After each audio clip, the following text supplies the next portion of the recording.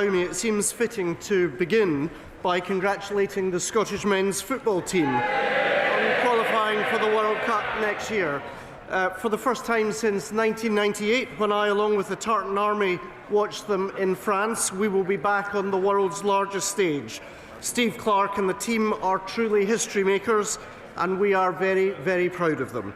With permission, Mr. Speaker, I will answer questions 1, 14 and 15 together. Alas, today Scotland is being held back by the Scottish Government's dogmatic opposition to nuclear power. New nuclear projects can deliver millions of pounds of investment and thousands of high-quality jobs and apprentices. Scotland is well placed to benefit from the jobs, investment and energy security that nuclear can provide, but frankly, we need a change at Holyrood. Peter Bedford. Mr. Speaker, what discussions has the Secretary of State had with the SNP government in Scotland, whose Luddite approach and ideological blinkers prevent Torness, Dounreay and Hunterston being considered for future nuclear projects, with all the jobs and investment that goes with them? Well, Mr. Speaker, this seems at least an occasion on which there is a genuine cross-party consensus. Not only have we urged, and I do so again today, a different approach from the Scottish Government, but my friend, the Secretary of State for Energy and Net Zero, has already asked Great British Energy Nuclear to begin assessing Scotland's capability for new-build nuclear sites. Sir Geoffrey Clifton-Brown. Thank you, Mr. Speaker. Would the Secretary of State not agree that actually renewables require a considerable expense in connecting to the grid? And would not the former nuclear sites of Hunterston, Torness and Dounreay make very suitable sites for new nuclear power stations from which the Scottish people have benefited hugely in the past?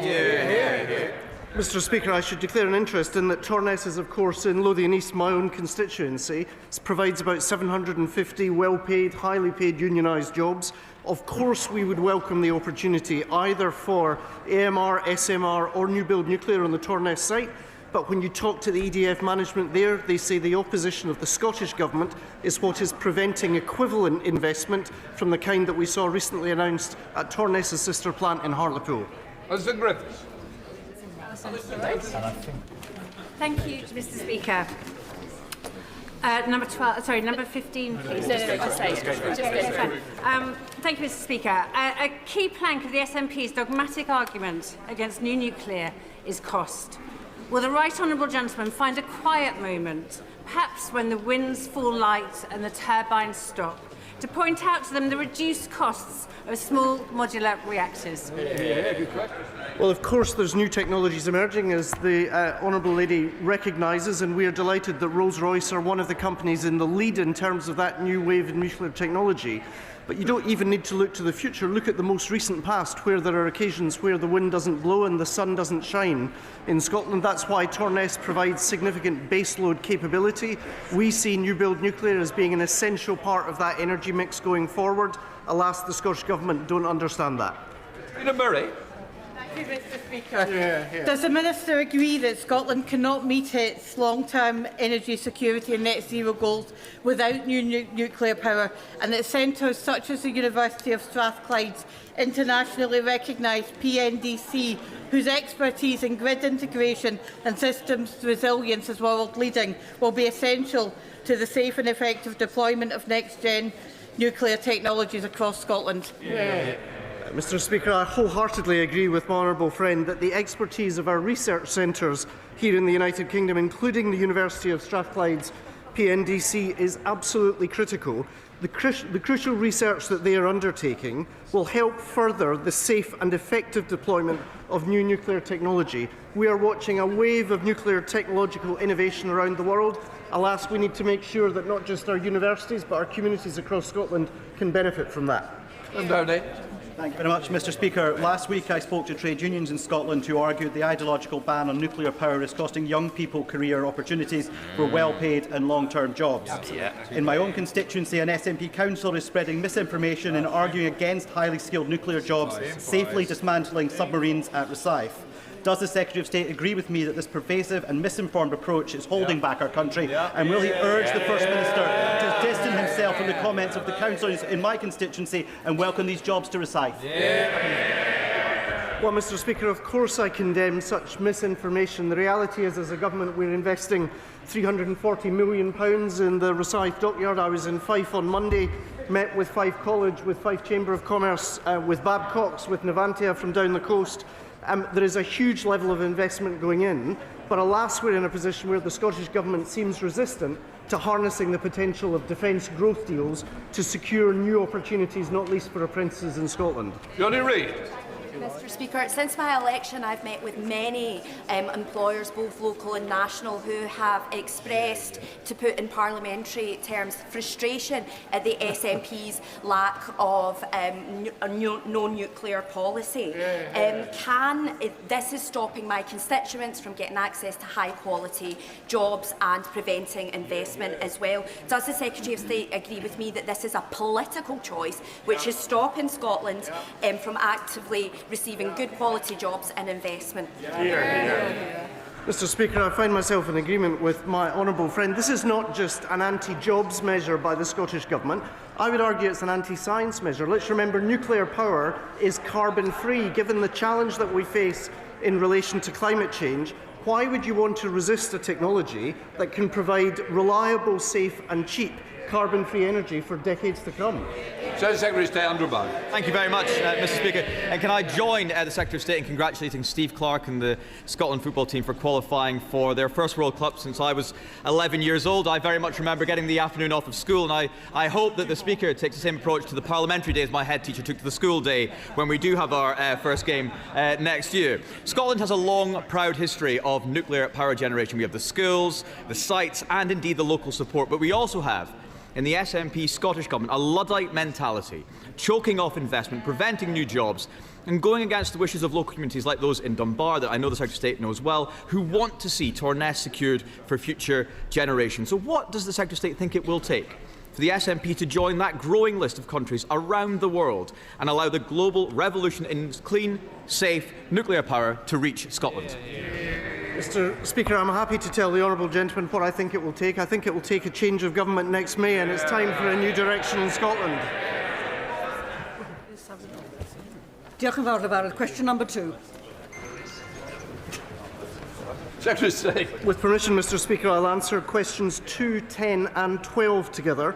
Over the last year, we have increased the national living wage, a pay rise for 200,000 of the lowest paid Scots, delivered a generational upgrade to workers' rights, had 5 interest rate cuts and of course expanded the warm home discount scheme, meaning 1 in 5 Scottish households are getting £150 off their bills.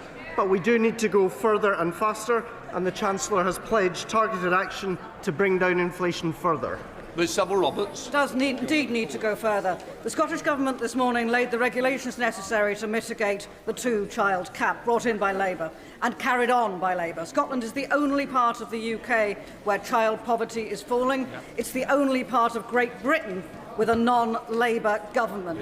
Does he recognise the huge role played by the Scottish child payment in tackling poverty head-on? And does he agree with me that Labour in Cardiff Bay and Labour and Westminster should follow the Scottish Government's lead? He won't agree, though. As part of a government that saw child poverty fall significantly, I believe that we will be true to that commitment. I hope there may be more for the Chancellor to say in the coming minutes, but you can be assured that we welcome all measures that reduce child poverty after many years in which, tragically, we've seen poverty rise. Mr Black. In the 16 months, then, since the King's speech, when Labour MPs were whipped to vote against scrapping the 2-child cap, how many children have been pitched into poverty as a result of his refusal to scrap the cap? Here, here. Mr Speaker, we've always been clear that we wanted to take action on the basis of sound public finances. That is why it is a Labour government that has been willing to take the difficult and challenging steps. I'm old enough to remember the criticism from those benches after 1997, and we went on to lift record number of kids out of poverty. That's why I welcome the approach that's been taken by our Chancellor. Slogan. Thank you, Mr Speaker. It's just over 500 days since this government came to power, and the Chancellor's and the government's policies have been a disaster for the north east of Scotland, with the cost of living problems, whether that's the impact of our national insurance hikes on jobs and investment, the family farm tax in the agricultural sector, the energy profits levy, which is killing jobs in the offshore sector, or the raw deal offered to our fishing industry with the Coastal Growth Fund. Can the Secretary of State tell me and the House, should we expect the Chancellor to fix this mess that she has made, or will this budget be another failure for the people of the North East? Too long. Thank you, Mr. Speaker. It won't surprise you that I'm not going to prejudge the announcements the Chancellor will be making from this dispatch box in just a few minutes' time, but I certainly don't recognise the characterisation he's offered of the first 15 so months of this Labour government. It was always going to take more than 18 months to undo the damage of the last 18 years. What we've seen is 200,000 Scots already lifted out of poverty, record rises in the national minimum wage, and that work will continue. Mr. Speaker, this government is embarking on delivering the biggest upgrade of workers' rights in a generation. Which will provide income security for many in my Edinburgh North and Leith constituency. I'm not surprised that Conservative peers are blocking it in the other place. However, will my right honourable friends share my constituents' shock that the Liberal Democrats and now the Green members are too? Mr. Speaker, I would like to say I'm shocked and surprised, but very little the Liberal Democrats do can shock or surprise me. The truth is the bill is expected to benefit people in the most deprived areas of the country by up to £600 in lost income from the hidden costs of insecure work. That's exactly the work we as a Labour government are called to tackle. Speaker, what discussions has the Secretary of State had with the Chancellor of the Exchequer about the impact for Scotland from the increase in the national living wage? Mr. Speaker, there were discussions in the Cabinet involving myself and the Chancellor of the Exchequer only this morning, but I would certainly pay tribute to the work that she and others in Government have done, ensuring both that upgrade in workers' rights and that pay rise for the 200,000 poorest paid Scots. Stephen Giffen. Mr. Speaker, can the Secretary of State tell us by how much household energy bills have risen since Labour came to power? Good question. Mr. Speaker, I hope we'll be hearing more about energy bills later this afternoon. Stephen Giffen. So the Secretary of State clearly doesn't know. I'm going to help him. They've risen by £187 for the average household, with more rises due on the way. Now, the Secretary of State might also want to know that today is National Energy Action's Fuel Poverty Awareness Day.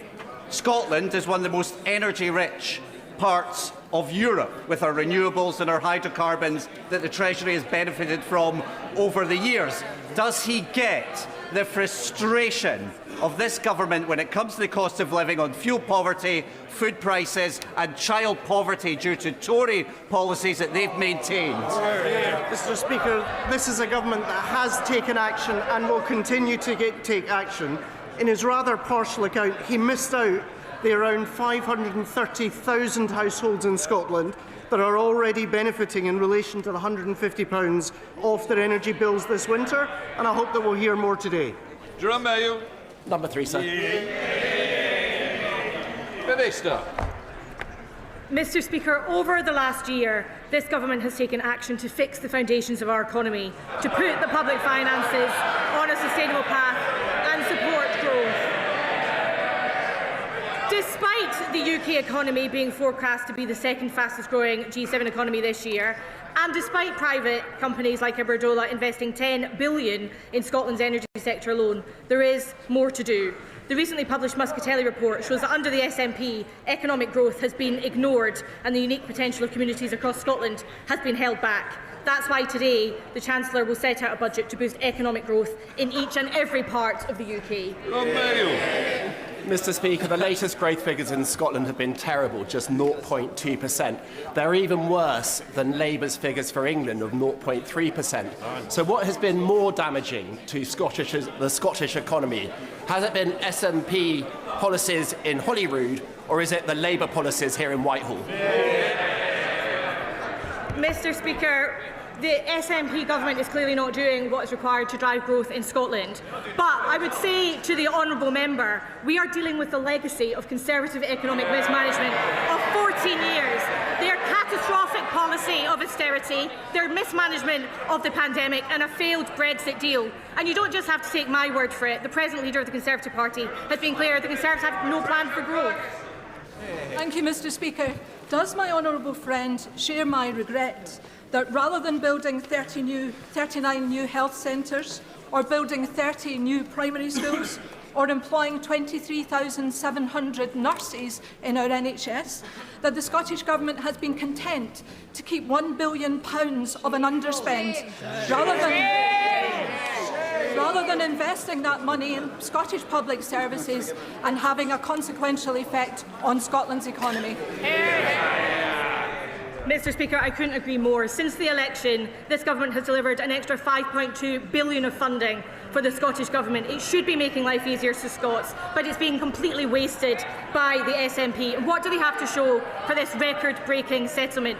We simply cannot waste another decade with this failing SNP government. It's long past time for a new direction. Andrew Bowie, Shadow Secretary of State. Very much, Mr Speaker. A key driver of growth in Scotland is the agricultural sector, and Mr Speaker, I can tell you that Scottish farmers feel utterly ignored and totally abandoned by this Labour government. I have here a copy of a letter that was delivered to all Scottish Labour MPs, urging them to call on their own government to reconsider the family farms tax. One farmer who wrote to the members opposite said that these tax changes would destroy the family farms that feed Scotland, and he was delivering this letter as a plea for their future. So can the Minister tell the House, have those pleas fallen on deaf ears? Mr Speaker, the honourable gentleman and I have discussed this many times, and he's aware that we are striking a fair balance between supporting farmers and fixing the public services on which all of our rural communities rely. We've taken a fair and balanced approach that protects the family farm while also fixing the public services that we all rely on, including our own constituents. Thank you very much, Mr Speaker. Pleas to the Minister and the Secretary of State ignored from farmers, just as other pleas from other sectors key to driving growth in Scotland have been ignored. Scotland has the worst of both worlds, two socialist and economically illiterate governments, and a Scotland office that turns a deaf ear to the pleas of the sectors that could drive growth in our country. It's no surprise the Scottish people are about to reject Labour in May's election yet again. So after today's budget, who does the Secretary of State think will feel most abandoned? Scottish farmers, Scottish distillers, Scottish family businesses, Scottish oil and gas workers, or poor Anna Sarwar and the Scottish Labour Party? Mr Speaker, the honourable gentleman is perfectly well aware that the majority of those claiming relief under agricultural property relief will be completely unaffected, 3/4 of them. What will affect every single person in Scotland, however, is the Chancellor's budget, which is set to help with living standards, drive growth and put the sound financial management of our public finances at the heart. Number 4, Mr Speaker. Minister. Thank you, Mr Speaker. Immigration is, of course, a reserved issue, and the Home Secretary set out last week an asylum policy that will work for all parts of the United Kingdom. It contains the most sweeping asylum reforms in modern times, commensurate to the scale of the issues before us. These reforms will restore control, contribution and fairness to the system. I'm proud that our country has always been fair, tolerant and compassionate, and this government will always defend those values. Mr Speaker, this government's new heinous asylum and immigration policy marks a dark moment for many who have chosen Scotland to be their home, even leaving children born in Scotland at risk of deportation.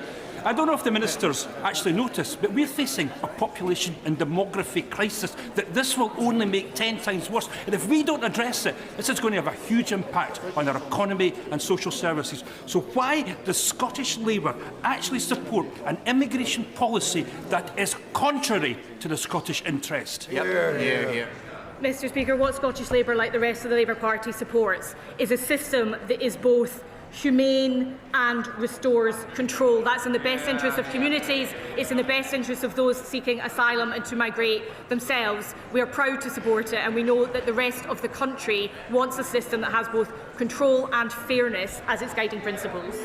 Chris Murray. Speaker, in Scotland there are approximately 4 times as many people fleeing oppression from Ukraine and Hong Kong as there are asylum seekers. There has been no public outcry, they have been welcomed. This shows Scotland is a generous country, willing to play our part if the system is fair and controlled. And moreover, this year, 14 children drowned in the Channel coming here. Does the Minister agree with me that there is nothing progressive about not fixing a system where public support for refugees drains and children drown?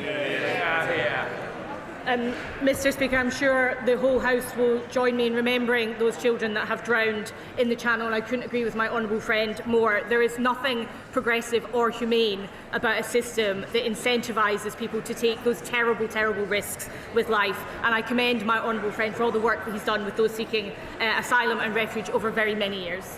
Chris Kay. Question number 5, Mr Speaker.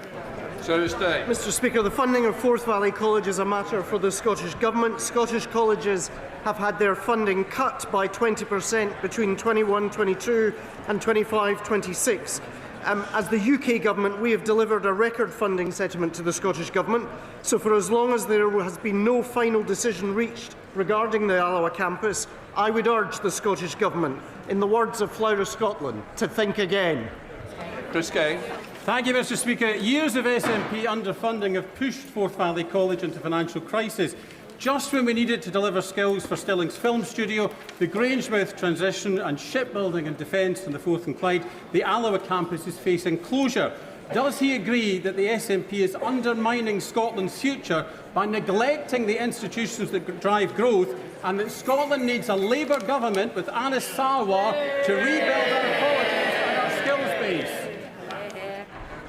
Mr Speaker, the facts are clear. The spending review was historic for Scotland and delivered the largest real-term settlement for the Scottish Government in the 25 years of devolution, with an average £50.9 billion per year between 2026-27 and 28-29. It simply makes no sense to be cutting the FE College budget in Scotland by 20%. It's definitely time for that new direction. Susan Murray, Liberal Democrat spokesperson. Thank you, Mr Speaker. After 18 years of SNP government in Scotland, the education system is failing and qualified Scottish pupils are being turned away from Scottish universities. Meanwhile, the private sector in the west of Scotland, like the Energy Technical Academy in my constituency of Mid Dunbartonshire, is upskilling workers who are paying so that they can install EV chargers and heat pumps. Will the Secretary of State explain to the Scottish Government that educating young people and further education training is good for Scotland? Mr Speaker, I sincerely hope they're listening to the very powerful points made by the Honourable Lady. 89,600 young people in Scotland today are not in work, education or training.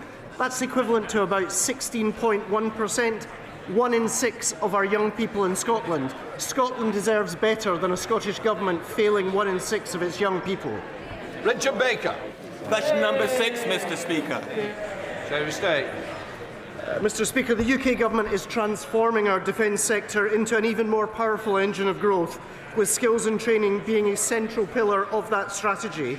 If the SNP-led Scottish Government won't do the right thing, then we will. That's why we stepped up with £2.5 million to fund that specialist welding centre in Glasgow, and we continue to work on exactly that agenda. Richard Baker. Mr Speaker, the recruitment of 14 new apprentices at the Methil Yard in my constituency, saved from bankruptcy by this Labour Government, protecting 200 skilled apprenticeships, is a stark contrast to the failure of the SNP on apprenticeships in the defence sector, which means many companies struggle to recruit skilled workers locally. Will my right honourable friend work with colleagues in the Ministry of Defence to promote Methil as a prime location for future defence contracts, so that Navanti UK can create more new apprenticeships at the Yard and work successfully with the Scottish Labour Government at Holyrood? Mr Speaker, I met with Navantia Management in Fife on Monday. I met with the Defence Procurement Minister yesterday. There are huge opportunities thanks to his powerful advocacy of the workforce in Methil and the work that we can do together. The truth is we have a Scottish Government that is dithering on defence. We have a Labour Government determined to do right by the country on defence. Thank you, Mr Speaker. I was delighted when Eastriggs in my constituency was shortlisted for a new UK munitions factory. The Secretary of State will know its long history in munitions and the fact that the Ministry of Defence already own the site. So will the Scotland Office continue to promote the project but also join me in facing down the Scottish Government's anti-defence industry stance? Yes, Mr Speaker, I can offer the right honourable gentleman the assurance he seeks in relation to facing down a Scottish Government dithering on defence. I would pay tribute to his passionate advocacy of the particular site he speaks of in Dumfriesshire, and I can assure him that we in the Scotland Office will continue to work with our colleagues on the MOD as we make sure that we've got the factories we need to keep our country safe. Question 7, Mr Speaker. Minister. Mr Speaker, through the Pride in Place programme, we're investing almost £500 million to revitalise communities across Scotland. As part of this, the Scotland Office has recently completed collecting evidence from MPs, MSPs, local authorities and community groups to inform the selection of 14 new neighbourhoods that will each benefit from £20 million over 10 years. Liz Stewart. Mr Speaker, can I ask the Minister for assurances with respect to the timeline of the Pride in Place funding? It's crucial to get projects up and running as soon as possible, and while it might be too early for her to wear a Santa hat, can she tell me if successful local authorities will expect an early Christmas present? Mr Speaker, I can confirm to the Honourable Lady that she won't have long to wait. It's in all our interest to get these coming down the chimney as soon as possible. Christine Jardine. Thank you very much, Mr Speaker. 40% of children in Stenhouse in my constituency of Edinburgh West live in poverty. There are 9 Pride in Place projects being considered across Edinburgh, but none including that area of deprivation. So can the Minister tell me if there are plans to change the criteria so that areas like that could be included and attack problems like child poverty? Mr Speaker, there are no plans to change the criteria against which local authority areas will be selected, but I can confirm we don't have very long to wait before the areas themselves will be confirmed. Okay. Before we come to Prime Minister's questions, can I welcome in the gallery His Excellency the Honourable Stephen Francis Smith, the Australian High Commissioner to the UK. Stephen's term as High Commissioner comes to an end. We wish him all the best in retirement and thank you for what you've done in the UK. We now come to questions to the Prime Minister. Rachel Hopkins. Question 1, Mr Speaker. Mr Speaker, can I begin by confirming your remarks about Stephen, who's in the gallery, as I understand it. He's been an incredible servant and a good friend to the United Kingdom, and we wish him well in everything he does in the future. Mr Speaker, today's budget will be a Labour budget with Labour values to deliver for the British people's priorities. Mr Speaker, I know what it feels like to sit around the kitchen table worried about bills that can't be paid. That's why this budget is for families that I know today are equally worried about the cost of living. That's why we're rolling out free breakfast clubs, free childcare and free school meals. And today we'll be going further to deliver the change we're elected to bring about. Cutting NHS waiting lists, cutting the national debt and cutting the cost of living. Mr Speaker, this morning I had meetings with ministerial colleagues and others. In addition to my duties in this House, I shall have further such meetings later today. Rachel Hopkins. Thank you, Mr Speaker. For years and years, rail fares have gone up and up, but this is set to change next year. Can the Prime Minister confirm that commuters in my constituency will see around £400 saving on their annual season ticket as a result of this government freezing rail fares? And can he confirm this is only possible because we have a Labour government? Well, I can confirm next year we're freezing rail fares for the first time in 30 years, saving millions of commuters hundreds of pounds. And yes, that's only possible because we have a Labour government investing in Great British Railways and putting more money in the pockets of passengers. Contrast our approach with the Leader of the Opposition, who says the minimum wage is a burden, she thinks, and she wants to means test the state pension. We now come to the Leader of the Opposition, Kerry Byrne.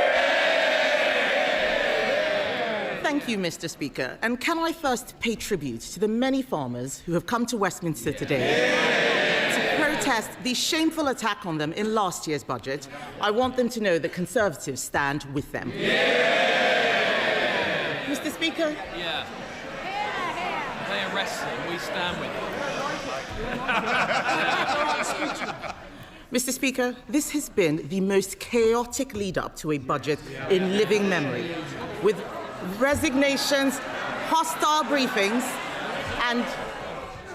Can I just say to a couple of you, if you don't want the budget, Make your mind up now. Nobody wants this budget, Mr. Speaker. With resignations, hostile briefings and leaks galore, even just in the last 10 minutes, an unprecedented leak of the OBR analysis.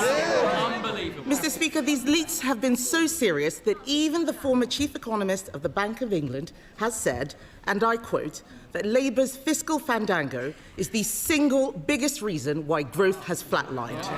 Does the Prime Minister agree with Andy Haldane, and does he have an explanation for this complete shambles? We all know the biggest shambles in living history, the Liz Truss budget. And what did she say at the time? Did she say, I don't agree, this must be wrong? No, she said, I think Liz Truss is 100% right. 100%. Not much room for flexibility. Not one thing was wrong with it, in her view. So we won't be taking lectures from her. Matters for the OBR. The Chancellor will set out the budget in just a few minutes' time. Mr. Speaker, we're talking about the leaks. The Prime Minister doesn't seem to appreciate the impact of these budget leaks on the UK economy. Even the Chief Secretary to the Prime Minister has said this morning that the leaks were unacceptable. So will the Prime Minister launch an investigation into the budget leaks and punish those responsible? Mr. Speaker, it's literally about 25 minutes before the budget will be set out in August, where we'll take further decisions. The Chancellor will set it out, but thanks to the decisions she's already taken, we've got 5 million extra NHS appointments, waiting lists are coming down, mortgages are cheaper, we've expanded free school meals. That's 100,000 children lifted out of poverty, a moral mission for this government. Compare that to the record opposite any day of the week. Mr. Speaker, he talks about the decisions she's already taken. If they were that great, we wouldn't have all those farmers outside protesting. He doesn't want to talk about leaks, but we can see that the chaos in Number 10 is having real-world consequences. Instead of focusing on the economy, they've been fighting like rats. Several journalists reported that Number 10 sources had briefed against the Health Secretary and other senior cabinet ministers.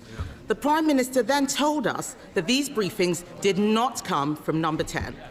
Will he repeat on the floor of the House the claim that none of his advisers has briefed against members of the Cabinet? Prime Minister. Mr. Speaker, I've been really clear about this. No one in Number 10 has briefed against Cabinet ministers. And the Health Secretary is doing a fantastic job. He stood before the electorate just before the last election. He said we'd deliver 2 million extra appointments for the NHS in the first year of a Labour government. There he is. What did he do? Not 2, not 3, not 4, but 5 million extra appointments for the NHS. They don't understand this language, Mr. Speaker, because they left everything absolutely broken. Mr. Speaker, the Prime Minister expects us to believe him. No one does. We all know that he did not have a serious leak inquiry. What he did, Mr. Speaker, was he asked Morgan McSweeney to investigate Morgan McSweeney, and then Morgan McSweeney discovered that Morgan McSweeney was innocent.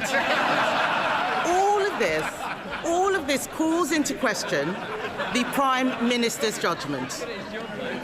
All of this calls into question the Prime Minister's judgment. We read this weekend that he wants the former Deputy Prime Minister back in his cabinet. He must have forgotten that she had to resign only a few months ago for tax evasion. When did the Prime Minister decide that lawbreakers can be lawmakers? Mr. Speaker, while she's scrolling through Twitter, we've delivered rail fares frozen, prescription charges frozen, the minimum wage boosted. We're focusing on the cost of living, the single most important thing for this country. She's focusing on tittle-tattle. It's not tittle-tattle, Mr. Speaker. We all know that he's only talking about welcoming the Deputy Prime Minister back because he is desperate to shore up his crumbling leadership. But if he were to welcome her back, will he set a condition that she must pay back the £40,000 of property taxes she avoided, the same property taxes they're very happy to put on everyone else, and will she also return her £17,000 of severance pay? Prime Minister. Mr. Speaker, the former Deputy Prime Minister is the biggest social mobility story this country has ever told. She She started from humble beginnings and fought her way to the very top. I'm very proud of what she's achieved in politics. I'm very proud of everything she's done for this Labour government. That sounds like a no, Mr. Speaker. I've never heard the Prime Minister speak so highly of people avoiding their taxes. But in summary, this just looks like a government that is a slow-motion car crash. His cabinet are briefing against each other, his MPs are planning for life after him, and the most chaotic run-up to a budget in recent memory is happening on his watch. Even the Chief Whip is telling MPs that he wants out. The truth is simple, Mr. Speaker. His MPs don't trust him, the markets don't trust him, and the public certainly don't trust him. When will he finally accept that the chaos starts and ends with him? The most chaotic budget was the Liz Truss budget. It did huge damage to our country. We're still suffering from that damage. And what did she say about Liz Truss? She obviously does still think it. When asked, was Liz Truss right? 100% right, she said. The most chaotic, damaging budget there's ever been. And she sticks by it. I'm very interested to see her response to this budget if she thinks Liz Truss got it right. Mr. Speaker, what we're doing is focusing on cutting waiting lists, cutting the national debt, cutting the cost of living, renewing our country, a Labour budget with Labour values, delivering for the British people. Thank you, Mr. Speaker. At the moment, everyone is being bombarded with adverts and emails for Black Friday, encouraging them to spend money on so-called time-limited deals, leading to panic buying, increasing debt, buyer regret, and not to mention the impact on the planet, with delivery and returns of goods responsible for millions of tonnes of CO2 emissions. Does he agree with me that instead of rushing to buy online, people should look to their high streets to support local businesses and keep money in the local economy this Christmas? Well, I want to see our high streets thriving, and we encourage everyone to support local businesses this Christmas. Through our small business strategy, we've got £3 billion boost to help small businesses expand, and we've tackled the most significant reforms to tackle late payments, the most significant in 25 years, Mr. Speaker. And the Chancellor will have to say more about that in just a moment. Sir Ed David, Leader of the Liberal Democrats. Thank you, Mr. Speaker. We've just seen in the leaked OBR documents that taxes are going up to a historic record high. So will the Prime Minister explain why Labour is hiking people's taxes instead of fixing the £90 billion Brexit black hole in the public finances by growing our economy with a new, detailed, brilliant trade deal with our European partners? Well, he'll only have to wait a few minutes for the full details of the budget. But, Mr. Speaker, every week he comes here with the same problem. He always wants more spending, and he never wants to say how he's going to raise the money for it. The two things can't go together. Sir Ed Davey. Speaker, we want to grow the economy, not tax the economy. But if I can take him on to another issue, Mr. Speaker, I hope everyone in the House shares my alarm that a former leader of a political party in Wales has been found guilty of betraying our country and has now been sentenced to over 10 years in prison for his treachery. The Prime Minister said that reform should hold an independent investigation, and he is right, but we both know that that's not going to happen. So given reform won't, he must. So will he now launch a national investigation into Russian infiltration into our politics? Well, he's right to highlight this very serious case, a long sentence for pro-Russian bribery in the Reform Party at the highest level. You would think a leader of a political party would want to get to the bottom of that and ask the question, how on earth did that happen in the Reform Party? And what other links are there between Reform and Russia? But no, the leader of Reform doesn't want to do it. Because, Mr. Speaker, we know he doesn't want to know the answer to the question because Reform is riddled with pro-Putin propaganda. Thank you, Mr. Speaker. Mr Speaker, after 8 years of traffic chaos and increasingly creative traffic diversions, residents of Parkside and Marston Grange in my constituency are beginning to wonder whether the A513 at Beaconside is a permanent monument to the traffic cone. In the time that Staffordshire County Council and Taylor Wimpey have taken to complete one stretch of road, we've had 6 Prime Ministers, not to mention Notre Dame burned down and was rebuilt using medieval building techniques. So what can be done to hold developers and local authorities properly to account so that essential infrastructure is delivered on time with minimum disruption?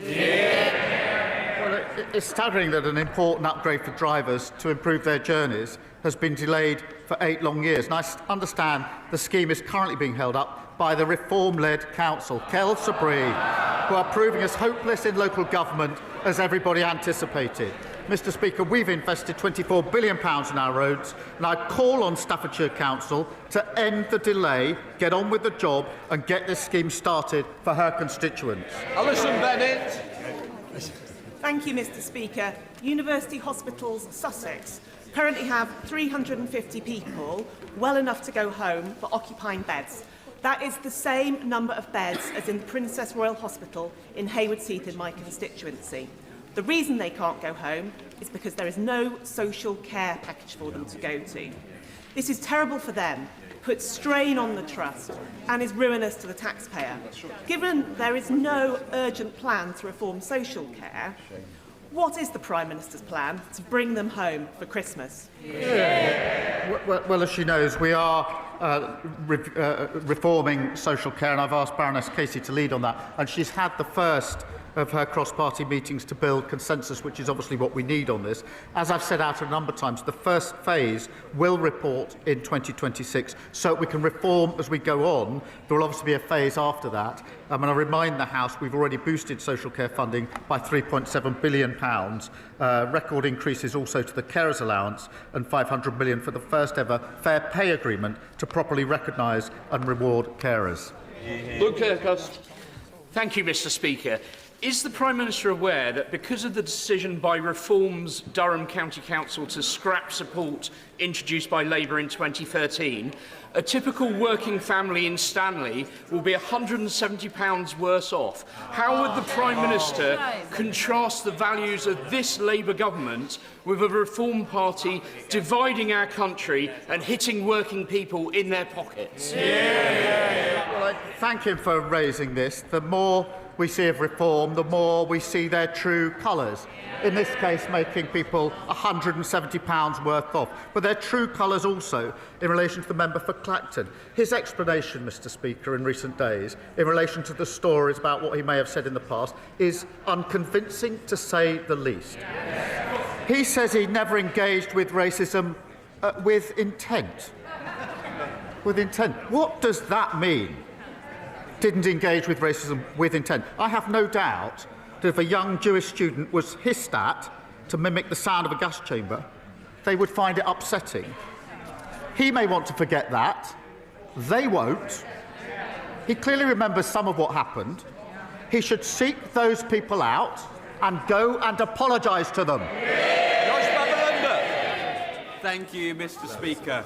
Lewis, not his real name, is an Eastbourne boy with special educational needs who was left traumatised after his passenger assistant relentlessly and brutally restrained him on his home-to-school transport. It only became clear to Lewis's mum, who is in the gallery today, what happened on that day when he returned home visibly distressed and bruised. And that's because, shockingly, there is no statutory requirement to report incidents of physical restraint on school transport, nor national training standards. So will the Prime Minister address this loophole in his upcoming SEND reforms to ensure that SEND children in Eastbourne and beyond can travel to school with the safety and dignity that they deserve?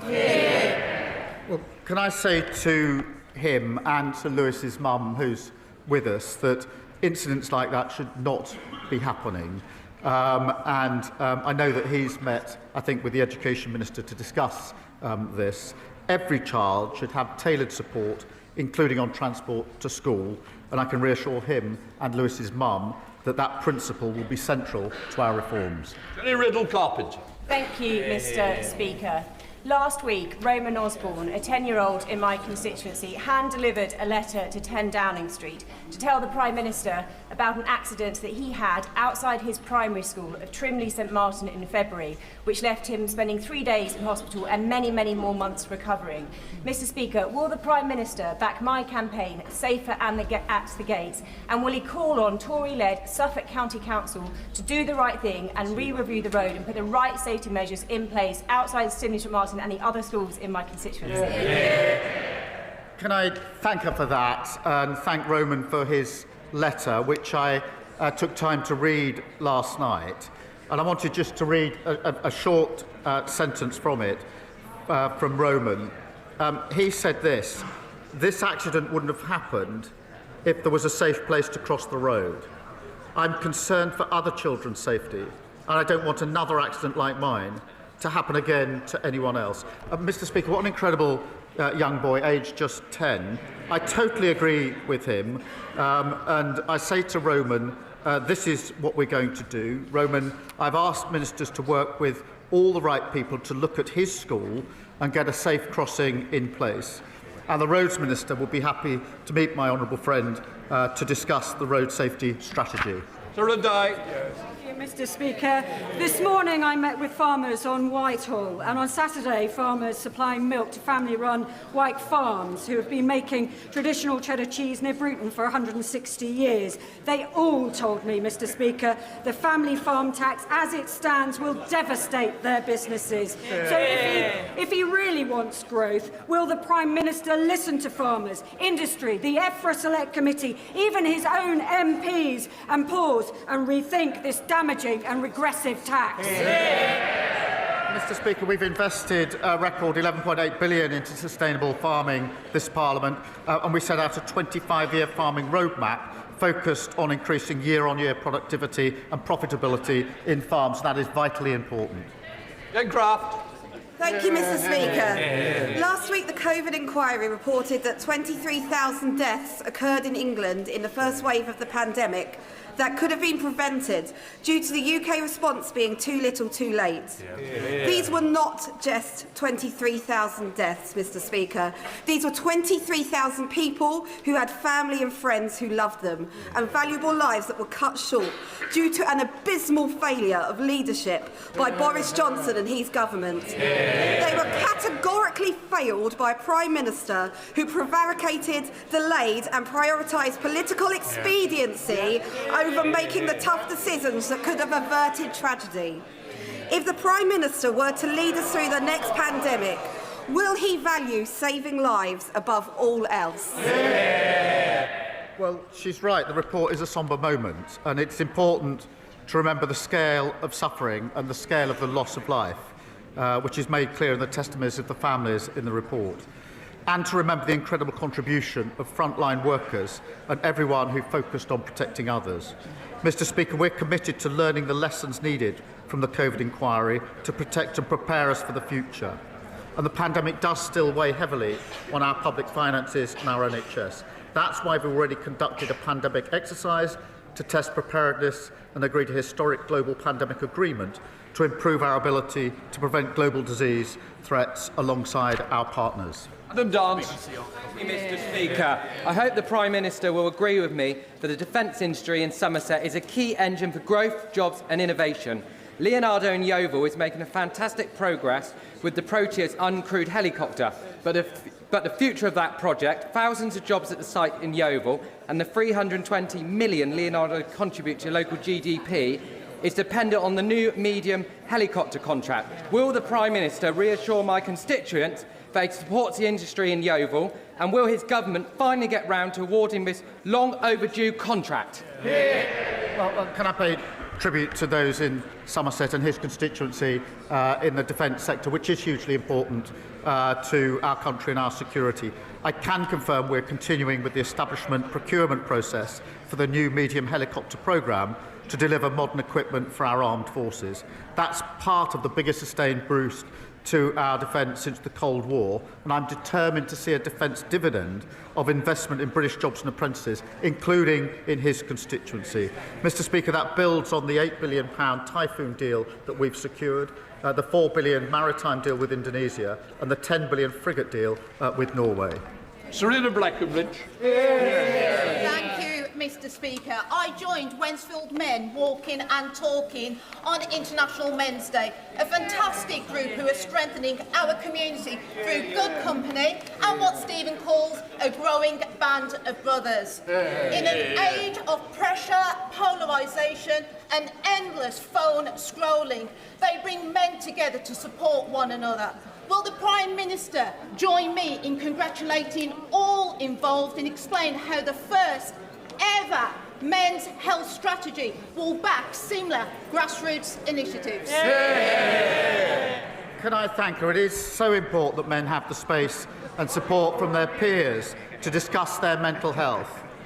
Can I thank Men Walking and Talking for the work that they do that makes such a difference? We were proud to launch our men's health strategy last week to get more men the support they need. Mr Speaker, I wanted to take a moment to thank my honourable friend for Cannock Chase for his honesty and bravery on International Men's Day. And I say again, men speaking so truthfully about their experiences is so powerful and inspires more to do the same. He's a credit to this House. Great job. Thank you, Mr Speaker. Consequential to President Trump's misunderstanding of Putin's assessment going forward into... I've got it completely wrong, so let me do it without notes. There we are. What a day to do it. President, I can't... You know, I've completely lost it, and I apologise. So let me read it. Let me read it, because I'm going to carry on.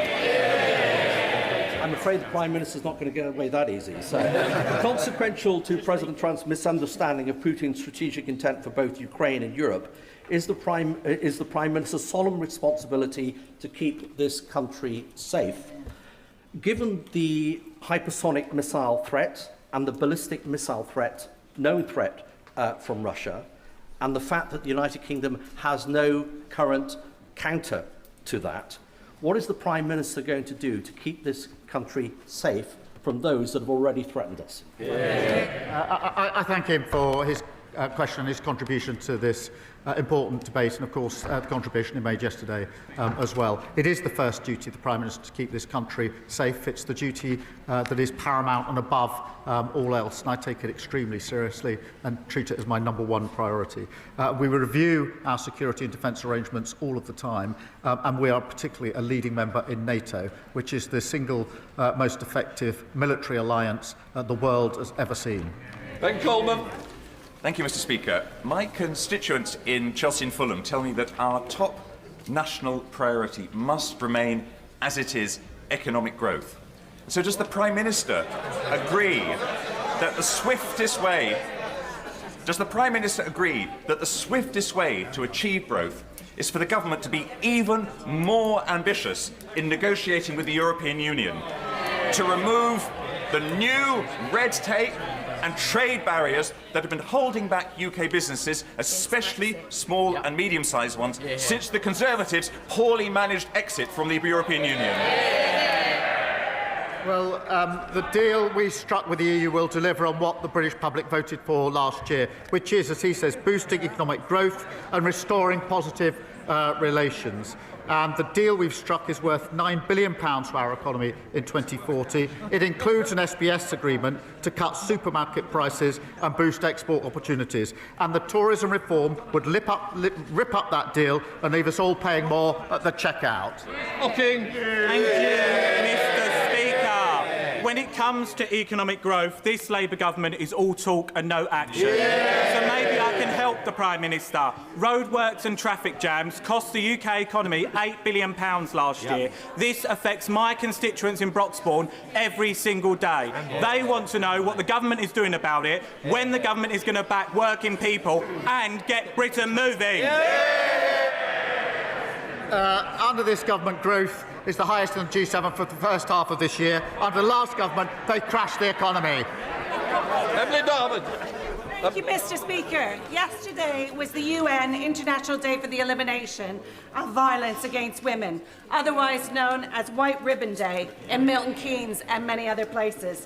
Will the Prime Minister join with me in congratulating Mr. Speaker on his commitment that this House will become the first national white ribbon parliament in the world? And will he join me, Mr. Speaker, and many members from across this House in making the white ribbon promise to never use, excuse, or remain silent about men's violence against women? Can I thank her for raising this really important issue? And I'm really proud, Mr. Speaker, on what you've done with this Parliament in relation to the White Ribbon campaign. We must then turn that from a ribbon into action. And I am really proud that this government is fully committed to tackling violence against women and girls. It is a political commitment, it is a personal commitment from me, and we'll do everything we can in relation to reducing violence against women and girls, which is pernicious. It is far more widespread than people appreciate, and we absolutely have to stop talking and start doing in relation to this. Final question, Liz Sabble-Roberts. From his previous answer, we can only conclude that the Prime Minister has faith in the member of Clacton to police his own party on Russian interference. But the leader of Reform has already said that this is beyond his capabilities.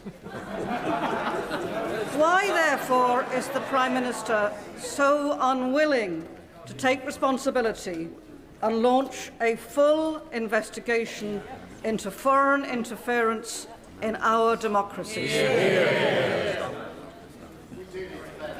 Interference in our democracy, but the responsibility for the investigation of what happened in Reform lies with the leader of the Reform Party. Mr. Speaker, he's usually got plenty to say, and now he's totally silent on one of the most important issues. Mr. Speaker, he needs to speak up and answer those questions. That completes Prime Minister's questions.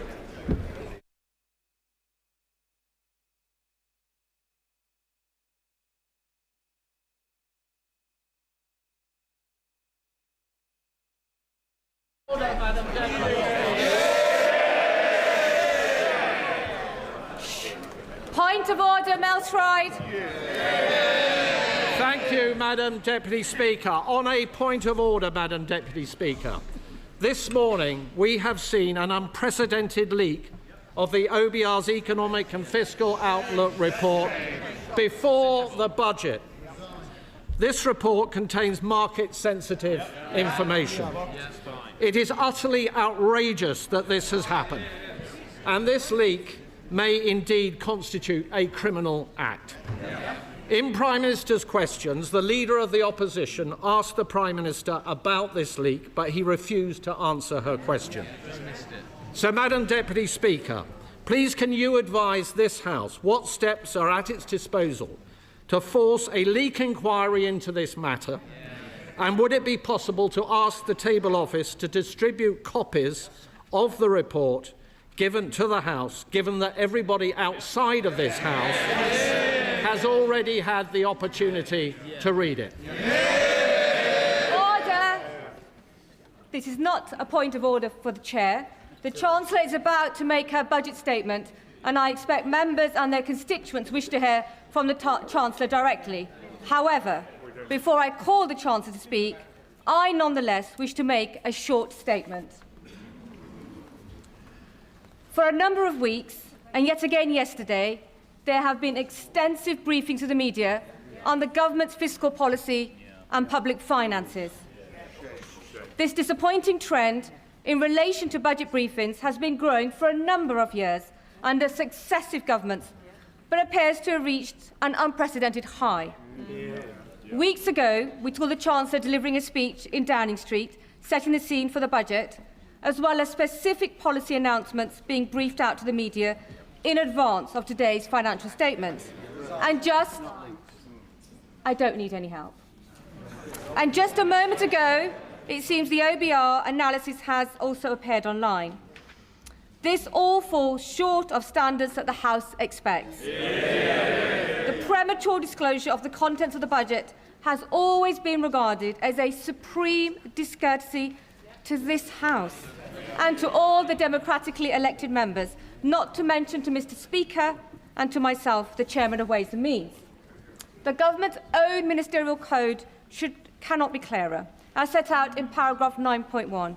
When Parliament is in session, the most important announcements of government policy should be made in the first instance to Parliament.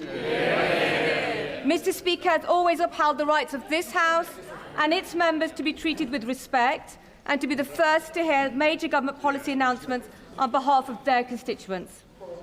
As Chairman of Ways and Means, I have responsibility to oversee the House's consideration of the budget statement and the ensuing resolutions, which are described in Erskine May, paragraph 36-33, as the most important business of Ways and Means in this House. I want honourable members on all sides of the House to have adequate opportunity to hold the Chancellor to account, rather than hear and read about new policies on a daily basis in the media. And like many, I also expected better. Before I call the Chancellor of the Exchequer, I remind honourable members that copies of the budget resolutions will be available to them from the vote office in members' lobby at the end of the Chancellor's statement and online. Shh. I also remind honourable members that interventions are not taken during the Chancellor's statement, nor during replies to the Leader of the Opposition or the Leader of the Liberal Democrats. I call the Chancellor of the Exchequer.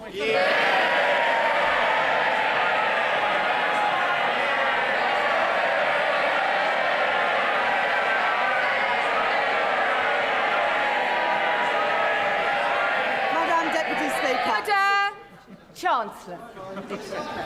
Madam Deputy Speaker, it is my understanding that the Office of Budget Responsibility's Economic and Financial Outlook was released on their website before this statement. This is deeply disappointing and a serious error on their part. The Office for Budget Responsibility have already made a statement taking full responsibility for their breach. Madam Deputy Speaker, we are rebuilding our economy. Over the last 16 months, we have overhauled our planning system to get Britain building, forged new trade deals with the United States, India and the European Union, reformed our visa system to bring the brightest and the best to Britain. We changed our fiscal rules that we inherited from the Conservatives and raised public investment to its highest level in 4 decades. And in last year's budget, I raised taxes on business and the wealthiest to close the £22 billion black hole in the public finances left by the party opposites. And we used that money to fund the biggest ever settlement for our National Health Service. They were the fair and necessary choices, and we faced opposition to them, from opponents to planning reform, who will always demand that the future is built somewhere else, not in their backyard. Opponents to trade, who want to take us down the path of isolation and division. Opponents to investment, who believe that the only good thing a government can do is get out of the way. Opponents who insist that the only way to balance the books is to cut public spending. And opponents who say that we don't need to balance the books at all. But we made these choices for a reason. Because after 14 years of Conservative government, working people demanded and deserved change. Investment, not cuts to our public services. Stability for our public finances. The single most important factor in getting the cost of living down. And economic growth, the best means to improve wages, create jobs and support public services. That is what our plan, that is what this government and our Prime Minister are all about. Today's budget builds on the choices that we have made since July last year. To cut NHS waiting lists, to cut the cost of living and to cut debt and borrowing. No doubt we will face opposition again, but I have yet to see a credible or a fairer alternative plan for working people. These are my choices, the right choices for a fairer, a stronger and more secure Britain. Order. Far too much noise, and I expected so much better from you, Dr. Luke Evans. You're meant to be a leader in your community. Simmer down, Chancellor. I'm happy for them to shout as much as they like, Madam Deputy Speaker, as long as they do it from the opposition benches where they can't cause any more damage. I said there would be no return to austerity, and I meant it. This budget will maintain investment in our economy and in our National Health Service. I said I would cut the cost of living, and I meant it. This budget will bring down inflation and provide immediate relief for families. I said I would cut debt and borrowing, and I meant it. Because of this budget, borrowing will fall as a share of GDP in every year of this forecast. Our net financial debt will be lower at the end of the forecast than it is today, and I will more than double the headroom against our stability rule to £21.7 billion, meeting our stability rule and meeting it a year early. These are my choices. Not austerity, not borrowing, not turning a blind eye to unfairness.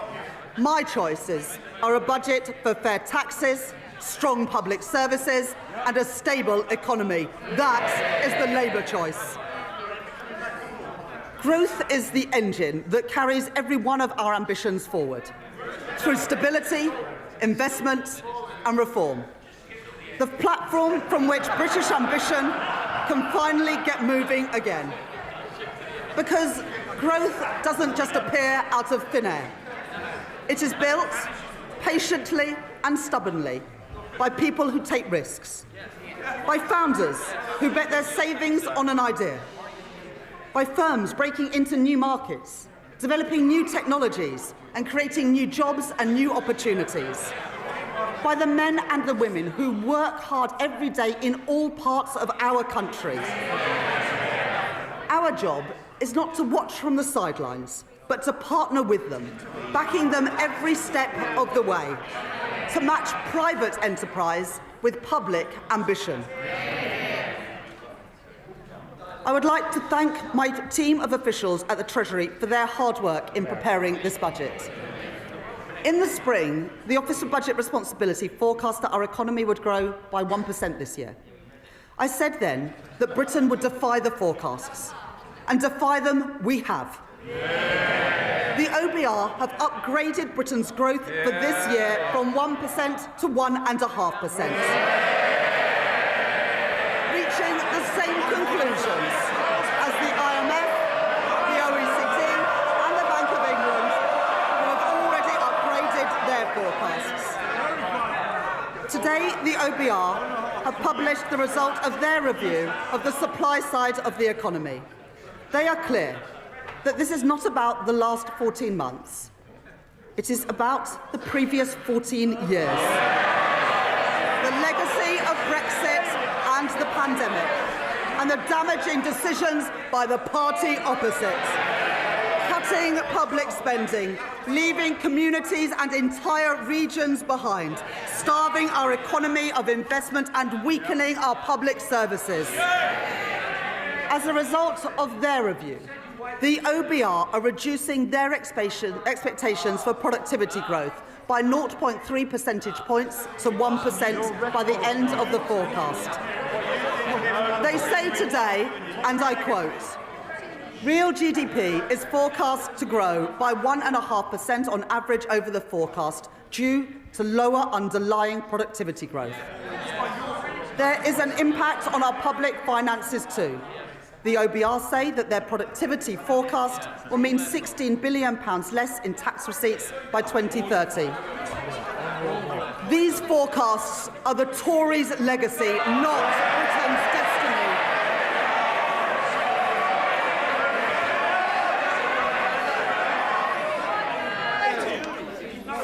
Order.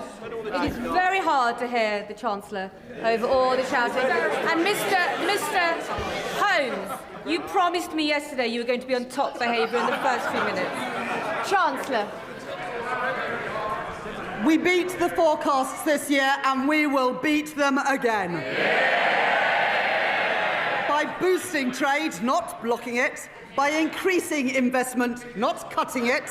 By championing innovation, not stifling it. By backing working people, not making them poorer. Brick by brick, we've been building our economy. Building roads, building homes, getting spades in the ground and cranes in the sky. Growth begins with a spark of an entrepreneur. Half of new jobs in Britain are created by scale-up businesses. And we want those jobs created here, not somewhere else. Our job is to make Britain the best place in the world to start up, to scale up and to stay. So we're widening eligibility for our enterprise incentives, so scale-ups can attract the talent and the capital that they need. Expanding the enterprise management incentive so more companies can offer tax-relieved share options. Re-engineering our enterprise investment and venture capital trust schemes so they don't just back early-stage ideas, but stay with companies as they grow. Introducing UK listings relief, a 3-year exemption from stamp duty reserve tax for companies who choose to list here in Britain. And to continue this work, I am launching a call for evidence on how our tax system can better back entrepreneurs and a targeted review with founders and investors at the heart to make the UK an even more attractive place to grow your business. We are sending a simple message to the world. If you build here, Britain will back you. And our retail investment system should do the same. The UK has some of the lowest levels of retail investment in the G7. And that is not only bad for business, who need that investment to grow, it's bad for savers too. Someone who has invested £1,000 a year in an average stocks and shares ISA every year since 1999 would be £50,000 better off today if they'd put that same money into if they'd put the same money into a cash ISA. And so, from April 2027, I will reform our ISA system, keeping the full £20,000 allowance, while designating 8,000 of it exclusively for investment, with over 65s retaining the full cash allowance. And thanks to our changes to financial advice and guidance, banks will be able to guide savers to better choices for their hard-earned money. Over 50% of the ISA market, including Hargreaves Lansdown, HSBC, Lloyds, Vanguard and Barclays, have signed up to launch new online hubs to help people invest here in Britain. At this budget, consistent with the commitments in our corporate tax roadmap, I will retain our competitive corporation tax rate, the lowest in the G7, and retain our generous full expensing offer for business investments. I will also introduce a new 40% first-year allowance so that businesses can write off more of the cost of their investment up front, while reducing main rate writing down allowances in line with fiscal constraints. Private investment is the lifeblood of economic growth, but growth needs public investment too. When faced with challenges, previous Chancellors have chosen to decrease, delay or cancel capital spending. But low investment is the cause of our productivity problem, not the solution. So my choice is not cuts, not stagnation, but to maintain the additional £120 billion of investment that I provided at the spending review. In transport, to link our towns and our cities, energy infrastructure to power our businesses, and housing, so people can live near good jobs, paying decent wages and growing businesses. That is the Labour choice. I'm grateful to the Financial Secretary to the Treasury for his work in driving our growth agenda forward. As we allocate investment for the infrastructure that is the backbone of economic growth across our country, today I will commit investment for the Lower Thames Crossing. And we're continuing to drive investment in city-region transport, in the Midlands Rail Hub and the Transpennine route upgrades, along with our commitments to the Northern Growth Corridor, including Northern Powerhouse Rail. It is this Labour government that has overhauled our planning system, and I will today provide further funding to increase planning capacity through a new skills offer, as called for by the British Chamber of Commerce and the Confederation of British Industry. It is this Labour government that has invested in nuclear power, in Sizewell C and in Culham. We are taking forward our commitment to slash electricity prices for thousands of manufacturing businesses, as Make UK and many others have called for. And today I'm pleased to welcome John Finkelton's report, an ambitious plan to cut the red tape that has tied our nuclear industry in knots for decades. And within 3 months, we will set out our plan for delivering his recommendations. We are proud of our industrial heritage, and we are determined to build the industry of the future so that we buy, make and sell more here in Britain. That's why, as we increase defence spending, we are investing in Portsmouth, in Barrow and in Plymouth. And I'm pleased to be supporting Team Derby, an initiative to drive growth in one of our defence industry hubs. It's why we stepped in to save British Steel in Scunthorpe and invested in Sheffield Forge Masters. And it's why we've changed government procurement so we can buy British when it is crucial to our national security. For steel, for shipbuilding, and today for AI, driving innovation and building that great industry here in Britain. But it's not just what we invest that matters, it's how we invest. Putting money and power back in the hands of local and regional leaders. Today, we are devolving £13 billion of flexible funding for 7 mayors to invest in skills, business support and infrastructure. I'm extending the business rates retention pilots in the West of England, Liverpool City region and Cornwall until 2029. I'm providing £30 million for the Kernow Industrial Growth Fund for sectors like critical minerals and marine innovation. I am establishing the Leeds City Fund, a long-term agreement to retain business rates to fund local regeneration projects like the development of Leeds South Bank, and I am allocating £20 million for the new Peterborough Sports Quarter and £16 million for a science centre in Darlington from the Growth Mission Fund. The benefits of investment the benefits of investment and growth must be built and felt in every part of our United Kingdom. So we are providing an additional £370 million for the Northern Ireland Executive, £505 million for the Welsh Government and £820 million for the Scottish Government over the spending review period through the Barnett formula. And I am making... Sorry, I didn't quite catch that from the SNP. Did they not? Perhaps, Madam Deputy Speaker, they didn't hear.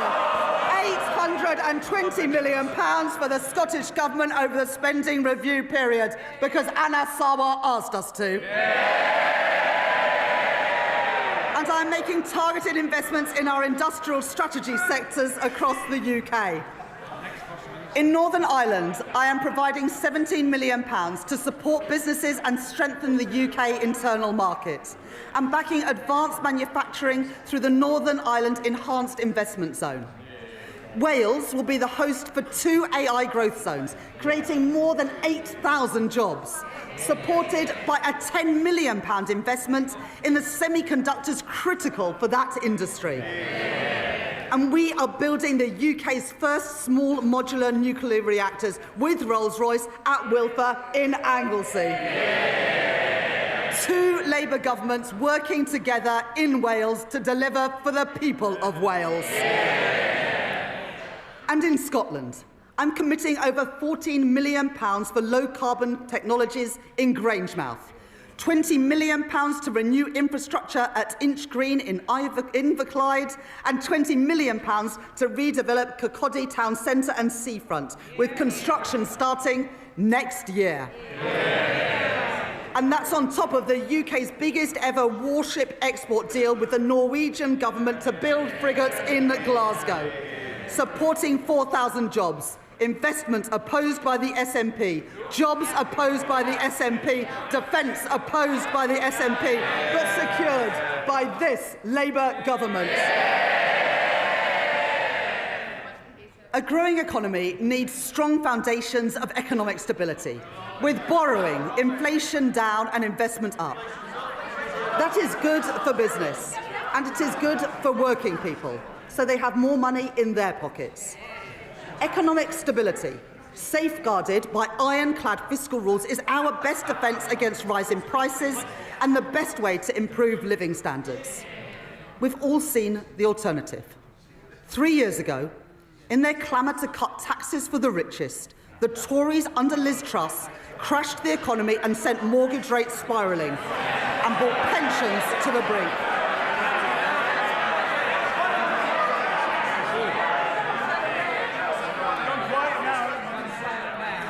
They're being so loud, Madam Deputy Speaker, and yet I can't even hear them now.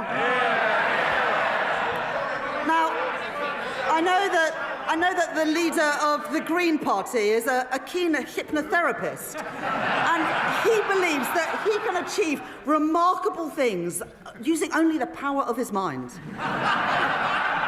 Unfortunately, the only things getting bigger under his approach would be the deficit and the rate of inflation.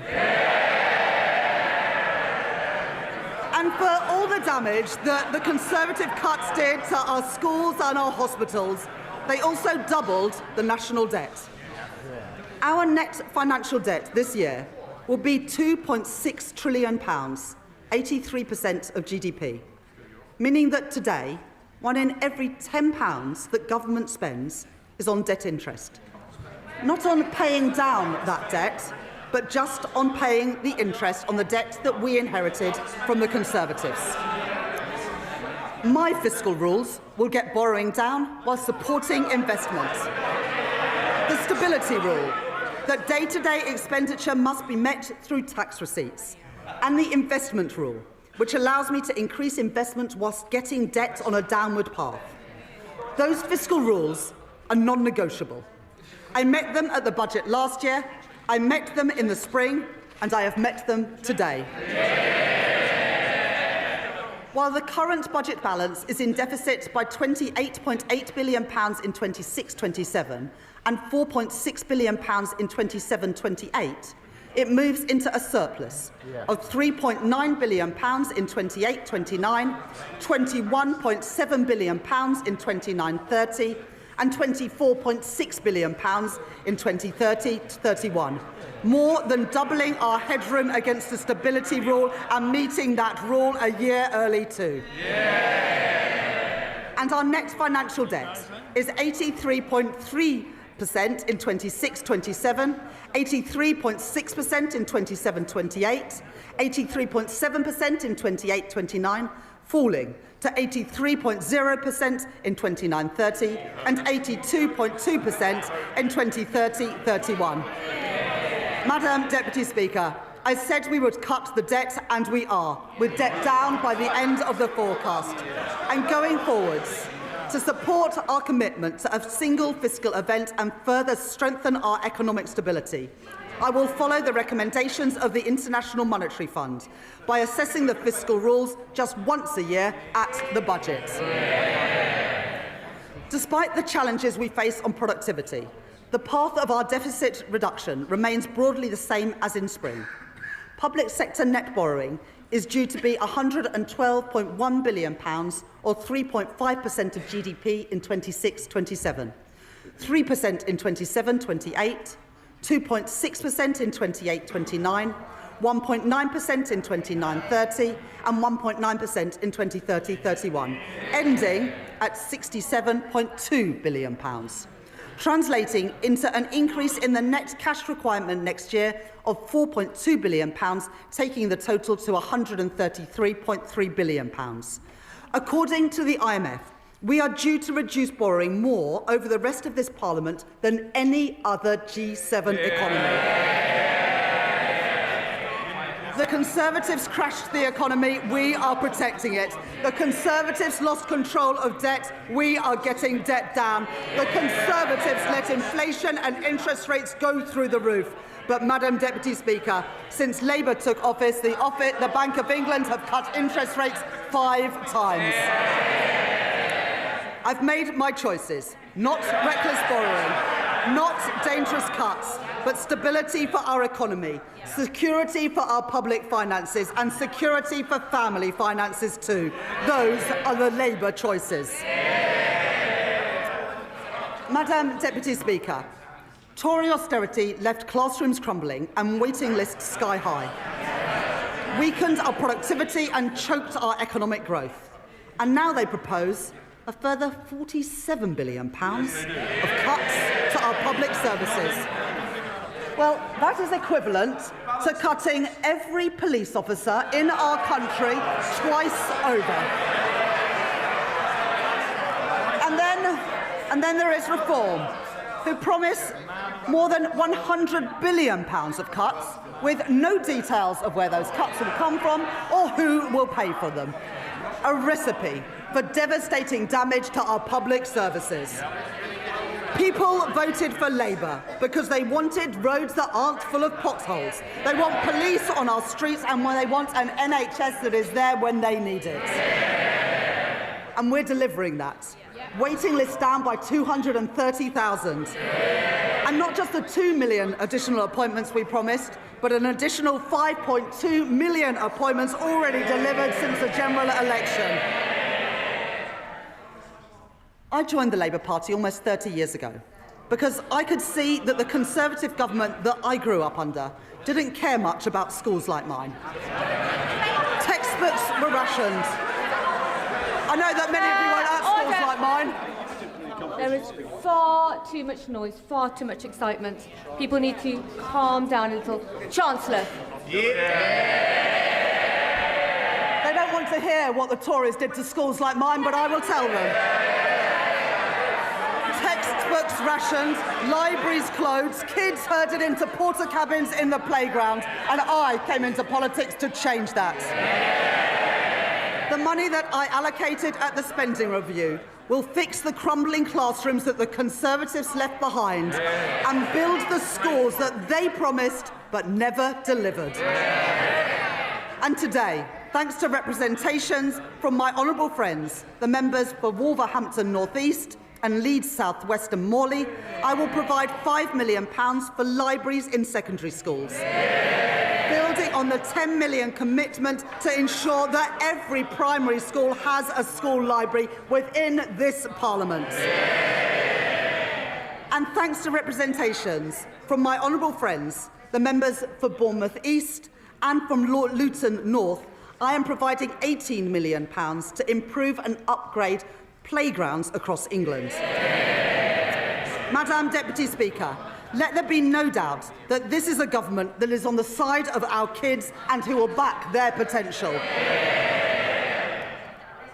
I will not allow the legacies of Conservative neglect to stain our society. Last year, I made changes to the Mine Workers Pension Scheme to ensure that its members receive the fair pensions that they are owed. This year, with thanks to the Minister for Pensions for all his work in this subject, I can go further. I have heard representations from Labour Coalfield MPs, including my honourable friends, the members for Bassetlaw, Blyth and Ashington, Barnsley South, Mansfield and Llanelli. And today I can announce that I will transfer the Investment Reserve Fund of the British Coal Staff Superannuation Scheme to its members. The men and the women who worked in our coal industry get a fair deal in their retirement too. And more. Having heard representations from my honourable friends, the members for Banbury and the member for Edinburgh South West, I will index for inflation on pensions accrued before 1997 in the Pension Protection Fund and the Financial Assurance Scheme, so that people whose pension schemes became insolvent, no fault of their own, no longer lose out as the result of inflation. Last year, I also provided funding to compensate the victims of the infected blood scandal, after the previous government failed to budget for the costs of compensation. This year, I have listened to representations from my honourable friend, the member for Eltham and Chislehurst, and my honourable friend, the member for Edinburgh South West. And I'd like to thank the Minister for Employment for her representations over many years on this subject. As a result, I will exempt all payments from the infected blood scheme from inheritance tax, regardless of the circumstances in which those payments are passed down. Madam Deputy Speaker, that is how we should be spending taxpayers' money, on dealing with injustices and building strong public services, not on waste and inefficiency. At the spending review, I set an ambitious target of £14 billion of efficiencies per year by 2029, and I am grateful to the Chief Secretary to the Treasury for driving that work forward, realising savings through AI and automation, and by scrapping NHS England and reducing back office staff by 18,000. At this budget, I will find a further £4.9 billion of efficiencies by 2031, getting rid of police and crime commissioners, cutting the cost of politics and local government, and selling government assets that we no longer have any use for. These savings will be required across government. But for our National Health Service, I will reinvest all of these savings back into the care that people rely on. More nurses, more GPs, more appointments. Restoring the services that faltered under years of Conservative decline and investing in the future of our National Health Service. And today I am announcing £300 million of investment in technology to improve patient service and 250 new neighbourhood health centres. Expanding more services into communities so that people can receive treatment outside of hospitals and get better, faster care where they live. Over 100 of these will be delivered by 2030, including in Birmingham, Truro and Southall. The Labour Party founded our National Health Service, and we will renew our National Health Service. I will take the same approach for defence spending that I take to NHS spending, reinvesting savings back into our national security. In our age of insecurity, Britain will continue to stand with our allies, working in collaboration to secure a sustainable ceasefire for Ukraine, and maintaining our commitment to NATO, with the UK set to spend 2.6% of GDP on defence by April 2027. Madam Deputy Speaker, the public rightly expects that we stamp out fraud, error and waste, and put that money to good use in our schools and our hospitals and other frontline services. My right honourable friend, the Home Secretary, has already announced that she will claw back excess profits from the use of hotels to house asylum seekers, as we phase out the use of those hotels entirely. And we will consult on reforms to indefinite leave to remain and access to taxpayer-funded benefits. The introduction of digital ID will break the link between illegal migration and illegal working. And the HMRC and the Fair Work Agency will crack down on illicit businesses that blight our high streets and undercut illegitimate firms, enforcing the minimum wage, investigating dodgy businesses, and increasing scrutiny of the gig economy, as well as tracking down fraudulent business owners who vanish without paying their taxes. And I'd like to thank my honourable friends, the members for Great Grimsby and Cleethorpes, Lee and Atherton, and Kensington and Bayswater for their representations on this subject. And I'll take further steps to prevent and track down unpaid tax, which will together, these reforms will raise nearly £10 billion a year by 2030, including through new powers for HMRC to pursue the promoters of tax avoidance schemes. I am building on our successful use of targeted checks on welfare claims to root out fraud and error and prevent public money being paid to people who are not entitled to it. And I would like to thank Tom Hayhoe, the COVID Corruption Commissioner, for his work in helping to chase down nearly £400 million from dodgy pandemic spending and contracts. Tory contracts handed out by Tory ministers to Tory peers and Tory friends. Well, that money belongs in our schools and in our hospitals. It is so noisy now, we can barely hear the Chancellor. Everybody needs to calm down. Chancellor. Well, I wouldn't want any honourable member to miss this. So we are chasing down that money, and we've got almost £400 million back from dodgy pandemic spending and contracts. Tory contracts handed out by Tory ministers to Tory peers and Tory donors. Well, that money belongs in our schools and in our hospitals, and we are getting that money back. And finally, Madam Deputy Speaker, we are ramping up sanctions on Russia, and we are freezing known Russian assets. But let me be clear, I don't actually mean the honourable member for Clacton.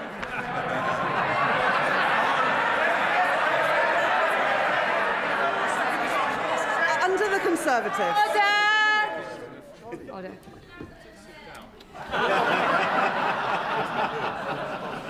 We don't need commentary from the backbenchers, and Mr Dewhurst, you are so loud. It's remarkable how far your voice carries.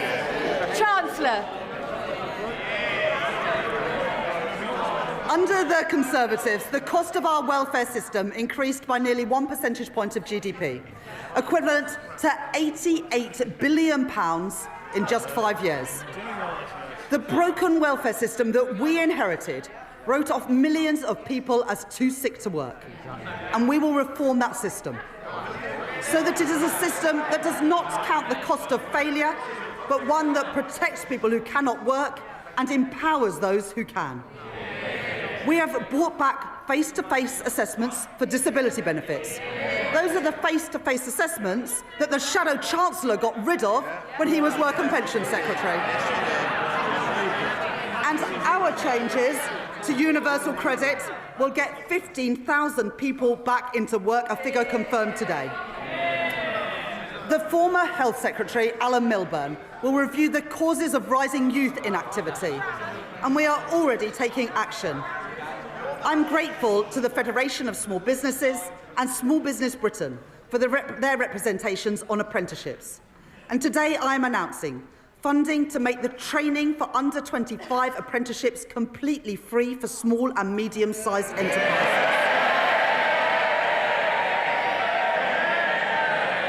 And funding our new youth guarantee, providing £820 million over the next 3 years to give young people who are let down by the Conservatives the support and the opportunity that they deserve.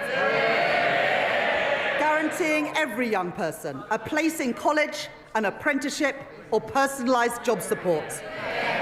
And after 18 months, 18 to 21-year-olds will be offered paid work, not benefits. The Motability Scheme was set up to protect the most vulnerable, not to subsidise the lease on a Mercedes-Benz. And so I am making reforms that will reduce generous taxpayer subsidies, and Motability have confirmed that they will remove luxury vehicles from their scheme, getting the scheme back to its original purpose of offering cost-effective leases to disabled people. And taxpayers' money should not be spent on pensions for people abroad, who only lived here for a couple of years and may never even have paid a penny in tax. The Conservatives allowed thousands of people living abroad to buy their way into the state pension for as little as £3.50 a week, debasing the purpose of our pension system.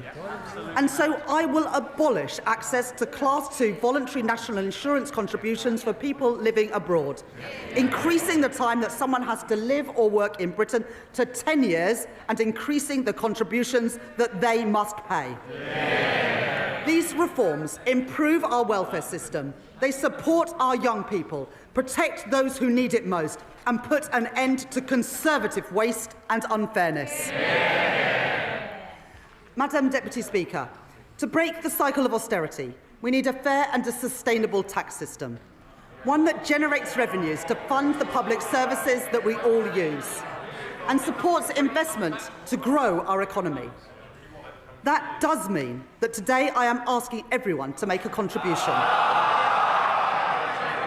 The previous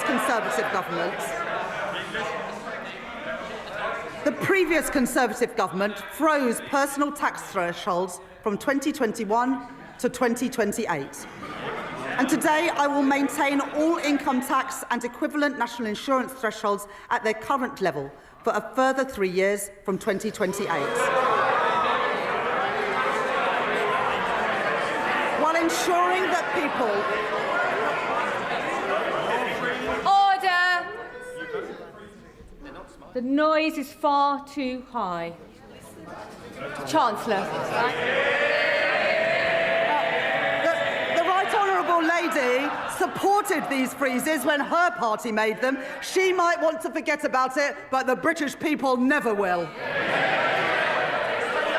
At the same time, we are ensuring that people only in receipt of the basic or new state pension do not have to pay small amounts of tax through simple assessment from April 2027. I will also keep the Plan 2 student loan repayments threshold at its 2026-27 level for 3 years. Madam Deputy Speaker, I know that maintaining these thresholds is a decision that will affect working people. I said that last year, and I won't pretend otherwise now. Madam Deputy Speaker, I am asking everyone to make a contribution, but I can keep that contribution as low as possible because I will make further reforms to our tax system today to make it fairer and to ensure that the wealthiest contribute the most. The Conservatives knew that our tax system didn't work. Time and time again, they ducked the necessary reforms, leaving a system unfit for a changing economy, with unfairness that they refused to address.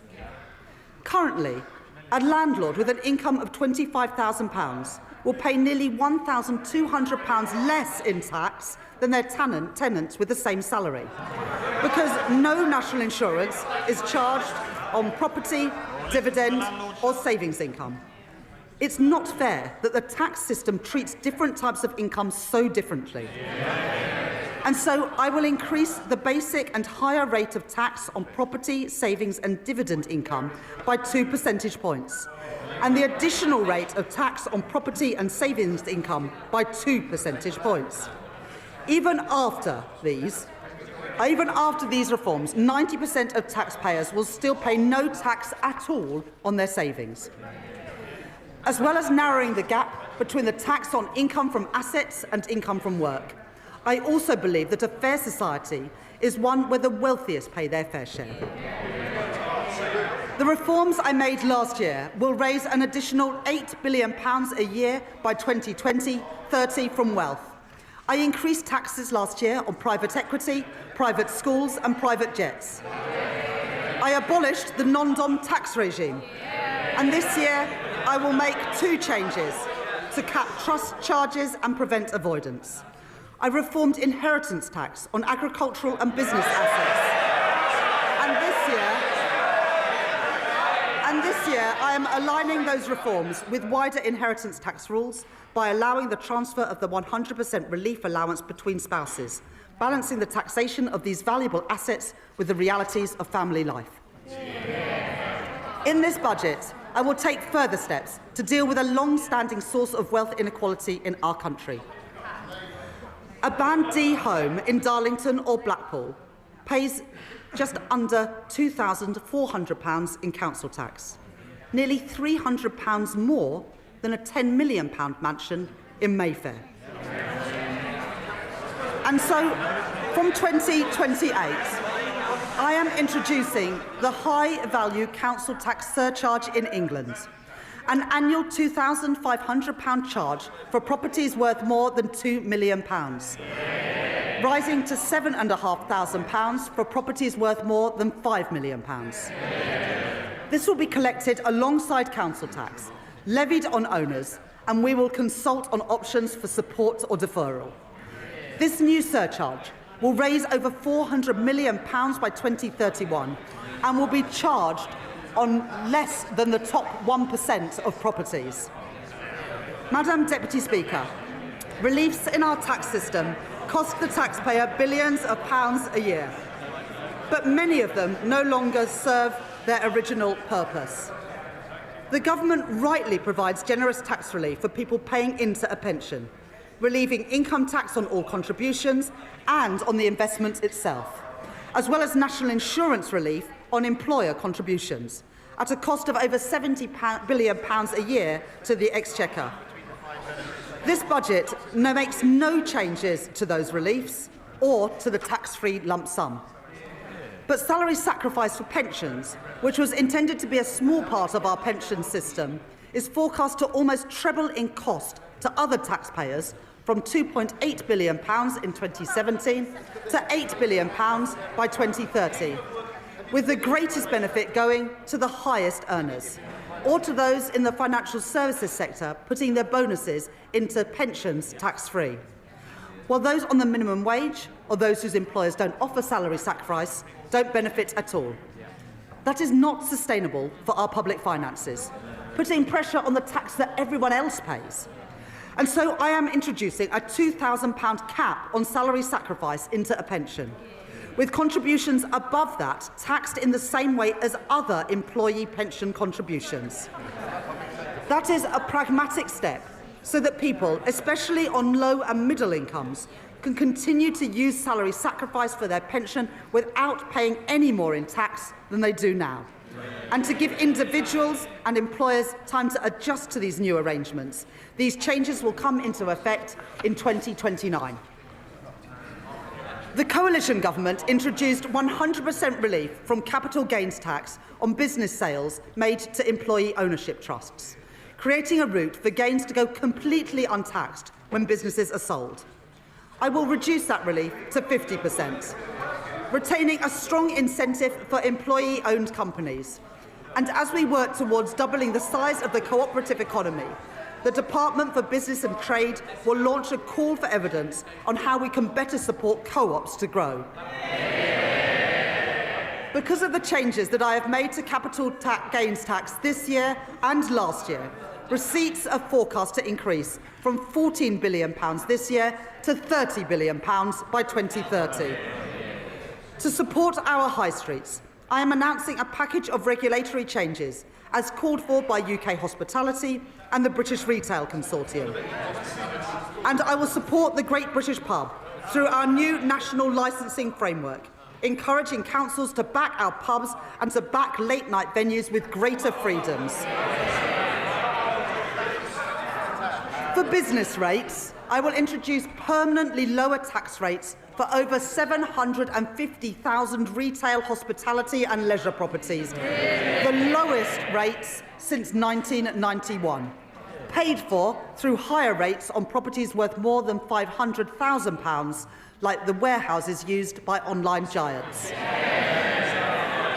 Alongside this, I will introduce a package of support worth over £4.3 billion over the next 3 years for a property of any size seeing a large increase in their bill. And to support a level playing field in retail, I will stop online firms from undercutting our high street businesses by ensuring customs duty applies on parcels of any value.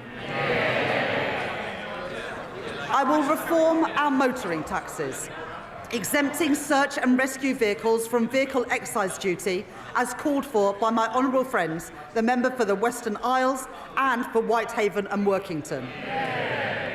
And because all cars contribute to the wear and tear on our roads, I will ensure that drivers are taxed according to how much they drive and not just by the type of car they own, by introducing the electric vehicle excise duty on electric cars.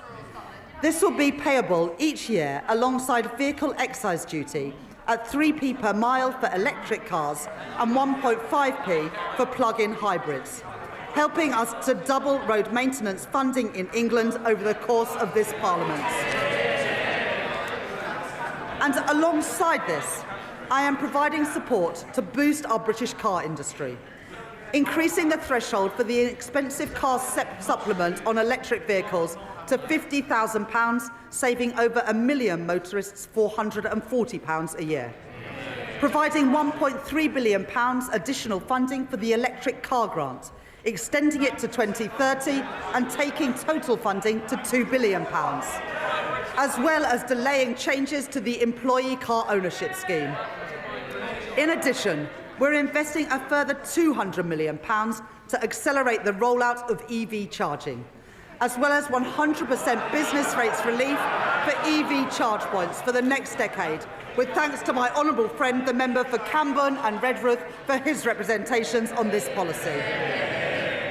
And I will improve competition in our taxi industry by ending ride-hailing companies' use of a discount scheme intended for coach tours, as called for by Steve McNamara, the General Secretary of the Licensed Taxi Drivers Association, legislating to restrict access so that everyone pays fairly and protecting £700 million of tax revenue each year. I am responding to our consultation on landfill tax, and listening to representations, particularly from our house building industry. I will not converge towards a single rate, but I will prevent the gap between the two rates from widening to balance the need to address tax avoidance in the current structure. I will today publish Ray McCann's report into the loan charge along with the government's response, setting out a new settlement opportunity that will finally allow people to finalise their position and draw a line under this long-standing issue. And I'd like to thank my honourable friend, the member for Milton Keynes Central, for her representations on this subject. I will continue with the planned uprating for tobacco duties that I set out last year and uprate alcohol duties by inflation, along with our plans to introduce a vaping products duty in 2026 and changes to the soft drinks industry levy announced by my right honourable friend, the Health Secretary, yesterday. And I'd like to thank the Exchequer Secretary to the Treasury for his work on all the tax measures in this budget. I will also reform gambling taxes in response to the rise in online gambling. Remote gaming is associated with the highest levels of harm. And so I am increasing remote gaming duty from 21% to 40%. With duty on online betting increasing from 15% to 25%. I am making no change to the taxes on in-person gambling or on horse racing. And I am abolishing bingo duty entirely from April next year. Taken together, my reforms to gambling tax will raise over £1 billion per year by 2031. As a result of the tax reforms I have made today, I can confirm that I will not be increasing national insurance, the basic, higher or additional rates of income tax or VAT.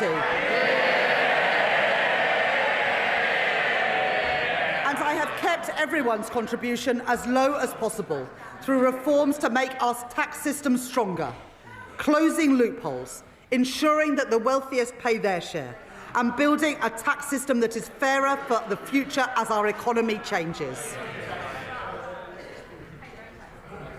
On the day I became Chancellor, I said that I would judge my time in office a success if I knew that ordinary children from working-class backgrounds were living more fulfilling lives.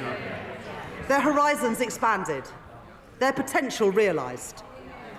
I joined the Labour Party, I came into politics, because I believe that every child has equal worth and deserves an equal chance to achieve their promise.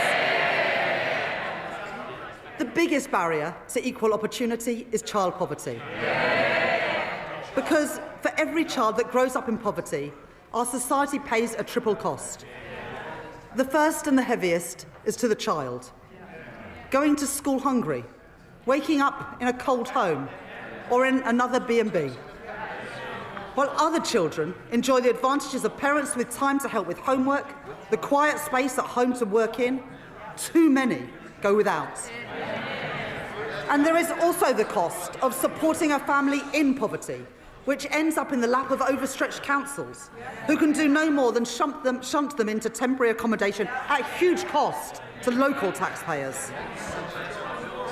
Then there is the future cost to our economy and to our society of wasted talent and a welfare system that bears the cost of failure for decades to come.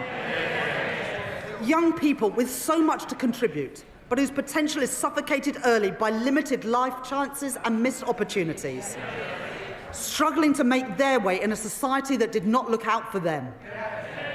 I don't intend to preside over a status quo that punishes children for the circumstances of their birth and demands that we all pay 3 times over for it. Since last July, we've rolled out free breakfast clubs in schools.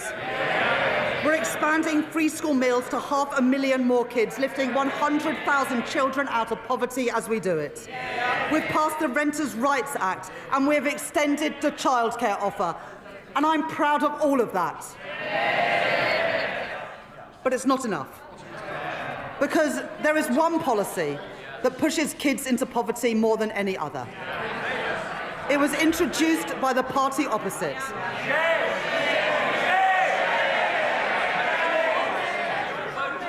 They said it would save money and that it would bring about behavioural change, disincentivising poorer families from having more children.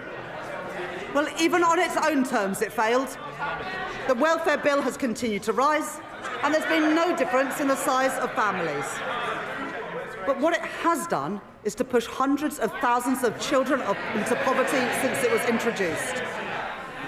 They said they were punishing parents' choices, but it's the kids who have paid the price. They've paid the price for the policies of a party which opted for cynical gimmicks over real savings in our welfare system.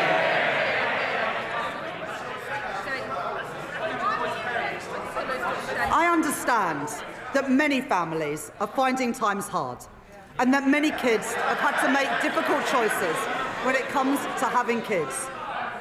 And there are many reasons why people choose to have children and then find themselves in difficult times. The death of a partner, separation, ill health, a lost job. I don't believe that children should have to bear the brunt of that. And neither can I, in good conscience, leave in place the vile policy known as the rape clause, requiring women to prove if their child has been conceived non-consensually to receive support. I'm proud to be Britain's first female Chancellor of the Exchequer. I take the responsibilities that come with that seriously. I will not tolerate the grotesque indignity of women of the rape clause any longer. It is dehumanising, it is cruel, and I will remove it from the statute book. And so because I am tackling fraud and error in our welfare system, because I am cracking down on tax avoidance, because I am reforming gambling taxation, I can announce today, fully costed and fully funded, the removal of the 2-child limit in full from April.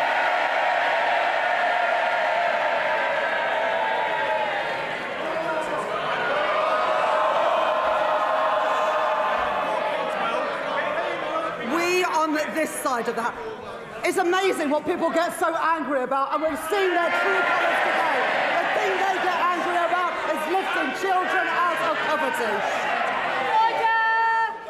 Order. Our constituents will want to hear the Chancellor. I think our constituents have heard all they need to from the party opposites today. We on this side of the House do not believe that the solution to a broken welfare system is to punish the most vulnerable. We are lifting 450,000 children out of poverty with the end of the 2-child limit. And, Madam Deputy Speaker, combined with other actions we are taking, this Labour government is achieving the biggest reduction in child poverty over a parliament since records began. That is the difference that this Labour government is making. Madam Deputy Speaker, I know how worried families are about the cost of everything. Worried that their money won't stretch to the end of the month. Worried that price... I think if you've got a house that's worth £5 million a year, you can probably afford it. But you get more exercise about reducing child poverty than you do about the richest paying more. Under this government, wages have risen by more since we were elected than in 10 years under the last government, with lower interest rates already saving families £1,200 a year off a typical new mortgage, compared to that to when Liz Truss was Prime Minister. But I know that people still face pressure on their budgets day to day and week to week. And where there is more to do, where we can provide relief, we are doing it. Extending the bus fare cap, cracking down on rip-off price hikes, freezing prescription charges and freezing rail fares for the first time in 30 years. I am increasing the basic and new state pension by 4.8%, an increase of £440 per year for the basic state pension, and an increase of £575 per year for the new state pension, in line with our commitment to the triple lock. At the election, we promised a genuine living wage, and we are delivering it. At the budget last year, I increased the national minimum wage and the national living wage, and I am doing the same this year too. Accepting the recommendations of the Low Pay Commission in full, and increasing the minimum wage for 18 to 20-year-olds from £10 to £10.85 an hour, and increasing the living wage from £12.21 to £12.71 an hour. Under current plans, the temporary 5p cut to fuel duty that was introduced during the pandemic will come to an end in April, and fuel duty will be uprated in line with inflation. But I know that the cost of travelling to and from work is still too expensive. And so I am extending the 5p cut until September 2026. And because I know that changes in wholesale prices are not always passed on to motorists, I am bringing in new rules to mandate petrol forecourts to share real-time price rises through a new fuel finder, empowering drivers to find the cheapest fuel, calling out rip-offs and strengthening competition, saving the average household £40 a year. Madam Deputy Speaker, one of the greatest drivers of the rising cost of living is the cost of energy prices. The cause of high energy bills must be tackled at source, and so we are investing in energy security, in nuclear and renewable energy, and in insulation through our Warm Homes Plan. But that's not enough when people are struggling with energy bills today. The Conservatives' Eco Scheme was presented as a plan to tackle fuel poverty. It costs households £1.7 billion a year on their bills. And for 97% of families in fuel poverty, the scheme, get this, has cost them more than it's saved. It is a failed scheme, and so I am scrapping it, along with taking other legacy costs off bills. And as a result, I can tell you today that for every family, we are keeping our promise to get energy bills down and cut the cost of living. With £150 cut from the average household bill from April next year. Money off bills and in the pockets of working people, that is my choice. Not to neglect Britain's energy security like the Tories did. Not to leave working families to bear the brunt of high prices like the Tories did, but to get energy costs down now and in the future. That is the Labour choice.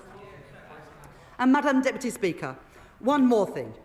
Because of our action on bills and on prices, as a direct result of this budget, the Office for Budget Responsibility confirmed today that inflation is coming down faster and will be a full 0.4 percentage points lower next year, That's the benefit of a Labour government cutting the cost of living.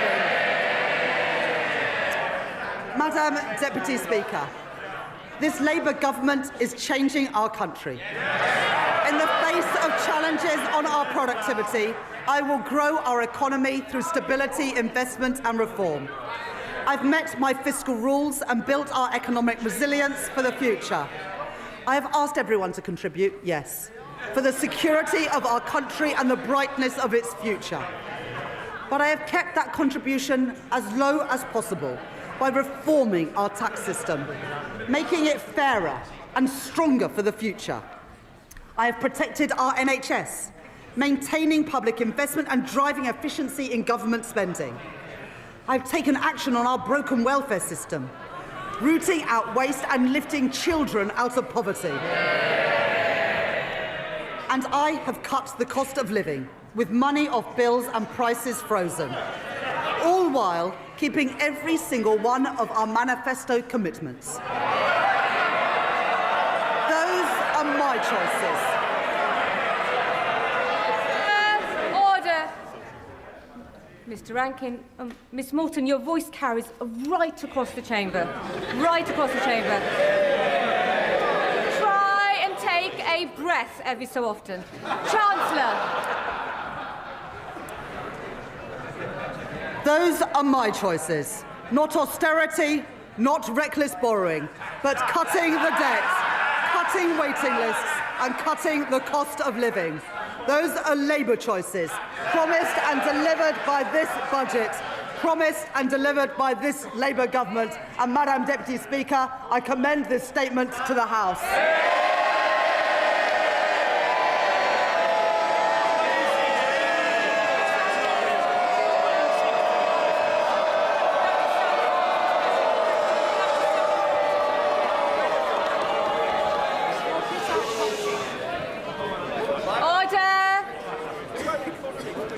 Under Standing Order number 51, the first motion entitled Provisional Collection of Taxes must be decided without debate.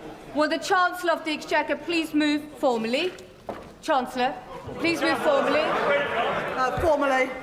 The question is that pursuant to Section 5 of the Provisional Collection of Taxes Act 1968, provisional statutory effect shall be given to the following motions. Stamp duty reserve tax, UK listing relief, motion number 60. Rates of tobacco products duty, motion number 65. As many of their opinions say aye. Aye. Of the contrary, no. The ayes have it. The ayes have it. We now come to the motion entitled Income Tax Charge. It is on this motion that the debate will take place today and on the succeeding days. The questions on this motion and on the remaining motions will be put at the end of the budget debate on Tuesday, the 2nd of December. I call the Chancellor of the Exchequer to move the motion formally. Formally.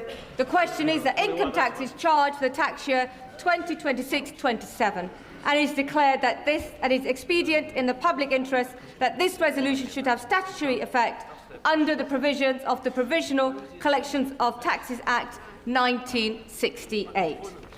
I now call the Leader of the Opposition. Leader of the Opposition.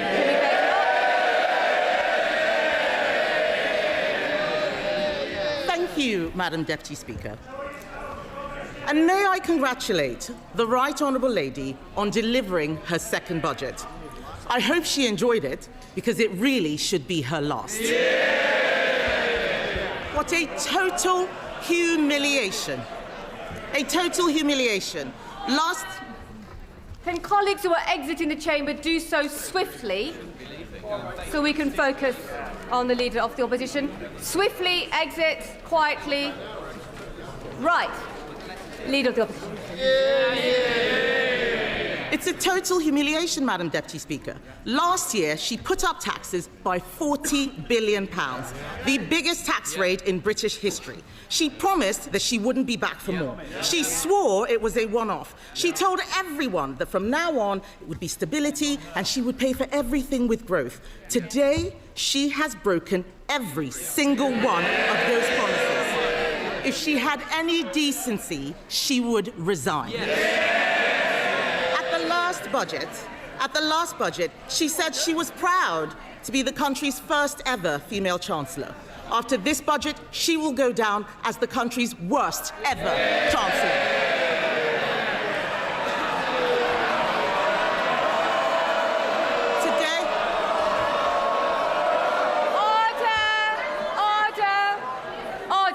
And the Chief Whip in particular knows that we don't allow clapping in the chamber. Leader of the Opposition.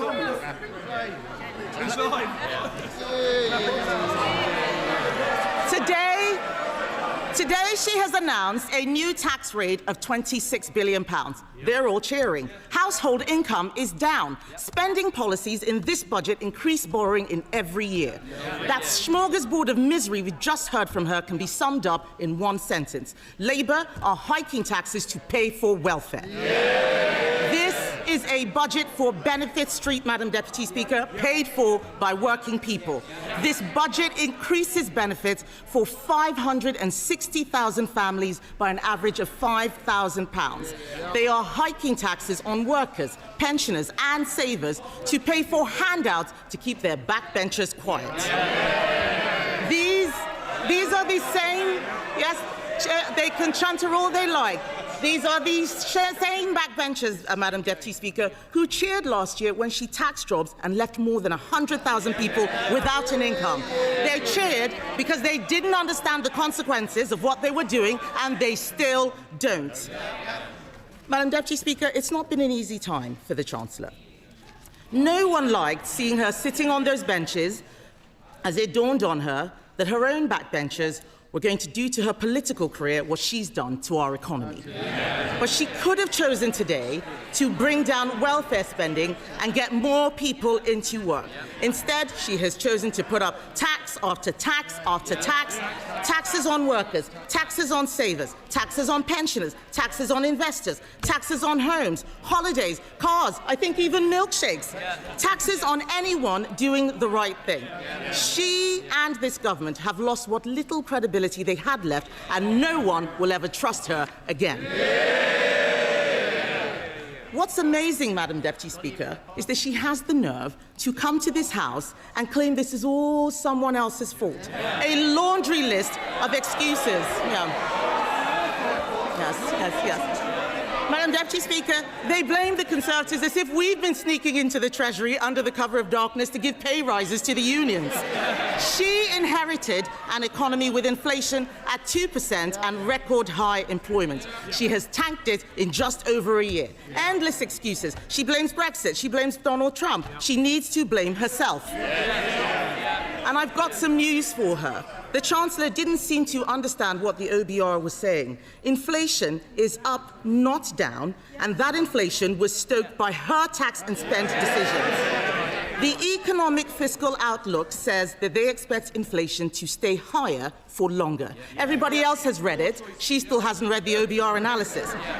She blames higher than expected borrowing costs. Where does she think they came from? Those borrowing costs are driven by her lack of grip. She is paying more, you're saying us, she's paying more to borrow than Greece. She is paying more to borrow than at any point under the 14 years of Conservative government. Perhaps if Labour MPs read a book sometimes, they would know something. That includes an energy crisis, Madam Deputy Speaker. Under us, we had an energy crisis sparked by a war in Ukraine and a global pandemic. What is her excuse? What is her excuse? She is taking the public for fools, but they are under no illusions whose fault this is. The fact is, the bad choices she is making today, choices to break promises, choices to put up taxes, choices to spend more of other people's money, are because of the bad choices she made at the last disastrous budget. If you want growth, you need to start with knowing what kind of country you want to be and make a plan to get there. Create certainty for the people and businesses who will drive growth. There is no growth and no plan because Labour focused on settling scores and scratching the itches they had in opposition. She promised stability, she delivered chaos. Just look at the circus around this budget. First the leaks, then more leaks to try to undo the damage. calling panicky press conferences, U-turning on her U-turns, rolling the pitch one day only to plough through it the next. She had the cheek to talk about stability, Madam Deputy Speaker. She has become the first Chancellor in history to release the whole budget ahead of time. This is extraordinary. It tells you everything you need to know about her grip on the Treasury. She's making the UK a shambolic laughingstock to international investors, and if she doesn't resign for breaking her promises, she should sure as hell go for this.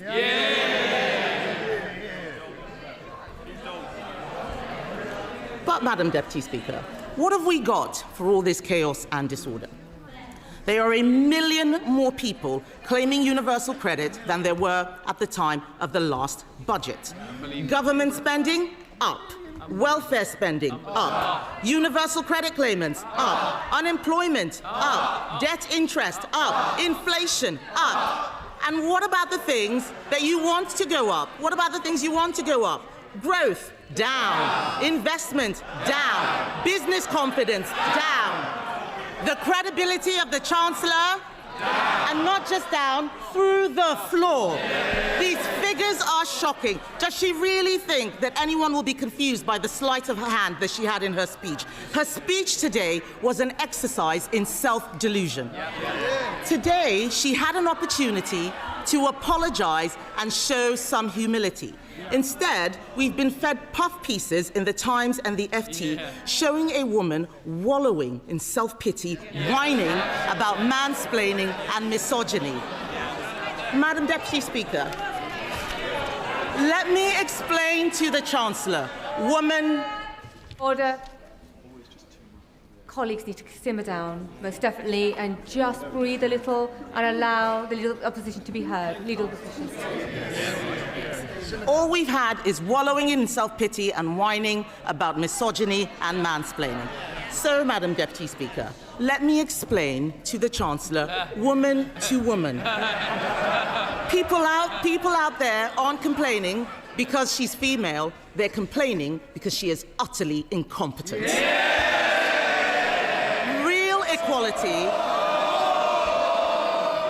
Real equality means being held to the same standard as everyone else. It means being judged on results. Take her bright idea, the Office for Value for Money. It's been closed down because it didn't save a penny. In fact, it cost the taxpayer £1.6 million. You couldn't make this stuff up. Madam Deputy Speaker, I've identified a way to save taxpayers huge amounts of money by sacking just one person, the woman sitting opposite. The ex-chief economist of the Bank of England was not mansplaining. He wasn't mansplaining when he said the uncertainty around today's budget is the single biggest reason growth has flatlined. What did the Chancellor think would happen when she went on breakfast telly to do an emergency public service announcement? I interrupt your Cheerios to bring you this frightening message about income tax. And then, unbelievably, she changed her mind 3 days later. No wonder people are in despair. She says she wants people to respect her. Order. Conservative colleagues are drowning out the Leader of the Opposition speech, so just be mindful nobody will be able to hear her at home. Leader of the Opposition.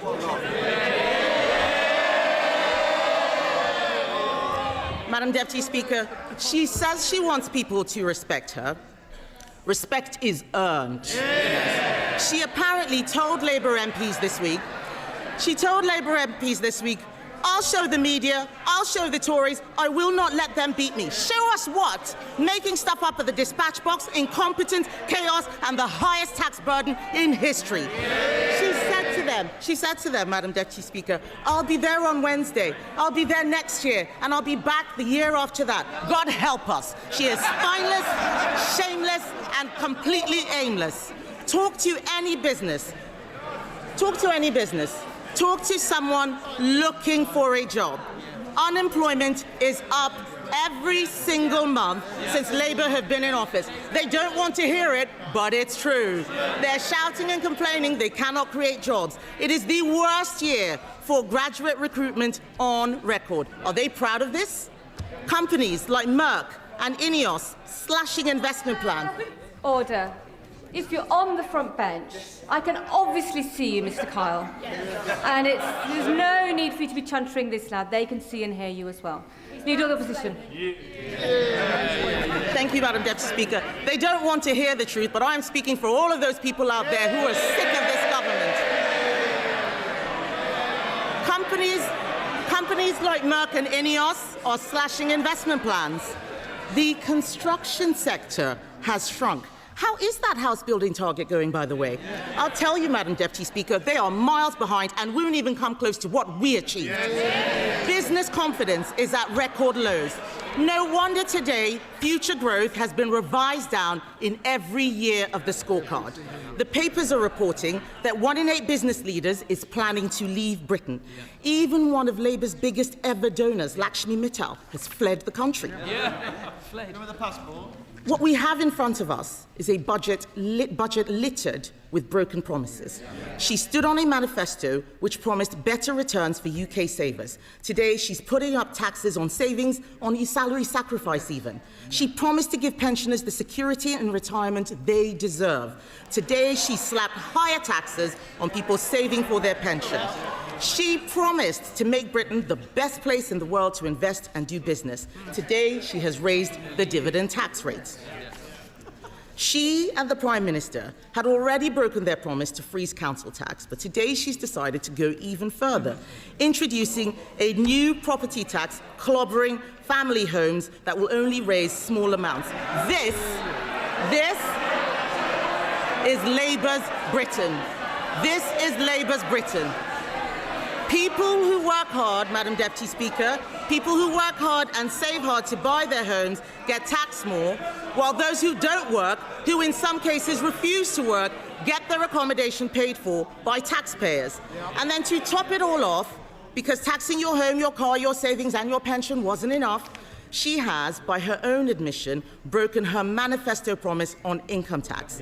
Because in the last budget, she said, and I quote, "I am keeping every single promise on tax that I made in our manifesto, so there will be no extension of the freeze in income tax thresholds." She said in that budget that extending the threshold freeze would hurt working people and take money out of their payslips. But today, she has done exactly that. Why should anyone believe anything she's promised in this budget? And so where is the money going? Small changes to rail fares and prescriptions, these are distractions while she steals your wallet. The real story here, Madam Deputy Speaker, the real story is that Labour have lost control of welfare spending. Not only will working people have their tax thresholds frozen while benefits go up in line with inflation, not only have Labour abandoned reforms that would have saved the taxpayer £5 billion after pressure from these backbenchers, today they have added another £3 billion to the bill by scrapping the two-child benefit cap. We introduced that cap, Madam Deputy Speaker, because it means people on benefits have to make the same decisions about having children as everyone else. Even Labour voters know that it strikes the right balance between supporting people who are struggling and protecting taxpayers who are struggling themselves. Just this summer, the Chancellor admitted that lifting the two-child benefit cap was not affordable. But that was before the Prime Minister accidentally fired the starting gun on the race to replace him. So now he and the Chancellor are buying the votes of their own MPs with taxpayers' money. If she wants to reduce child poverty, she should stop taxing their parents and stop destroying their jobs. She congratulated herself on a new tax on landlords. Let me tell her this. Hiking tax on landlords will only push up rents. It will push landlords out of the market. The people who will suffer are the tenants. And then she talks about taxes on electric vehicles. These changes will hit rural drivers the hardest, but we know that Labour don't care about rural people. All this budget delivers is higher taxes and out-of-control spending. Nobody voted for this. The Chancellor must take responsibility. She chose to impose the jobs tax, driving unemployment higher month after month. She chose to abandon welfare reform, meaning the benefits bill is spiralling. She chose to spend more and more money she didn't have, leaving taxpayers to foot the bill. She is out of money, out of ideas, out of her depth, and she has run out of road. The country simply cannot afford a Chancellor who can't keep her own promises. Her position is untenable, and she knows it. She's talking to the Chancellor. Is he mansplaining to you, by the way? Is he mansplaining? Do you want some help? Would you like some help? What the Prime Minister should do is grow a backbone and sack her. But he won't, because he knows if she goes down, he goes down with her. So we're stuck with them both, Laurel and foolhardy. Does she have any sympathy for the people facing Christmas without a salary because of her jobs tax? For the retailers who are suffering sleepless nights because of their plummeting Christmas sales? People out there are crying. Last year, we had the horrors of the Halloween budget. This year, it's the nightmare before Christmas. And as for her, she's the unwelcome Christmas guest, 10 minutes through the door, and she's eaten all the Quality Street, Madam Deputy Speaker.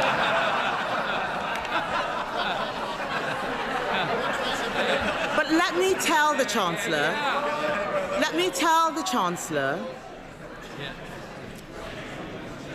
Chancellor something she has forgotten.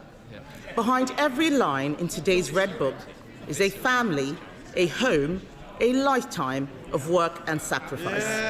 People are frightened, and they have every reason to be. The Chancellor has spent the last year terrifying them. Every decision that she and the Prime Minister make puts more pressure on the people who keep this country going. If Labour are the party of working people, why is it that every day under them, thousands more people are signing off work and onto benefits? It's Conservatives who are the party of work. The Labour Party should be renamed the Welfare Party. And they are making a mistake. The British public don't want higher welfare spending. They want people in work providing for themselves. They want to live in a country where hard work pays, where what you put in reflects what you get out. And we agree with them.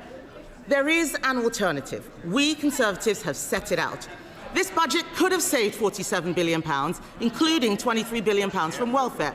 She could have applied our golden economic rule, allocating half of those savings to cutting the deficit and using the rest to cut taxes. Oh, they're all pretending they're not listening. It's the shame of the mess they've made. It's the shame of the mess they've made. Order. Mr. Vince. Mr. Thompson, you're so enthusiastic. I was worried you were going to knock Mr. War off his chair a moment ago, so we need to calm down and breathe, and we need to ensure that we can hear the Leader of the Opposition. Kemi Badenoch.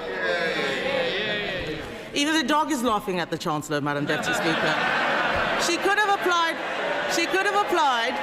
our golden economic rule, allocating half of those savings to cutting the deficit, using the rest to cut taxes. She could have abolished stamp duty on homes to get the housing market moving, abolished business rates on shops to breathe life into our high streets. She could have introduced our cheap power plan. It saves a lot more money than what she announced would bring down energy costs for homes and businesses. That's what she should have done. She should be on the side of people who get up and go to work, people who take a risk to start a company, people working all hours to keep their business afloat. She should be on the side of the farmer, trying to hand something over to the next generation. The investor, deciding whether to spend their money in the UK or elsewhere. She should be on the side of the young person, looking for their first job. The saver, doing the right thing and putting money away for a rainy day. The pensioner, trying to enjoy a decent retirement. This country works when you make the country work for them. Only the Conservatives are on their side, Madam Deputy Speaker, and our plan for them is simple. Bring down energy costs, cut spending, cut tax, back business, and get Britain working again.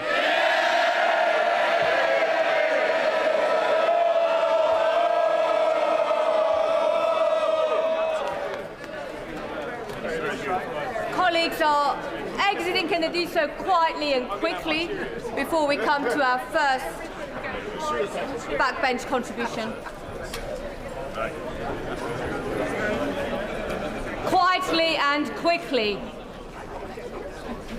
Other colleagues who are trying to catch my eye should return to their seats. I have noticed them bobbing. And we come to the chair of the Select Committee. We come to Dame Meg Hillier. Thank you, Madam Deputy Speaker.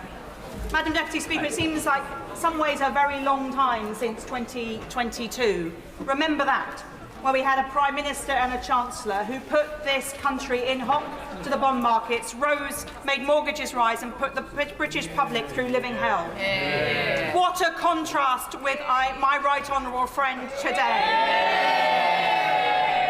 who has put money into the NHS, is backing investment in our country, supporting start-ups and supporting the British public in a difficult cost of living crisis caused by the party opposite. Yeah. And while I want to go into what the Chancellor said today, I cannot let go without making some comments about the Right Honourable Member for Essex, the Leader of the Opposition. Who was shambolic, Madam Deputy Speaker? Them.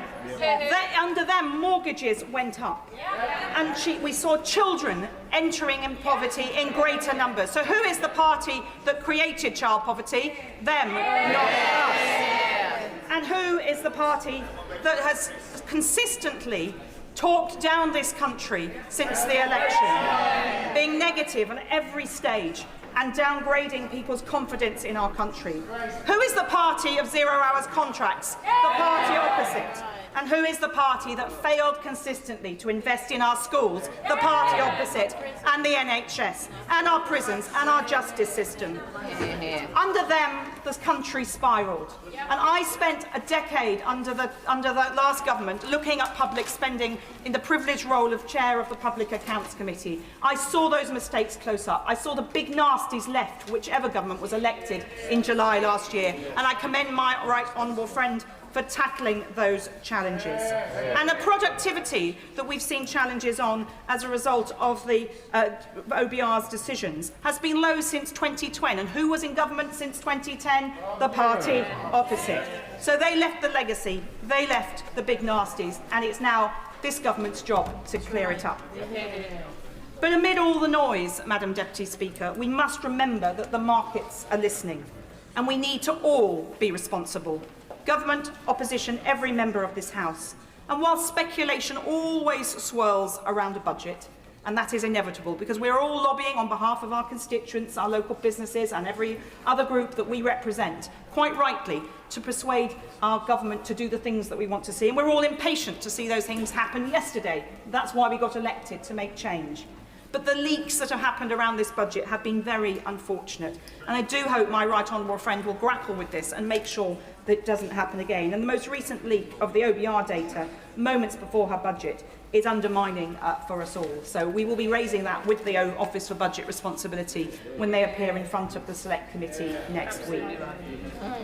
But the Treasury Select Committee looked at a number of the issues that were being speculated around the budget: child poverty, gambling tax, cash ISAs, and others. And I'm grateful that my right honourable friend has tackled some of these. I wanted to touch first on cash ISAs. We, in a report, recommended that the Chancellor didn't reduce the limit on cash ISAs from £20,000, and she's reduced it not from the 10 that was being mooted, but to 12.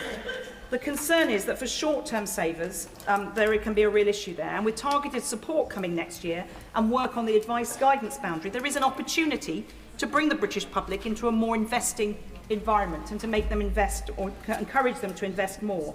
But after so many years, when we've all been warned that your capital is at risk, like on the cigarette packets, that you might die if you smoke, it takes a long time to turn that culture around. I do want to pay tribute to the financial inclusion and literacy campaign that the Financial Times backs, which is running a programme in Shoreditch Park City Academy in my constituency over 3 years, with years 7, 8 and 9, to encourage them to teach them about financial literacy. Yeah. They will be the investors of the future, but it will take some time for those young people to get to the point where they invest. So I am pleased that the Chancellor did exempt over 65s from this limit, because that short-term saving is important, and particularly for that age group that is planning for retirement or indeed in retirement. Yeah.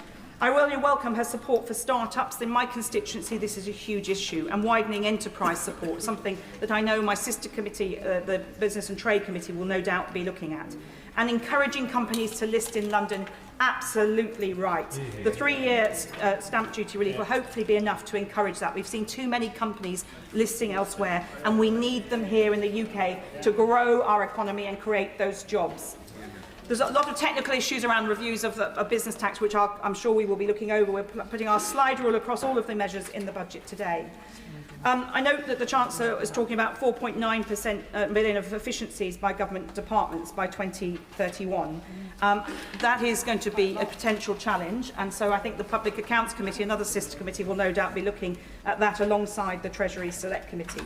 But I'm really pleased that she's pursuing, giving HMRC more powers to pursue promoters of tax avoidance schemes. We know what the problems have been there, and the Treasury Select Committee has the privilege and responsibility of challenging His Majesty's Revenue and Customs regularly, and they will be in front of us in January, and we'll be able to ask them more about that then. But for me, one of the central planks for me as a constituency MP of why we needed a Labour government, because of what the other party did to children living in poverty. There are 4.5 million children in poverty in this country. That's gone up by almost 1 million since 2012.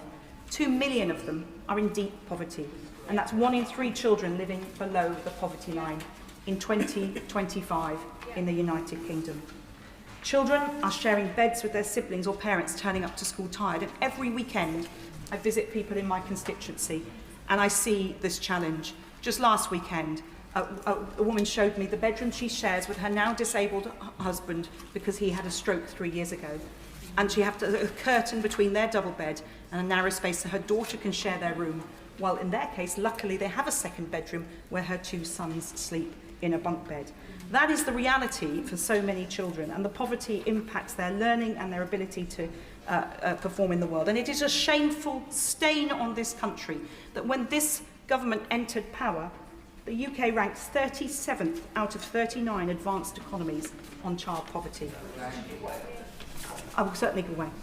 Really grateful to it. I agree with everything she just said about child poverty and welcome the lifting of the cap. But is there a little bit of a blind spot for this government on rural poverty? Government figures themselves show by the end of next year the average hill farmer will earn barely just above half the national minimum wage. Is she as disappointed as I am that the government has not tackled this in the budget and indeed got rid of the family farm tax, which is going to tax many of them out of existence altogether?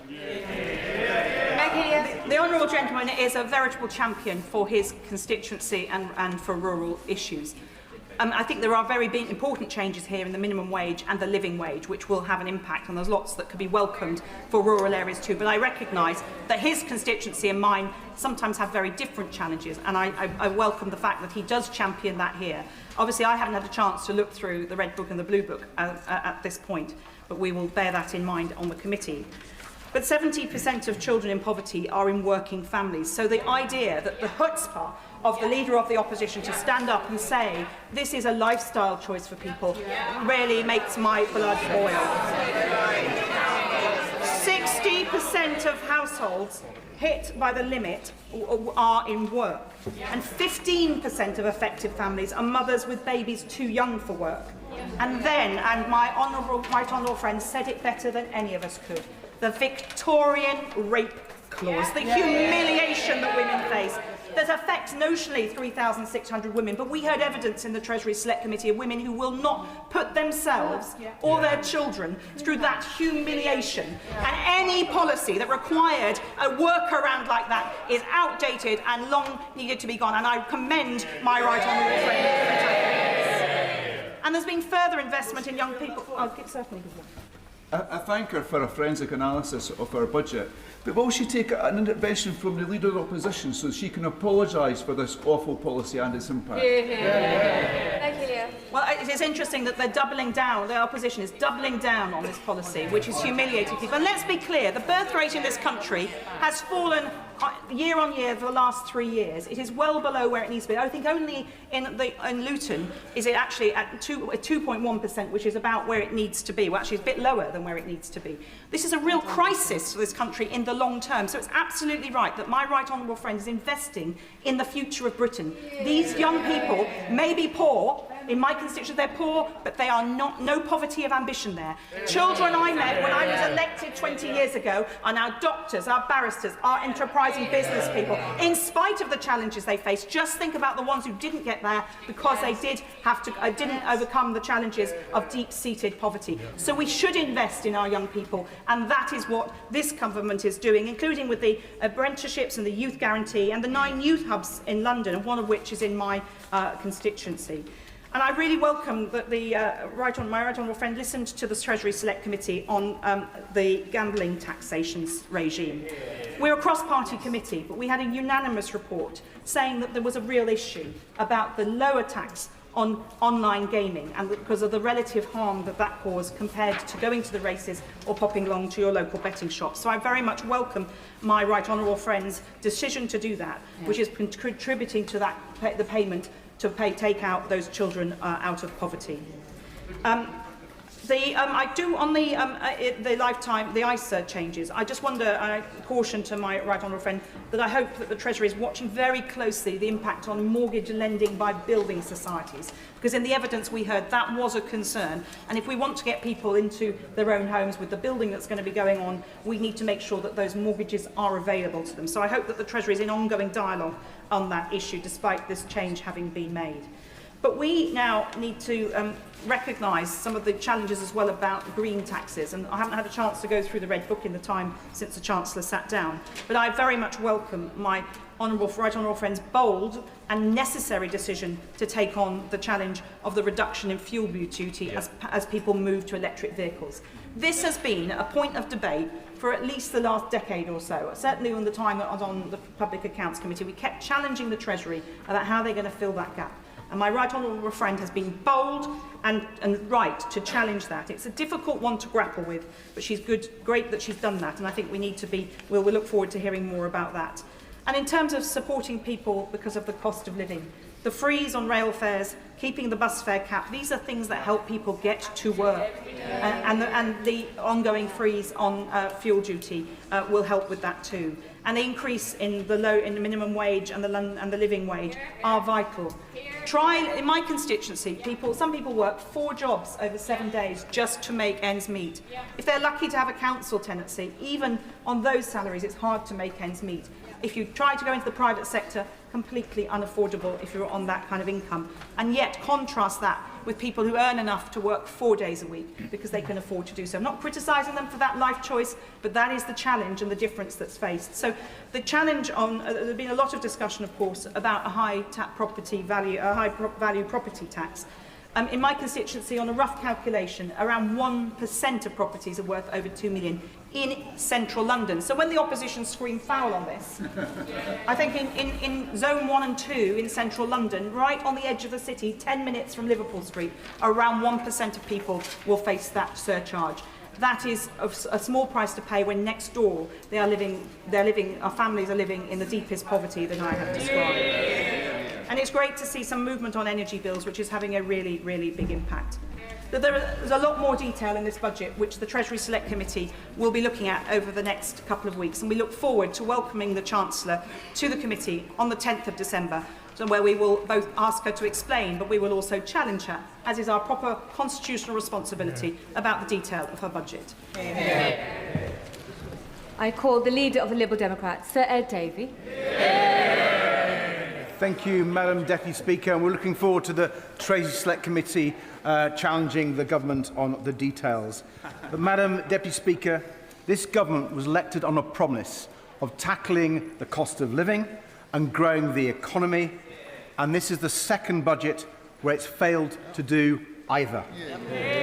For millions of people struggling with higher bills, all this budget really offers is higher taxes. The OBR sets it out in black and white. Disposable income, living standards are down thanks to this budget. Surely the Chancellor should have learned from her first failed budget that you can't tax your way to growth. Under the Conservatives, the UK's tax burden reached its highest level since 1948 and it hit the economy. Yet under this budget, the tax burden will hit an all-time high. Madam Deputy Speaker, There is an alternative to all these Conservative and Labour taxes, and the shocking reality is the government knows it, and that's a new trade deal with Europe. A major new deal to cut the cost of living and grow our economy. The truth is, Madam Deputy Speaker, Boris Johnson's Brexit deal has cost the Treasury £90 billion a year in lower tax revenue. Imagine if the Chancellor had adopted our plan to reverse those Brexit costs. Imagine how much more we could be helping families and pensioners across our country with the cost of living. Imagine how we could be ending the cost of living crisis today. Order. I made it very clear earlier on, and you're a senior member of the House. No intervention should be made, nor will be taken. Edit. Thank you, Madam Deputy Speaker. I'm happy to talk to him in the tea room afterwards. Madam Deputy Speaker, the government know the damage the Conservative reform Brexit deal has done to every family and every business across our country. And yet they choose to reject the single biggest policy for ending the cost of living crisis, turbocharging economic growth and boosting tax revenues without raising tax. A new trade deal with Europe, properly fixing our broken relationship with Europe with a new customs union. Growing our economy by freeing British businesses from the costs, barriers and red tape favoured by the Conservatives and Reform. Rather than trying to tax their way out of debt, as Labour is choosing, Liberal Democrats would grow our way out of debt. Now, Madam Deputy Speaker, to be fair to the Chancellor, she has recently spoken about the terrible damage that the Conservatives' Brexit deal has done to our economy.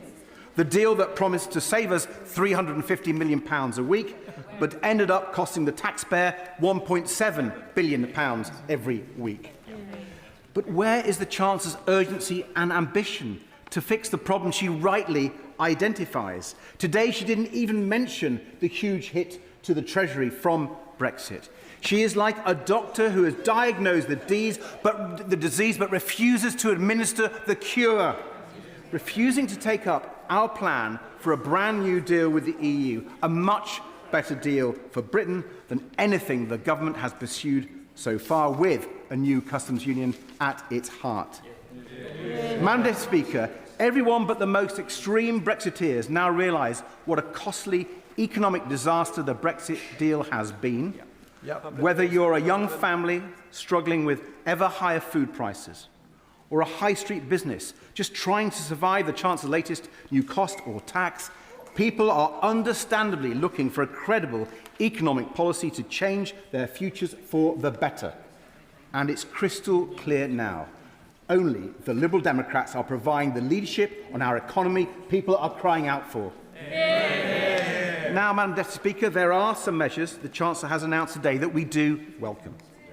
At last, she has decided to tax the big online gambling firms by raising remote gaming duty, as the Liberal Democrats have been calling for. Problem gambling is related to hundreds of suicides every year. So, of course, online casinos and the like should absolutely pay more tax on their huge profits. Her decision to scrap the rate clause is an excellent one. And I may not have heard the Leader of the Opposition, but I wasn't sure if she welcomed that. I hope the Conservative Party will welcome that. And the Chancellor's decision to scrap the two-child limit is excellent. It was in our general election manifesto, and I'm glad that she is now enacting Liberal Democrat policy. Madam Deputy Speaker, it's clearly the most effective way of lifting children out of poverty, and it will save taxpayers' money in the long term. And the biggest relief today for millions of families and pensioners is the action the Chancellor is taking to reduce energy bills, and we welcome it. But even after the Chancellor's changes, it will still leave the typical household paying hundreds of pounds a year more on their energy bills than 5 years ago. So more action will be needed. But we need action on energy bills that works. Reform and the Conservative Party pretend that the answer to rising energy bills is to scrap our climate commitments and stop investing in renewables. They couldn't be more wrong. The Conservative reform energy policy would put up bills and just make the UK even more reliant on imported fossil fuels with their volatile and high prices. That would be a disaster for our economy, a disaster for our environment, and a disaster for jobs, and a disaster for people struggling with energy bills. Madam Deputy Speaker, a major winner from reform's energy policies would be Vladimir Putin. Now, that might explain why the honourable member for Clacton is so keen on it. So I urge the government, don't listen to the Conservatives or Reform. Be more ambitious in cutting people's energy bills. Take up our plan to cut energy bills even more right now and to cut them in half within a decade, finally giving families and pensioners the relief they need from this cost of living crisis. Madam Deputy Speaker, while there are some things to welcome, which I've just done, there are quite a lot of measures in this budget that will cause a lot of pain and unfairness, all of which could have been avoided if the Chancellor had gone for growth with Europe instead. Her plans to tax salary sacrifice will be hugely damaging to savings and pensions, and it looks like it's another NI hit on workers, Madam Deputy Speaker. And why, when the electricity vehicle market still needs a boost to get going, is she taxing electric vehicles? And if she wasn't spending £1.8 billion on digital ID, many of these tax rises would not have been needed in the first place. And her failure to U-turn on the family farm tax is a huge error. Madam Speaker, if the Chancellor was really looking to tax those with the broadest shoulders, then why not put a windfall tax on the big banks who are literally making billions at the taxpayers' expense due to a side effect of quantitative easing? But the worst tax hike of this budget by far, the biggest tax rise of this budget, is the Chancellor's decision to repeat the Conservative policy of freezing income tax thresholds. Freezing these thresholds reduces the amount people can earn tax-free and hits the lowest paid the hardest. But I have to say, Madam Deputy Speaker, hearing the Conservative leader criticise it now rings incredibly hollow. And I think the member for Berkshire was objecting to her comments. The leader of the opposition cheered Conservative budgets after Conservative budgets that did exactly the same thing as the Chancellor did, raising taxes on the low paid. The Conservatives dragged an extra 4 million people on very low incomes into paying income tax and an extra 3.5 million people into paying the 40p rate. And the OBR says this government is now planning to drag a further 750,000 low-paid workers into tax and nearly 1 million people into the 40p rate. So someone on the average salary is paying an extra £582 this year because of the Conservatives' policy, and under the Chancellor's plans, they will pay an extra £300 a year by 2031. Now, Madam Deputy Speaker, contrast that with our record on income tax. We raised the personal allowance by £4,000. We cut income tax by £825 for millions of people and took 3.4 million of the lowest paid out of paying income tax altogether. It is clear, Madam Deputy Speaker, the Liberal Democrats are the only party that believes in cutting income tax for ordinary people. Labour and the Conservatives make them pay more. As well as adding income tax pain to families struggling with the cost of living crisis, this budget will also add to the cost of doing business crisis facing Britain's hospitality sector, where she went nowhere near far enough. Our high streets are suffering. Pubs, restaurants, cafes, caravan parks, zoos, even our beloved theme parks. They are struggling against higher business rates and the government's misguided jobs tax. The Liberal Democrats called on the Chancellor to help them with an emergency 5% VAT cut for hospitality for the next 18 months. That would have been a lifeline for some of our most beloved local businesses and for people's jobs, boosting local economies across Britain. And it is very disappointing that the Chancellor hasn't listened to our calls. Finally, Madam Deputy Speaker, can I say how disappointed I am with how little there was for carers in this budget. As a carer myself for much of my life, I'm determined to speak up for the millions of carers less fortunate than I am. Millions of family carers and care workers who make enormous sacrifices looking after loved ones. Carers who keep our NHS going. Carers who keep our society going. They deserve far more support from the government, and I will keep pressing their case. Now, I do welcome the Carers Allowance review, but it confirms our argument that the Carers Allowance system is out of date and is in need of urgent change, and we're yet to hear commitments to those changes. I welcome the decision to reassess cases where overpayment has caused huge hardship, but with the changes not coming into force for another year, the government must instruct the DWP to immediately suspend repayments during that delay and swiftly deliver compensation. More needs to be done to help family carers juggle their jobs with their caring responsibilities. And, Madam Deputy Speaker, we urgently need the Social Care Commission to actually start fixing the system on a cross-party basis and make sure our loved ones get the care they need. The Chancellor cannot claim to be supporting our NHS properly, however much money she puts in, while she and Treasury officials keep blocking the social care reforms that alone can transform the health service across the country and boost our economy. Madam Deputy Speaker, a caring society, a growing economy, a plan to drive down household bills, boost high streets and go for growth with Europe. That is the vision the Chancellor should have set out today.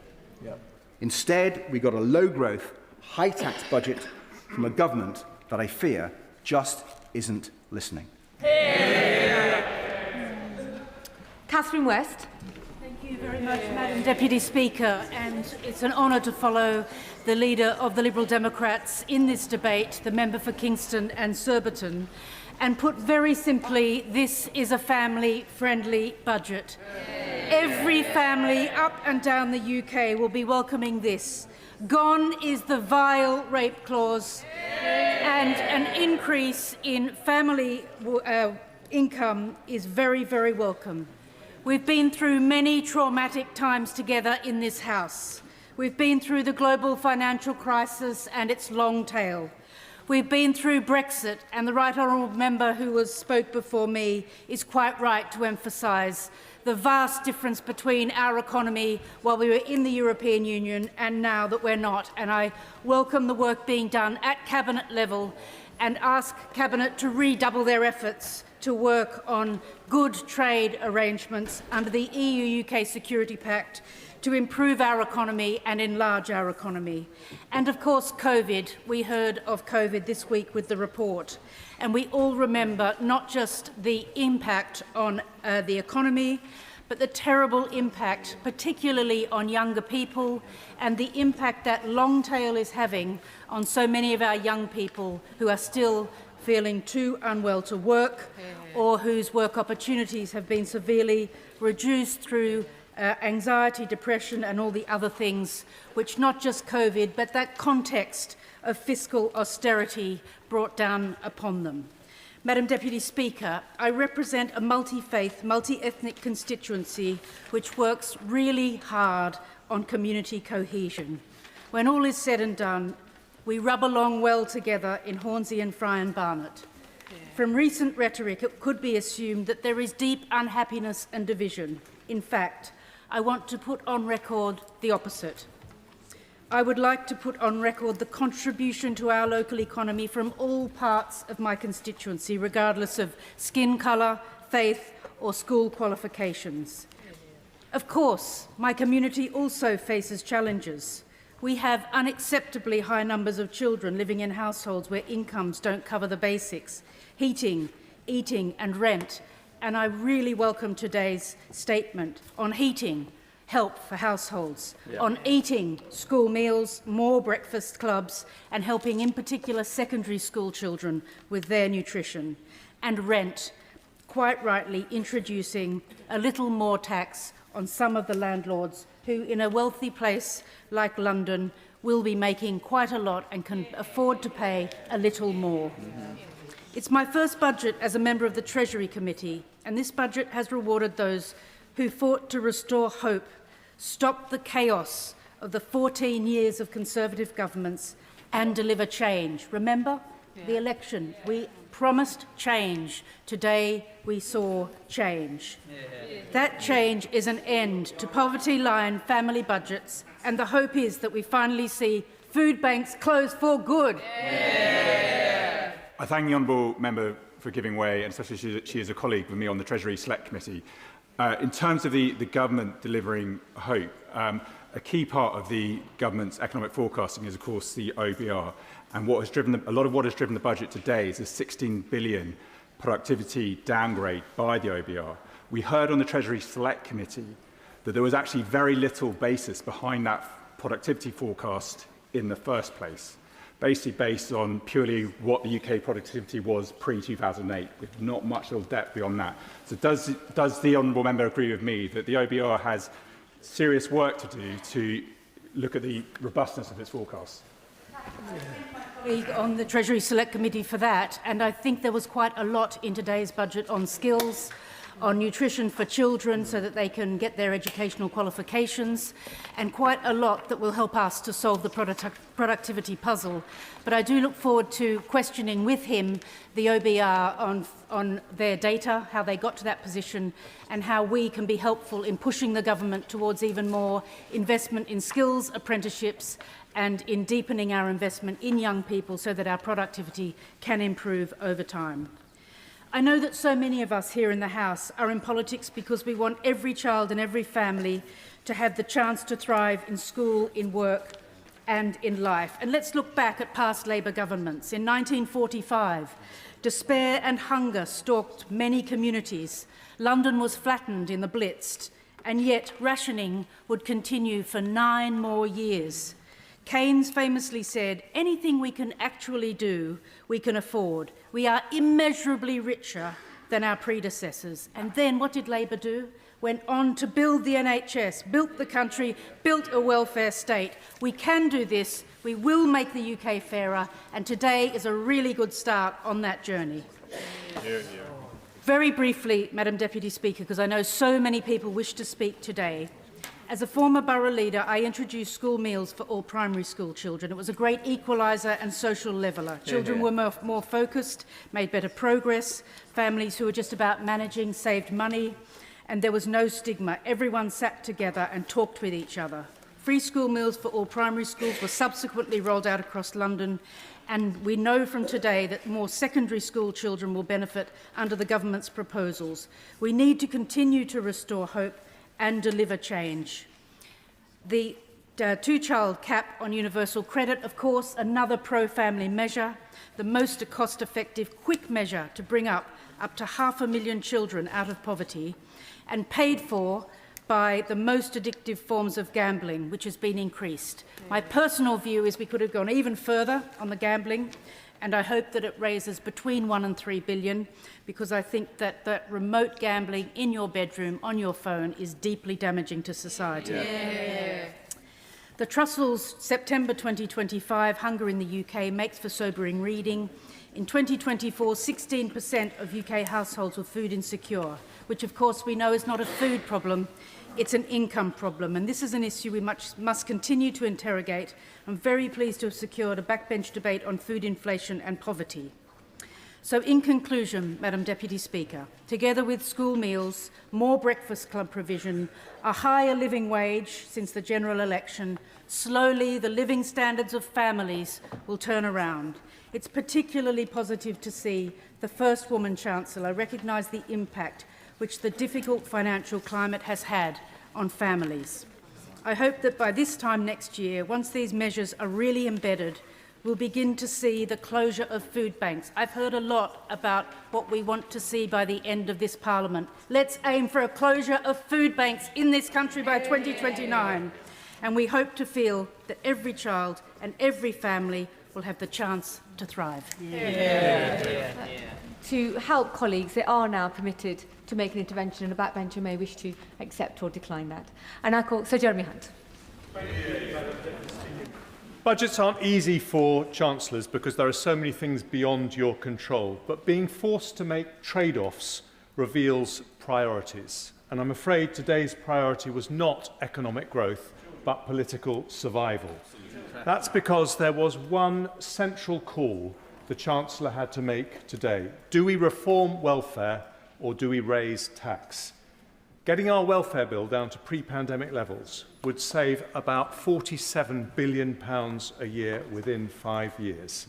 It wouldn't have been easy, but it would have meant no tax rises and plenty of headroom in public finances. Instead, welfare spend is going up and jobs and growth are going down. In every single day of the government's first year, around 2,200 people have been signed off not just working, but even having to look for work. That's 1 million more people on universal credit just in the last year. Most of those claimants cite mental health, but every doctor I ever spoke to as Health Secretary said that people with anxiety and depression need social contact. That means being at work, not being at home. So this could, I will very happily give way to the Chair of the Select Committee. On the point of mental health, he is absolutely right to point out that that is one of the drivers of people going on universal credit that does need tackling. So does he share my alarm that today in the HSJ it's been reported that this government's planning to water down the mental health investment standard, which starts to reverse the trend that we saw over many years of achieving parity of esteem between physical and mental health? I absolutely share the Honourable Lady's concern about that. That was introduced when I was Health Secretary.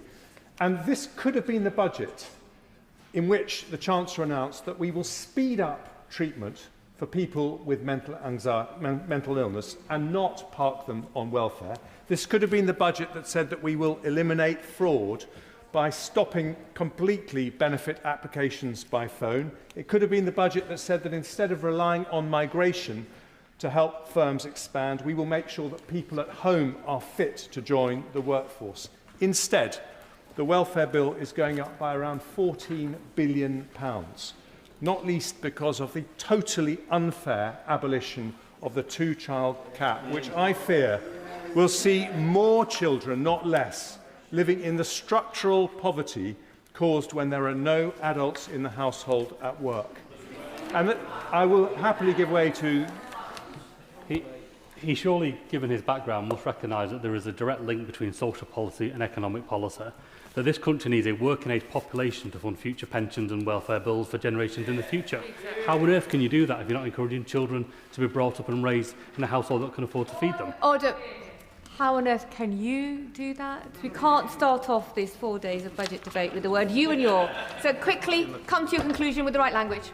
Well, I think she brought me to order just at the right time. I recognise that the honourable gentleman's concern about child poverty is sincere. I just have a totally different view as to how to reduce child poverty in this country. I think financing people to have ever larger families means more children growing up in poverty, not less. And I think the evidence for that is that under the previous Conservative government, we had 1 million fewer children growing up in workless households, and child poverty in absolute terms fell. And he needs to look at that evidence. And the taxes and the price we are paying for this mushrooming welfare bill is that taxes are growing up and they are already starting to destroy growth. 180,000 fewer payroll jobs in the last year. Unemployment up, inflation up, interest rates higher than they would have been. And the tragedy is that absolute poverty, which, as I said, fell under the previous Conservative governments, is now likely to rise under Labour as jobs vanish and welfare rolls soar. I'll give way to the honourable gentleman. I thank the right honourable member for giving way. I grew up in poverty. 1 in 4 children in Bournemouth, the town that I represent here, grew up in poverty. I can tell the honourable member, growing up in poverty is not a good thing. It's an awful thing for the life chances of the child. It's an awful thing for the family that care for them. It's an awful thing for the community that wraps their arms around the child. But would he agree with me too that he is ignoring the future costs of child poverty? I used to run mental health and domestic abuse services. I can certainly tell him that when children grow up in poverty and then in later life can't find the education, training and support that they need because of their trauma as a child, they cause extra costs for the public services that we then have to meet. Does he not agree with me that we should be preventing those future costs? Absolutely agree with him, but I profoundly disagree on the way the government is choosing to do that, because by expanding the welfare bill, expanding the number of large families living in poverty, you are making the root causes of poverty worse and not better. And let me say this, the Chancellor says that there is a growth plan, but it was very difficult to discern anything at all in today's budget. We know, for example, that raising public sector productivity to private sector levels would add 0.4% to annual GDP growth. We know that proper planning reforms would add 0.4%. We know that proper welfare reform would add 0.3%. We know that getting energy bills down properly adds 0.3%. We know that AI could dwarf all of that, according to Microsoft and Accenture, potentially adding 1% a year. But we got none of that today. Instead, we had a government arriving in office saying they wanted growth, growth, growth, without knowing how they're going to get there. And growth needs a plan, not a soundbite. And it's that lack of a plan, or even a guiding philosophy, which is why today we've ended up with a budget that damages growth, damages investment, damages jobs, and most tragically of all, damages opportunities for young people, of whom there will shortly be 1 million not in employment, education or training. I give way to the honourable member. Respected member of the House, but I think it's really important that we reflect on the facts. The Chancellor announced today, as did the OBR, that growth is up from 1% to 1.5% this year, and he talks about having a plan on planning reform, a subject I'm very interested in. Why then did his party abstain and not back our planning reforms? I think he's absolutely right. We should look at the facts. And the facts are very clear that the OBR upgraded growth for this year, and then they downgraded it for every single year of the forecast thereafter. And that is why the overall size of the economy is shrinking as a result of the measures taken by the Chancellor in the last budget, and I'm afraid made much worse in this budget. And I agree with him that we do need to go further on planning reform, but I don't think we have any plan for the government for the really substantive changes that would align incentives between local communities and national government when it gets to, for example, planning approval for big infrastructure projects. And I would cheer from the rafters if we heard that from the Chancellor, because it is urgently needed. And please, this is something which I think is most disappointing of all. Please, can the government not tell us that everything is just going to be fine because they're not the evil Tories? Those terrible Tories got inflation down. They got inflation down from 11% to 2%. They saw 4 million new jobs in the economy, 4 million new jobs as opposed to nearly 200,000 fewer. They grew the economy faster than France, Germany, Italy or Japan. And they attracted more foreign greenfield direct investment than anywhere in the world apart from China and the United States. I give way to the honourable lady. I thank the honourable gentleman for giving way. Could he remind us which government led to 11% inflation? Could he remind us which government crashed the economy? And could he also speak to the 1,970 children, estimated, in Morecambe and Loonsdale who will benefit from the lifting of the two-child benefit cap, and tell them why they should continue to live in poverty? Interventions must be short and to the point, and an actual question or a statement. So, Jeremy Hunt. Thank you. Yes, I'm very happy to tell her which government was responsible for 11% inflation. The Russian government was responsible for 11% inflation, and I will happily look in the eye the 200,000 fewer children in absolute poverty after a succession of Conservative governments because of those 4 million jobs created on our watch. And let me say this, these dreadful Tories increased the number of doctors and nurses in the NHS by 1/3. Those posh Tories increased standards in state schools to have the highest reading standards in the Western world. And that is because, Madam Deputy Speaker, progressive Instincts don't pay the bill for good public services. A strong economy does. I will give way to my other friend. I'm very grateful to the right honourable gentleman for giving way. During that period, can you remind the House what happened to the deficit, which was inherited at over 10%? And, maybe we'll just deal with that. Well, absolutely right, because the Chancellor makes a great play of fiscal responsibility. Incidentally, I hope she will correct the record when she said that she was reducing debt, when the OBR's Economic and Financial Outlook says that it's going up from 95% of GDP to 96% of GDP. Exactly. But yes, when the previous Conservative government came to office, the government was borrowing nearly £1 in every 4 that it was spending on public services. We reduced that deficit from 10% to 2%, and the party opposite opposed us every single step of the way. I will give way one last time to my right honourable friend. Well, I thank him for giving me. I couldn't resist, as we're going down memory lane, to remind him when we came to power in 2010, we had a youth unemployment crisis. Youth unemployment plunged when we were in office. Now Labour are back in office. They've imposed the national insurance contribution tax.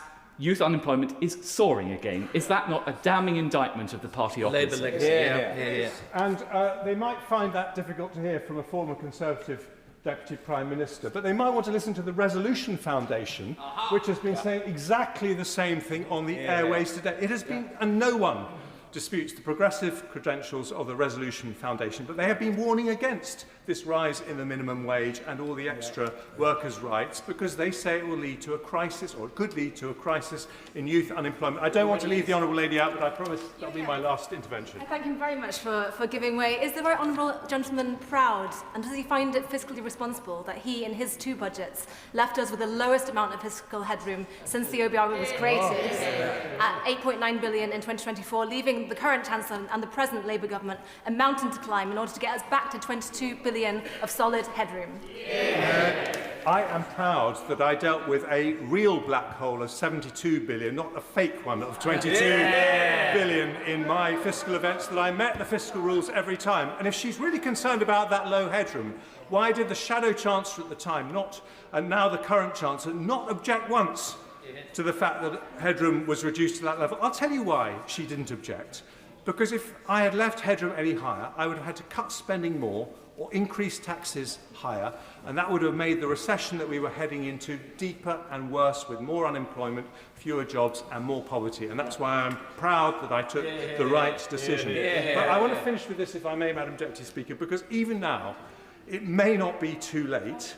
A government that tries to do the right thing with the time that it has left is more likely to earn the trust of the British people than one that has given up. Please do not treat government as an exercise in survival. That would be a betrayal. That would be a betrayal of the government's mandate. People with the broadest shoulders, as the Chancellor described them, will be rightly angry today. But the people who depend on public services, people looking for a job, people on the poverty line, they are the ones who need a strong economy more than anyone else. And they will finish today feeling more scared than ever about their prospects. Abina Apongasare. Madam Deputy Speaker, I welcome the Chancellor's budget and its message of strong foundations and secure future. It delivers on the priorities that matter most to my constituency of Erith and Thamesmead: economic growth, lower cost of living, investment in families and a stronger NHS. I also fully welcome the Chancellor's commitment of the DLR extension to Thamesmead, which is on page 65 of the budget. On that point, the Honourable Friend give way? Yep, in a moment. It's a game-changing moment for residents who have waited decades for proper transport links. I give way to my Honourable Friend. Thank you, Madam Deputy Speaker, and I thank my constituency neighbour for giving way. Page 104 of the budget book confirms that capital investment to fix more potholes for the Lower Thames crossing to the east of my constituency and for the DLR to Thamesmead to the west of my constituency. So will she welcome me in for thanking the Chancellor for that support, for that capital investment locally for our constituencies? Thank my honourable friend Betsy and Crayford. We share a similar council, Bexley Council, and I know how important it is to have those potholes, and I also want to thank him for supporting the DLR to Thamesmead. This project unlocks 25,000 to 30,000 homes and also around 10,000 new jobs, about 11.6 billion economic impact estimated by TfL, as well as a crowd in nearly 18 billion of private investment over 30 years. Transformation of one of London's most underserved communities, and cuts commutes by nearly half, benefiting over 500,000 people that live in the area and wider London. This is not just a transport upgrade, it is key to unlocking opportunity and prosperity for generations. It's been a community-led campaign which has had cross-community effort, and I'm proud of the role that my residents have played in getting us here. It has also been a personal priority since I was first elected in December 2019, which I referenced in my maiden speech on the opposite side. And it was also part of my 2019 general election pledge. Peter, my resident, told me last week that he has lived in Thamesmead for over 45 years with promise after promise of a transport hub to London's only postcode without a tube and train station. He and I know that so many thousands more are going to be thrilled that this Labour government is putting investment behind their community so they can thrive. Madam Deputy Speaker, I want to pay tribute to the key supporters whose work have been vital. My Greenwich Council leader, Anthony Okorea, the Mayor of London, Sadiq Khan, my honourable friends for West Ham and Beckton, my Thamesmead councillors, plus TfL, councils, assembly members and members in this place, developers Peabody and Lendlease, and of course my senior parliamentary researcher, Patrick Brown. But most of all, local people and their brilliant campaigning.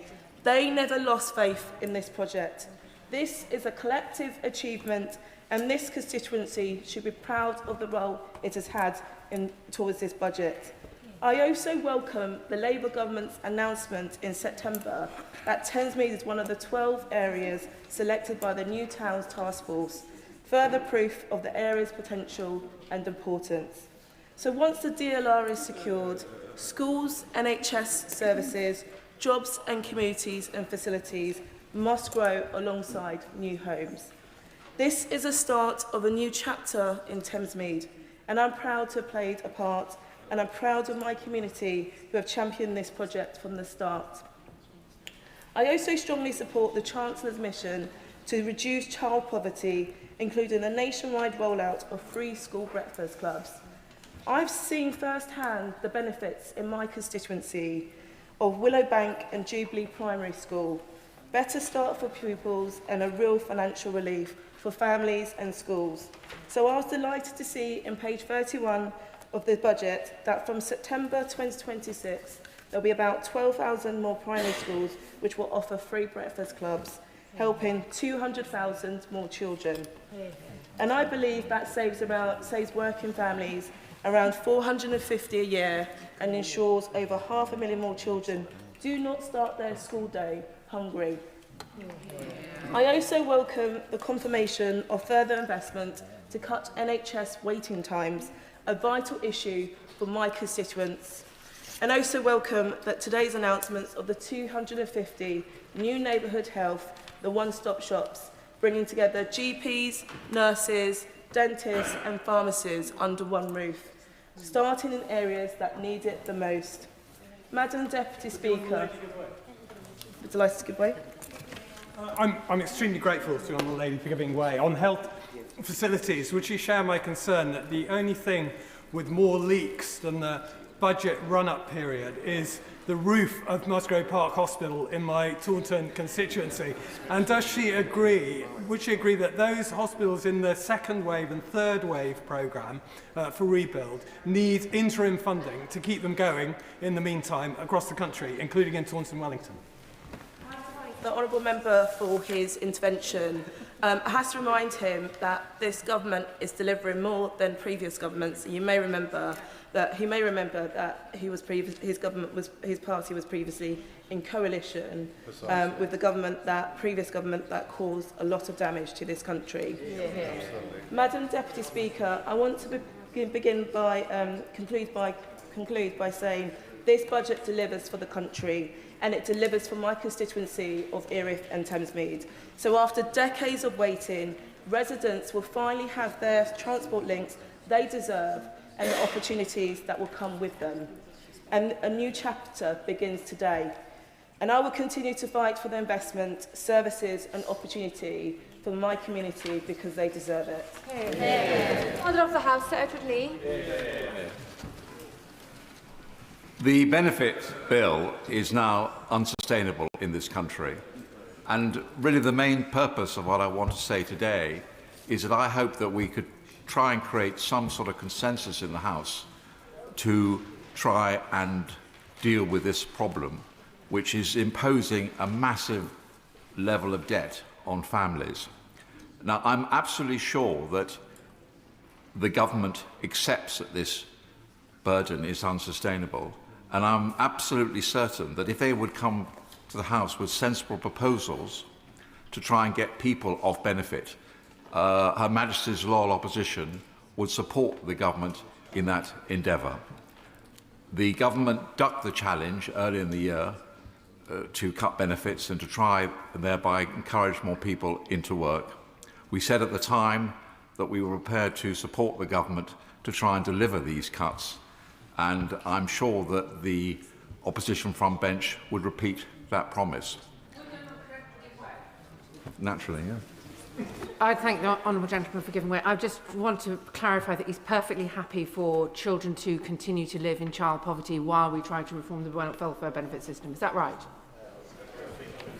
Actually making that point because what we were discussing earlier in the year were people who were seeking work, and we were trying to encourage people to get back into work. I think the problem that I can understand the political imperative of what the Chancellor has done today to sustain her own position with her own backbenchers, but the problem is that you're going to create a perverse incentive for people on benefit with larger families to stay out of work, and I'm not sure that's good for their morale, good for the economy, good for anybody. So I think it seems a very easy hit for the Chancellor today, but I think there are going to be perverse results. I just want to also say a word about representing a rural constituency of the family farm tax. The budget's extension of inheritance tax to businesses assets over 1 million has imposed, as we know, a major new burden on long-established family farms in my constituency and elsewhere.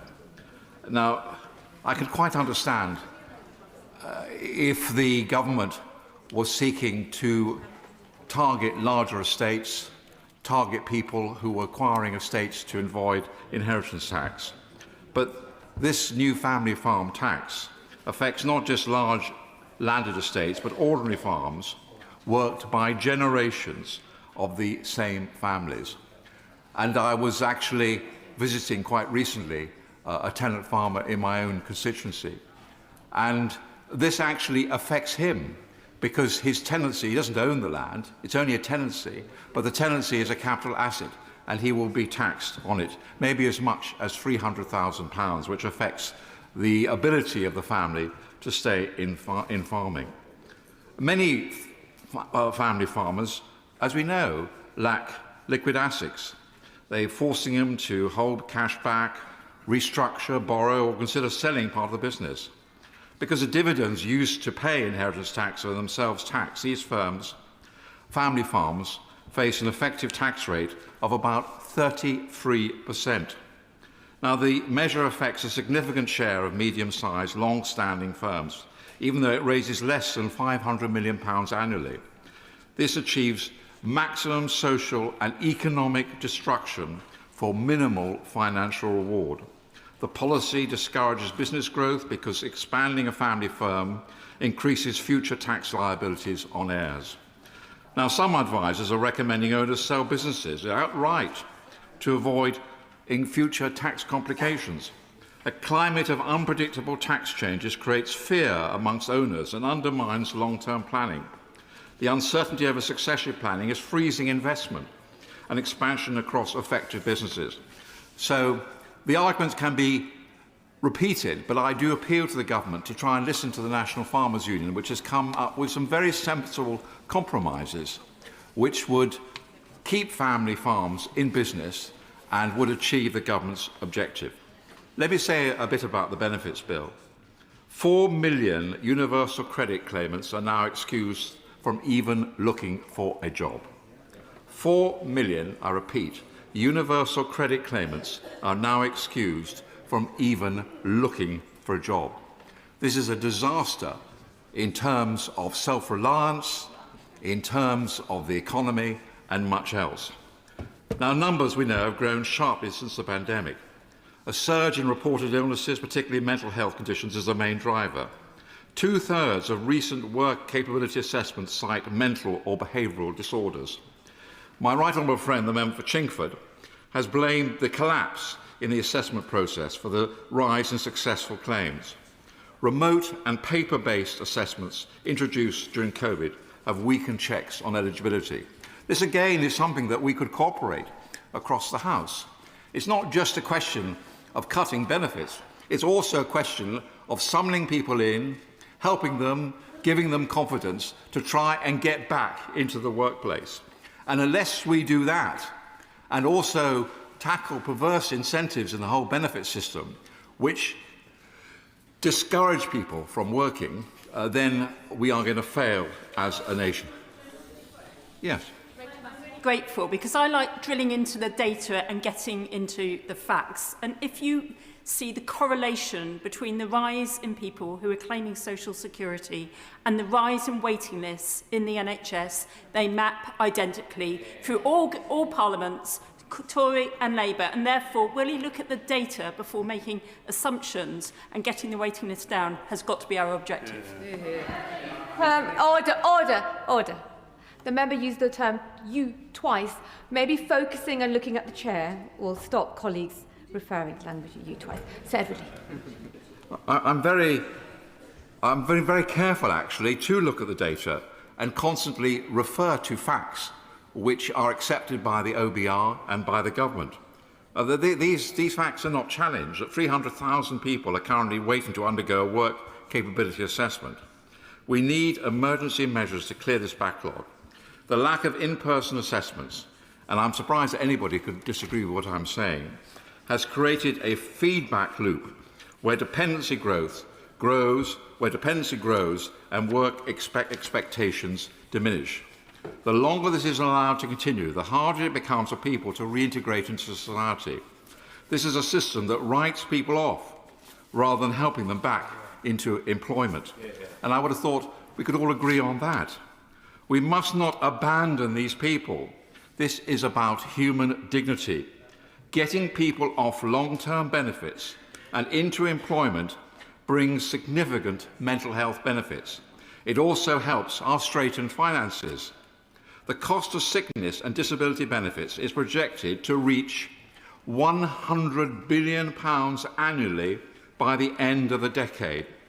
Now, some households receive more than £30,000 a year in universal credit alone, with disability benefits payments pushing support well above that. The current system is financially incentivised individuals to demonstrate incapacity rather than engage with work. The government has redeployed, I agree, work coaches to re-engage long-term inactive claimants, but systematic incentives remain unchanged. Failure to tackle long-term benefit dependency impoverishes the nation by increasing fiscal burdens and reducing labour force participation.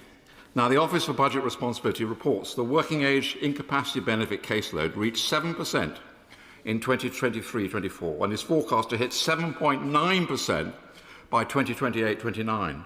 We must stop paying full benefits to young people who are neither working nor studying. These young people should be working or studying. I'll make some progress, if I may. The Centre for Policy Social Justice estimates that by 2026 there will be a gap of over £2,500 between earnings and combined benefit income for under 25s. So I could go on making these arguments, but I'll just proceed to the next part of my speech on immigration. I accept that the greatest failure of our last government was immigration. The 21 to 2024 Boris wave, and I admit it and I apologise on behalf of my government, allowed... I don't know why shouldn't I apologise? Why shouldn't I be honest?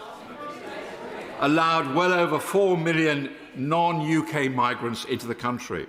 Many of these will soon qualify for indefinite leave to remain. ILR grants access to benefits and public services on the same basis as citizens is destroying financial incentives. The scale of this is financially significant. Now, the Home Secretary, I agree, has announced some sensible moves, and I supported her when she came to the House.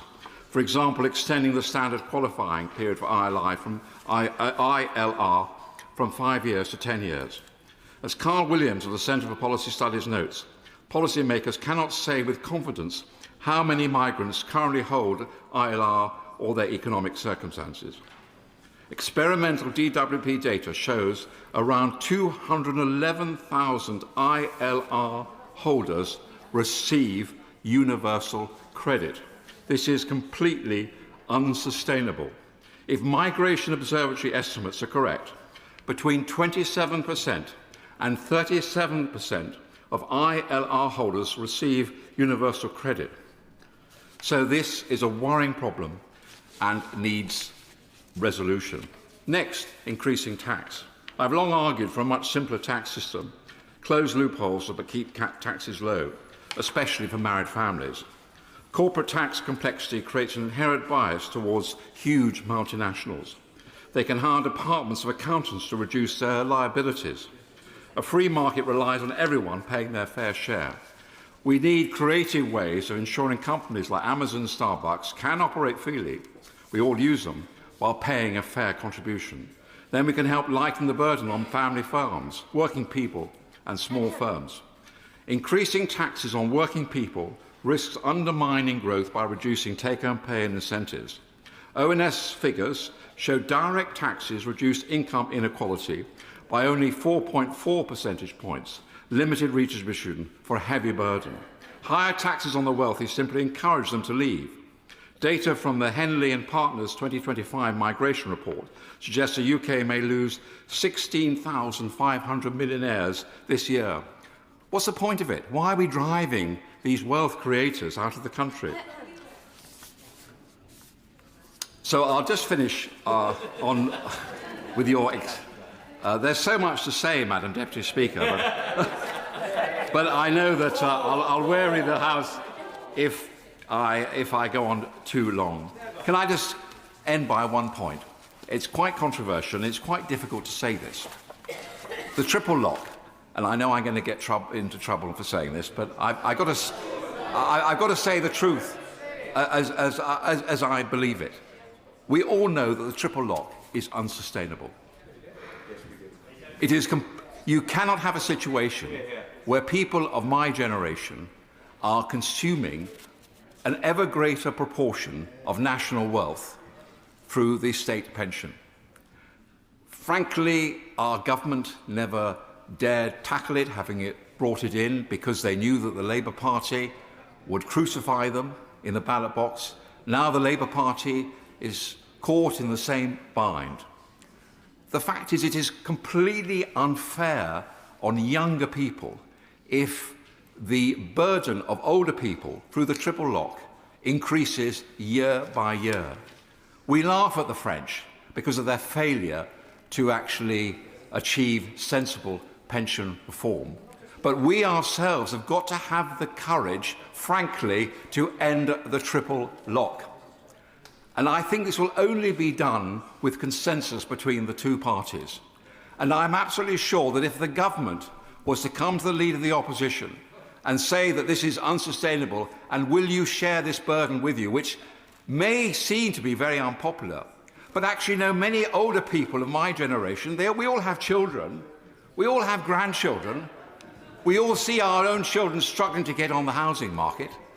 So many, I think that actually if government and opposition were prepared to have the courage to deal with the triple lock, I'm not sure it would be as unpopular with older people as is sometimes maintained. And after all, we could always relieve the burden on those on pension credit. We could find ways of helping people who really couldn't afford to live. But the triple lock must go.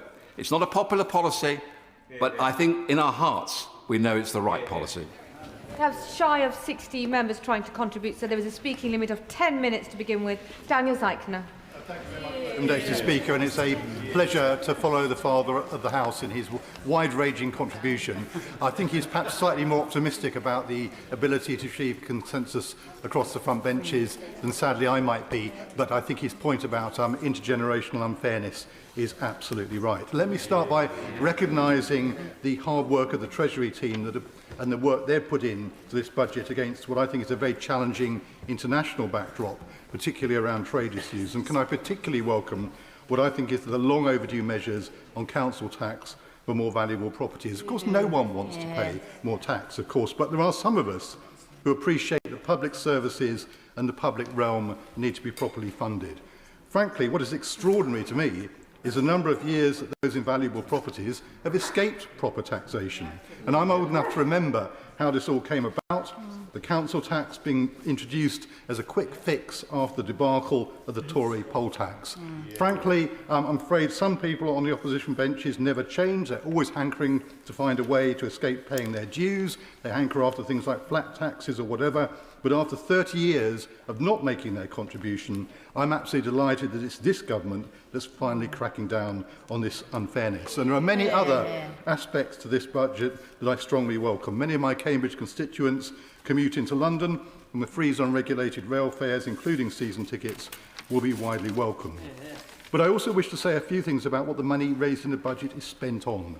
Because in my experience, both as an MP and a former minister, is it wasn't just the council tax system that the Tories broke in the 1990s, it went much wider.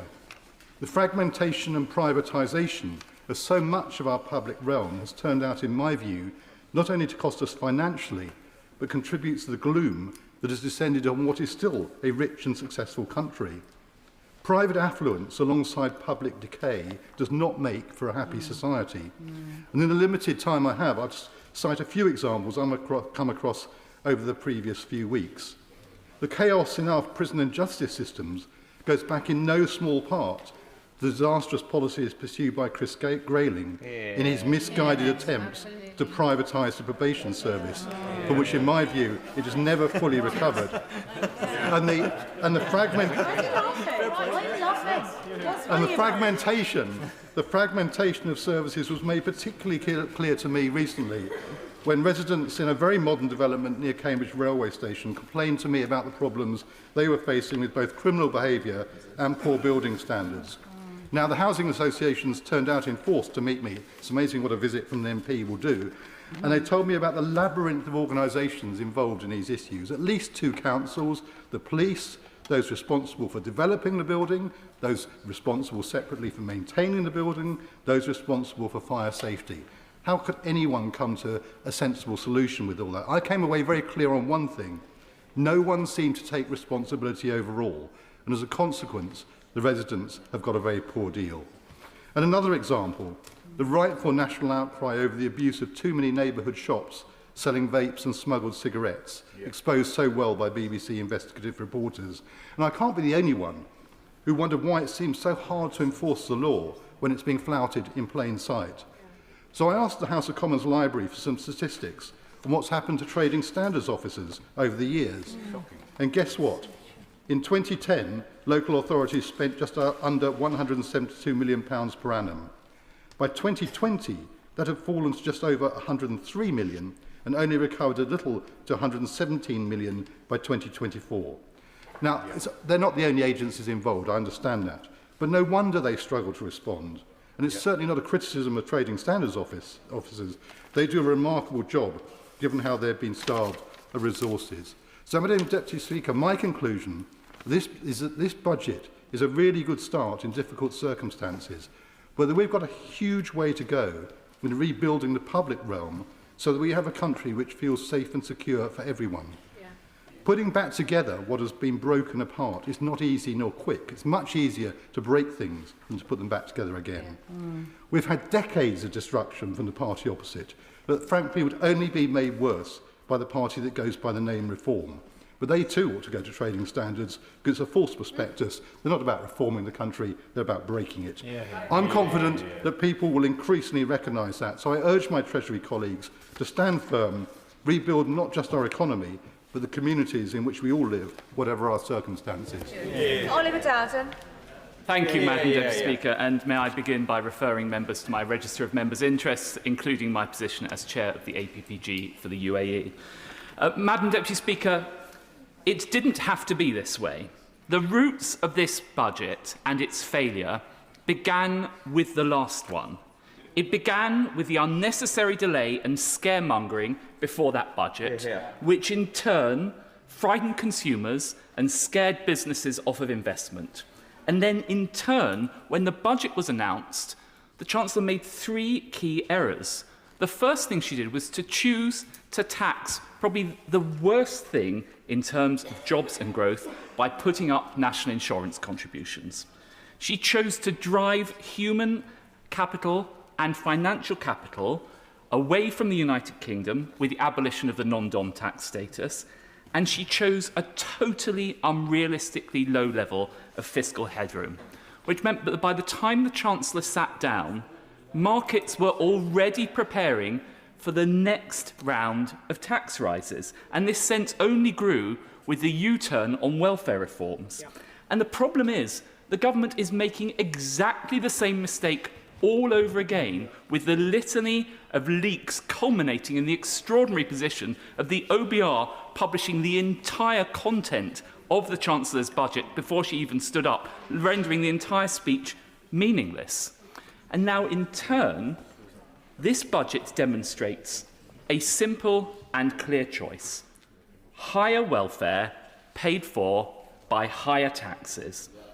And for my constituents, that means higher income tax, it means higher taxes on their savings, it means higher taxes on their dividends, and in a constituency like mine, which has seen house prices soar over the past 30-odd years, now to astronomical levels, there is a real risk that older people in their family homes that they bought at very low prices are now going to have, by skimping and scraping to do so, I should say, are now going to have to find several £1,000s every year just to stay in their family home that they so love. And I think that is a real problem that is going to emerge from this budget, and I would urge the Chancellor to look at the very least at ameliorating measures to stop older people having to sell their homes in order to pay their council tax bills.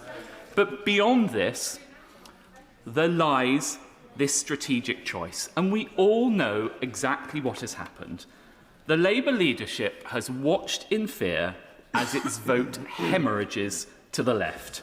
This budget is all about shoring up Labour's tax base.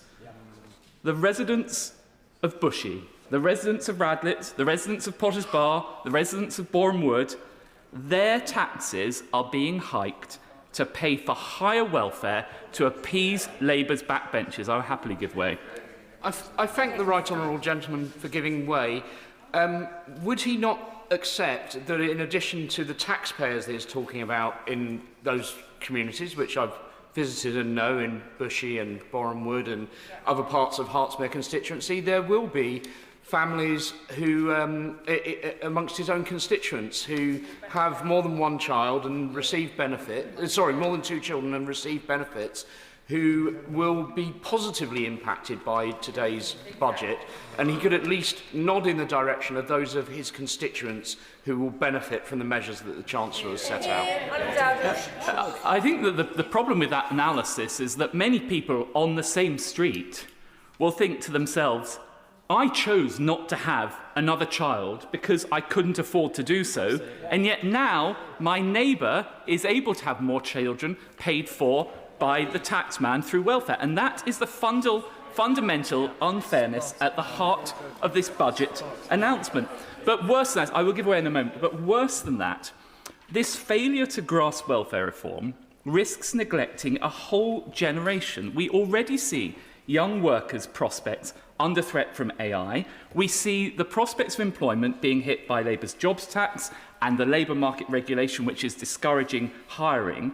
And now the message seems to emerge from the government: don't worry, abandon ambition, there's ever higher welfare under Labour. That's the reason why you should vote for us. I will happily give way. I'm grateful to my right honourable friend who's making a characteristically excellent speech. Would he agree with me that we are at the tipping point where the welfare state is ceasing to be what we've always wanted it to be, which is a safety net below which nobody can fall, but instead is becoming a cocoon which is going to trap a whole generation in dependency and absolutely kill off aspiration and social mobility?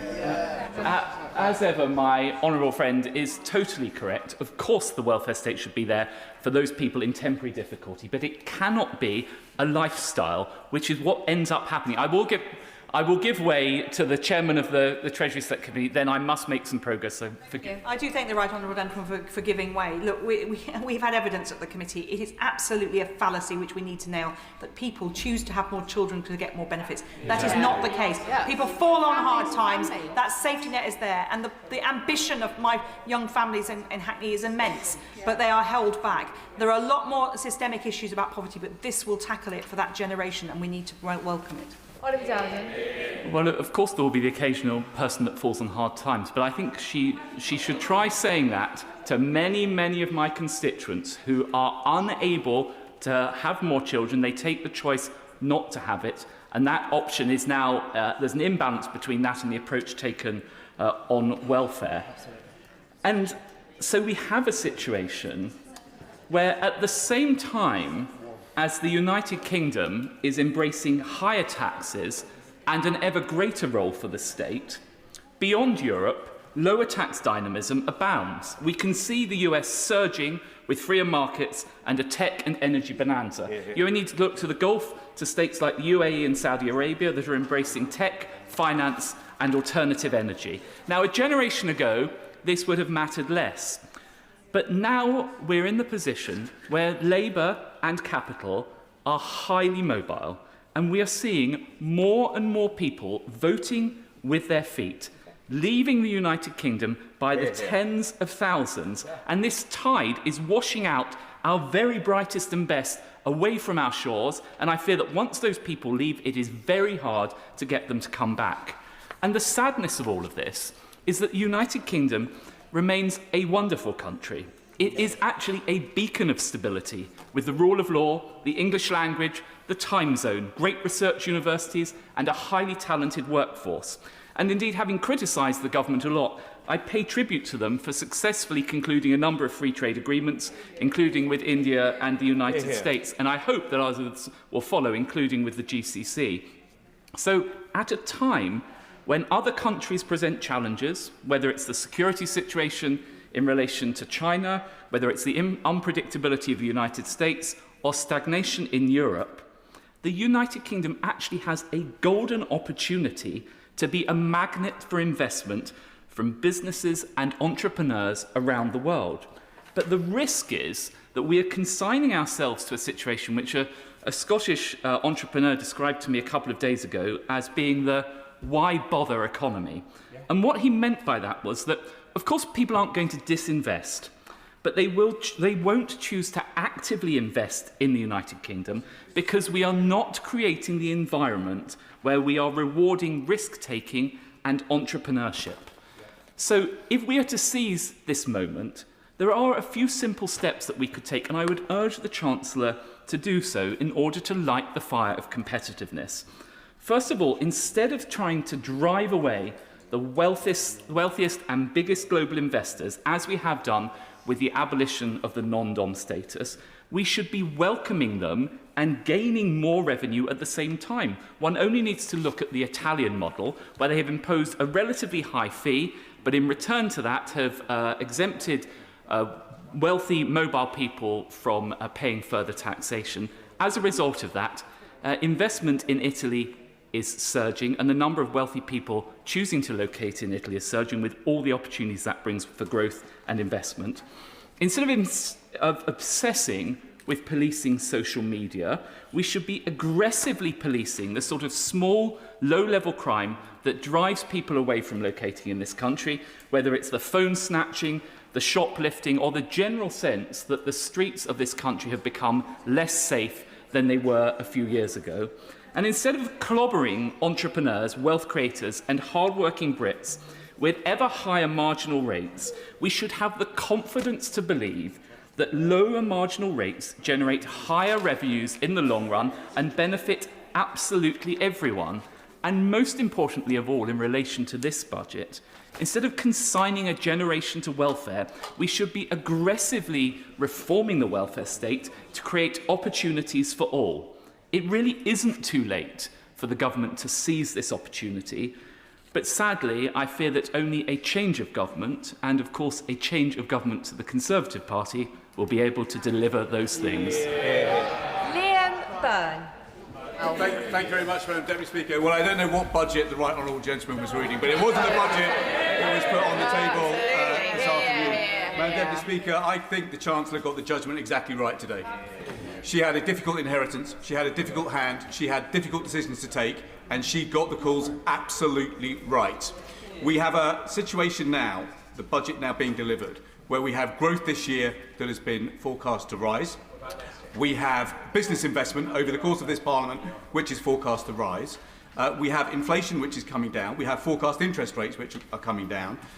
We have energy bills for our constituents, which are coming down. Yeah. And we have child poverty, which is actually set to collapse. That is 8,900 people in my constituency who will be better off because of this budget, a Labour budget, which is delivered by a Labour Chancellor this afternoon. Now, Madam Deputy Speaker, as you know, I've been in this House for 21 years.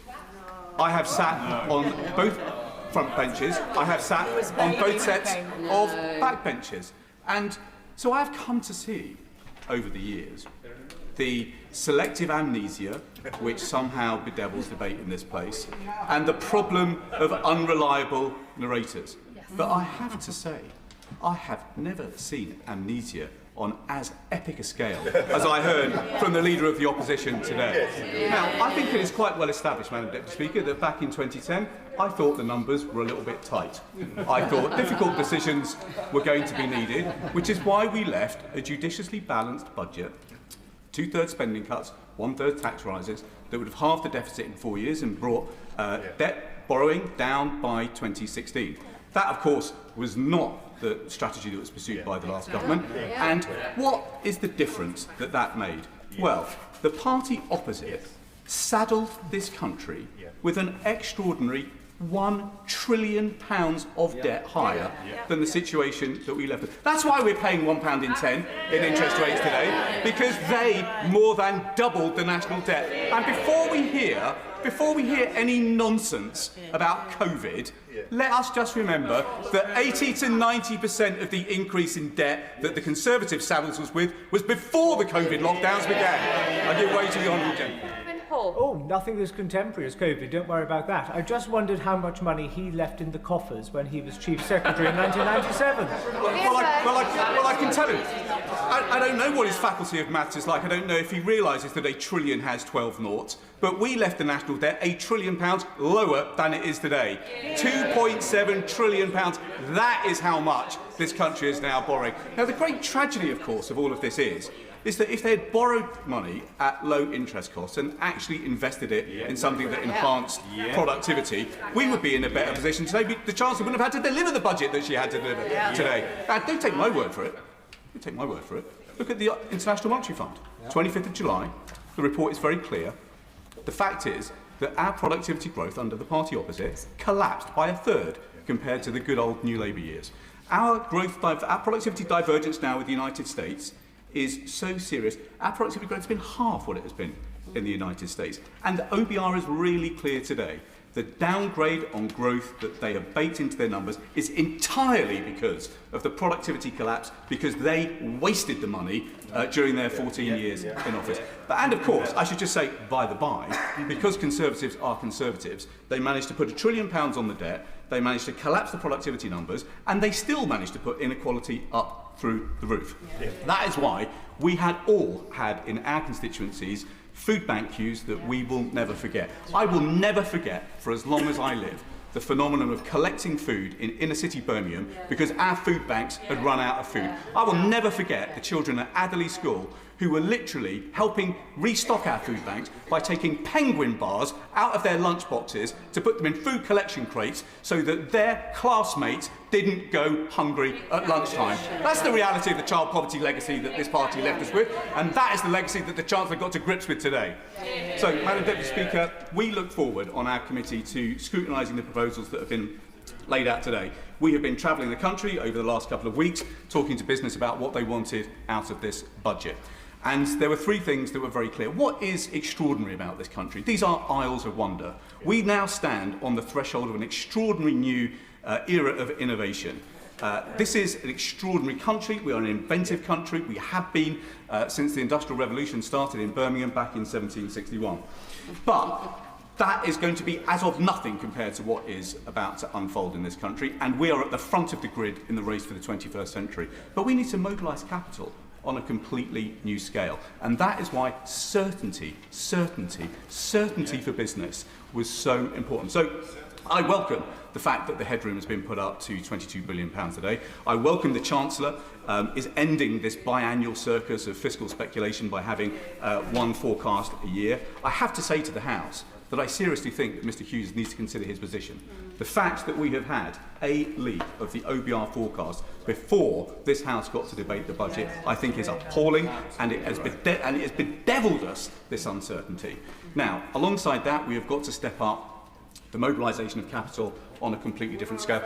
I will in a moment. That's why I absolutely welcome the package that the Chancellor has set out today to mobilise investment capital in a completely radically new way. The expanding of EMI, the boosting of VCTs, the UK listing relief, that is almost £3 billion worth of extra incentives for our entrepreneurs in this country. That is a game changer, not just for start-ups, but for scale-ups who are trying to make sure that we end this craziness of brilliant people in this country, brilliant inventors in this country, starting new businesses, growing it nicely, and then getting snapped up and shifted out to the United States. We have to make sure that we are growing and fostering more big, global dominating companies here in this country. So I welcome the way the Chancellor lent in behind those firms today. But the third thing, Madam Deputy Speaker, that we've got to do is to improve the return on investment of investments made in this country. So that means a couple of things. It means bringing down energy costs radically. We didn't have a business energy cost scheme scored in the budget today, but that is because I know the government is now out to consultation. Every single member of our committee would implore the government to do whatever it takes to make sure business energy costs in our country are internationally competitive. It is wrong that firms like Nissan say to us that their energy costs up in Sunderland are the most expensive energy costs of any Nissan plant in the world. We have got to bring business energy costs down. But the message alongside that we hear from small business in particular is that we have also got to bring down business rates. So, looking at the policy decisions in the scorecard, that looks like about a £4.2 billion subsidy to help bring business rates down. That should mean that we have the lowest business rates that we have seen in this country. That is a very good thing. But where I would urge the Chancellor to go further is in making sure that we actually cut the costs of red tape in a really bold and radical way. As we travelled around the country, Madam Deputy Speaker, business after business told us not just that they want less red tape, they want better regulation. And crucially, they want departments to coordinate with each other and regulators to coordinate with each other. So we don't have one department over here making one decision and another department over here making another. And so ensuring that we have a Whitehall machine that actually moves at the speed of business in this new age of AI is going to be more and more important as a competitive advantage. So look, I think this is one of the best places in the world to be an inventor. I think it's one of the best places in the world to build a start-up business. We now need to make sure that we are one of the best places in the world to scale up a business. And that will be the nature of the decisions that we will be putting to ministers over the course of the weeks to come from our committee. Let me just finish, Madam Deputy Speaker, with this point. The thing that shone through from the statement from the Chancellor today was one thing above all, and it was ambition. Ambition for the future of this country, a confidence in the future of this country. That is why one of the most important numbers that we will read in the OBR forecast today is the fact that business investment is not flat, it's not falling, it's soaring. It is set to soar by £6 billion over the course of the forecast period. That ambition for this country is a sharp contrast to the amnesia of the party opposite, and that is because we on this side of the House know how futures are really built. The speaking limits are now 8 minutes, and I call Dave Dugan. Thank you, Madam Deputy Speaker, and thank you to the Right Honourable Member for Birmingham, Hodge Hill and Solihull for a fascinating lecture on amnesia, dripping with irony, given the last role he had in government. I wish to congratulate the Chancellor on delivering what is almost certainly her final budget. There is no conceivable way that she can remain in post either politically and certainly not economically for a further year. Businesses, workers, bill payers, farmers, hospices, industry and the public sector cannot endure another cycle of this Chancellor. It's just over a year since she stood at that dispatch box delivering her first budget and boasted that she had made the right choices. Well, if only anyone outside the real economy believed that, we wouldn't be in this situation right now. She promised to restore stability to the public finances, and she promised to drive down growth right across the country. She told us that growth would be her central budget mission, but last month the IMF forecast that UK will have the lowest per capita growth in the G7 next year at just 0.5% compared to an average of 1.4% for advanced economies. Labour promised to turn the page on high food prices, but households see food inflation running out of control and hitting 4.9% last month. The Chancellor promised more jobs to tackle poverty, but this month unemployment hit 5%, the highest level since the pandemic, while poverty is now at record levels. Government borrowing stands at a 5-year high, £17.4 billion in October alone, with Labour spending double the defence budget every year just servicing the UK's chronic national debt. And the OECD have downgraded the UK's economic prospects, singling out the Chancellor's policies as exposing the economy to significant downside risk. This gloomy prognosis isn't born just from the SNP's analysis as well, however. Just listen to the Chancellor. She spent the last 18 months insisting that the economy is in a terrible state, while blaming everyone and everything except herself and misunderstanding what negativity her musings signal to investor confidence. It's as though she forgets she is the Chancellor, as yet another stream of consciousness resonates invariably negatively around the economy. She's blamed the black hole, yes, the one the SNP told Labour about before the election, and which she pretended to only discover upon entering number 10. She blamed the markets for their focus on her fiscal rules. Couldn't make that up. And she's blamed Brexit despite herself voting to trigger Article 50. But it's not just about the fundamental economic incompetence of the Chancellor. It's not even just about Labour's inheritance, which, whilst bad, wasn't the cause of this malaise. This crisis remains a product of the Chancellor's catastrophic decision, and she will own it. Just as she will own Labour's compound fiscal bonfire, she is in the frame for one of the most chaotic preludes to any budget in living memory. Andy Haldane, former chief economist of the Bank of England, called this a circus of speculation around the budget, with endless leaks, U-turns and media trails that created panic in the economy, and which Mr Haldane also added has without doubt, a shadow of a doubt, contributed to weaker than expected economic growth within the UK. There was nothing meaningful in here on energy. The measures on energy bills are a start, but they don't fulfil Labour's election promise to reduce bills by £300, and bills are set to rise in January and again in April. £150 of energy bills, Madam Deputy Speaker, will still leave the Labour Party in debt of £87 per year on their commitment at the election. And Labour's give way in a second. The SNP did Labour's job for them with a budget proposal that involved a surcharge on banks that would have created that £300 discount for bill payers, just like Labour promised. I'm very happy to give way to the honourable member if you can tell me when Labour's going to come good on the promise. Thank you. I do thank him for giving way.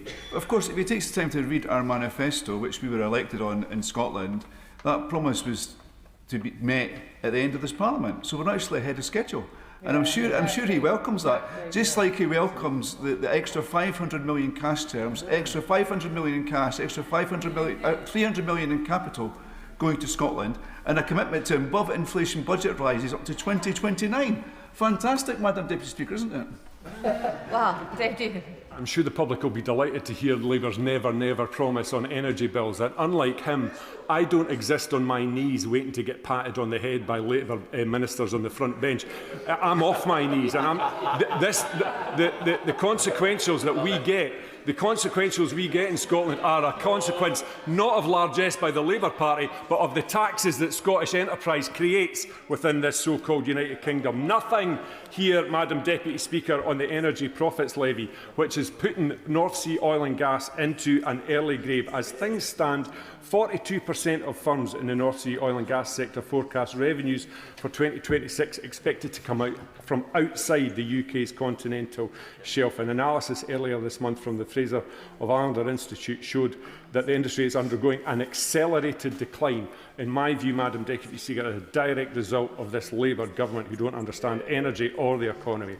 This is Scotland's reality within the so-called union. Our future and our natural endowments decided upon by Westminster ministers rather than the people of Scotland. It must really stick in the craw, especially of Scottish MPs, when they come down here to toe the party line and see the difference that Scotland has had under the SNP since 2007. SNP GDP in Scotland per person has grown by 10.2% compared to 6.8% in the UK. Productivity has grown in Scotland at a rate of 0.9% per year compared to 0.3% per year in the UK. And Scotland attracted 135 foreign direct investment projects in 2024, maintaining our position as the top performing part of the UK in that regard. They're not so keen on the facts.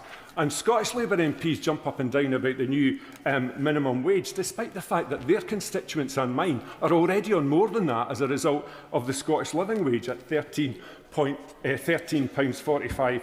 And there was little today to suggest that Labour grasps the severity of the cost of living crisis, which for many people feels endless. Inflation has almost doubled under Labour, and food prices are up a staggering 37% over the last 5 years. People are rightly asking, what is going to sort this? Well, I can assure them it's not Labour. And on the two-child cap, I'm very pleased to see that it's gone and taken with it the appalling rape clause. It's just a shame that all the Labour MPs that were cheering the Chancellor when she announced that today didn't vote with the SNP in September 2024 when we tried to get that removed in our motion. Rank hypocrisy. Businesses in the last year are now in the position of surviving, trying to survive this Labour government rather than trying to thrive and invest. Businesses know that this Chancellor doesn't understand business. Family-owned businesses feel this most acutely, and farm businesses know that the Labour Party is out to get them. Today's announcements will not repair the damage to the reality that exists for many businesses, and it's already too late for some. Whisky duty going up again, Madam Deputy Speaker. The SWA said hiking duty today for the third time in 2 years limits Scotch whisky's ability to generate growth and will have a direct consequence for investment and for jobs. This Chancellor has run out of road with businesses across these Isles. Last year, after 40 billion of tax rises, most of that on jobs, she promised that she's not coming back with more borrowing or more taxes. This government has taken the hard decisions as a result, and we won't have to do a budget like this again. 12 months later, here we are again. Another round of tax rises, and let me make a prediction. 12 months from now, we'll be back here once more, albeit with a different Chancellor. Today's budget supports the view taxes are up, borrowing's up, cost of living is up, cost of energy is up, and spending is up, but growth is down. The central, let me remind the House, aim of the Chancellor. Scotland deserves better than this Westminster version of Groundhog Day, and fortunately, the people of Scotland will be in a position to choose that in May's elections. Thank you. Catherine McKinnell. Thank you, Madam Deputy Speaker. I would normally extend the courtesy of saying it's an honour to follow the Honourable Gentleman, but I have to say that speech was all a bit dreek. And I've reflected hard on this budget, as it's the first since I left my role in the government as Minister for School Standards. And as the first Labour Minister for 14 years, focusing relentlessly on more teachers in classrooms, more support for struggling schools, pay rises that teachers deserve, an inclusive school system and curriculum reform to transform the life chances of every child. And believe me, I would have given anything to have found a few million, or indeed a few billion, behind the government sofa if there were the chance to making some of those decisions. And I suspect the Chancellor knows exactly how that feels over the last few weeks.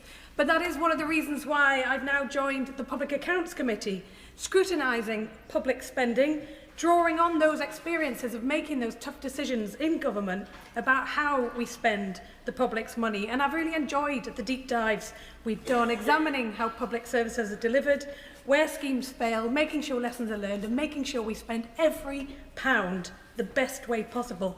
And just last week we looked at clerical negligence, an area with a staggering £60 billion of public accumulated liabilities. And we have a golden opportunity to cut those costs and deliver better care at the same time.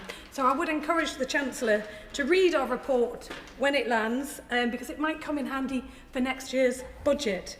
And in the meantime, I also wanted to thank the Chancellor for her comments on the... Oh, I will give way. I thank my honourable friend for taking an intervention. I wonder whether she would agree with me that the cost of clinical negligence claims in maternity services is now greater than the cost of maternity services. I absolutely share those concerns, and I know the Right Honourable Member for Godalming and Ash is also very keen. So I think we have cross-party interest across the House in making better use of these resources. I also wanted to thank the Chancellor for her comments in relation to the infected blood contamination scheme, which is proudly delivered from my constituency in Newcastle North. And I know the team there are incredibly proud of the work that they are doing, and they will be proud of the announcement the Chancellor made today. But, Madam Deputy Speaker, working people in Newcastle are really feeling worn down by the cost of living. We know everybody is feeling the squeeze. It's relentless and it's grinding. And I know the Chancellor knows that too, and has sought to deliver in this budget on that promise of a better life for a hard day's work. And I see there are many measures in this budget that will deliver on that. The freeze in rail fares, the extending of the bus fare cap, the measures on fuel duty, frozen prescription charges and household energy bills cut. And I also know that the Chancellor cares deeply about children trapped in poverty, and too often in families that are working hard and doing their best. And I saw those stories firsthand on the government's Child Poverty Task Force. The driving force behind the crisis is the two-child limit. In the North East alone, we see tens of thousands of children living in poverty that will be lifted out of that by the announcement today. It is both economically foolish and morally wrong. It's why charities and businesses in the North East have been calling for it to be scrapped, because poverty comes at a price. It comes at a price in NHS bills, in educational failure and in wasted potential. So I strongly welcome the Chancellor's decision to scrap the limit today. I'm afraid I can't give way because the time will keep running. But this is just a start, and it has to be in the context of wider welfare reforms that make sure that every child grows up in a home where work pays and where families can thrive. And that mention of home brings me to council tax. In Newcastle, it's felt as a deep-rooted inequality, because I looked up just yesterday 2 properties for sale. A lovely 5-bedroom house in Newcastle Great Park, £420,000 for 1,600 square foot, and a Grade 2 listed former church in Knightsbridge, 7 bedrooms, 12,000 square foot, and a swimming pool, and selling for £35 million. And if I ask my constituents who should pay more council tax, it's pretty obvious what the answer would be. Yet incredibly, my constituents will pay £75 more in council tax than that household in Knightsbridge. So I do welcome the announcement the Chancellor made today, but I would also urge the Exchequer Secretary to go further and review council tax bans, and especially how new properties in all the new estates we have growing around the country are assessed.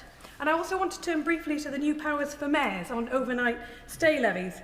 Of course, people flock to the northeast for very good reason. History, culture, stunning coastlines, and the friendliest people you will ever meet. And it's only fair that tourists help fund that infrastructure that they use and enjoy when they stay. So I understand why mayors welcome this power and wanted to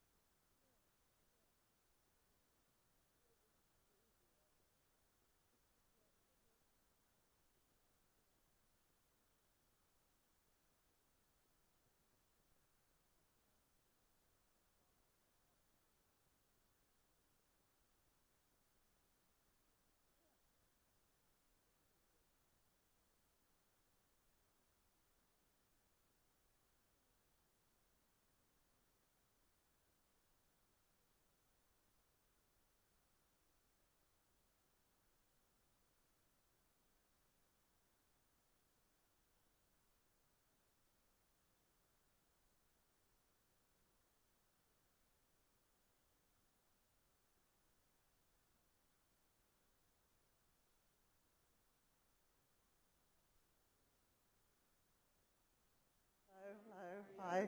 Hello again. Hello. Nice to see you again. Nice to see you again. Where's Laura?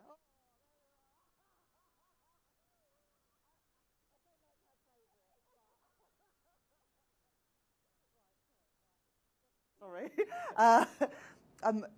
Good afternoon, everybody. And I delivered my budget earlier today, and it was a budget to cut the cost of living, to cut the debt and borrowing, and crucially to cut NHS waiting lists. And that's why I'm really pleased to be here this afternoon with people that make that happen, the nurses, the doctors, all the staff here at the hospital. And I want to say a big thank you to everything that you do. And I know that Kia and Wes said it to you earlier, but you know, you really are an inspiration, and to be able to come and see where that money is going is really, really important to me, as we put the money into those new neighbourhood health centres and the new technology to use in the NHS to support patients, but also give you the tools that you need to do their job. I think we're going to take a few questions now from the media, and Gemma, a few months ago I promised that Look North would get the first question post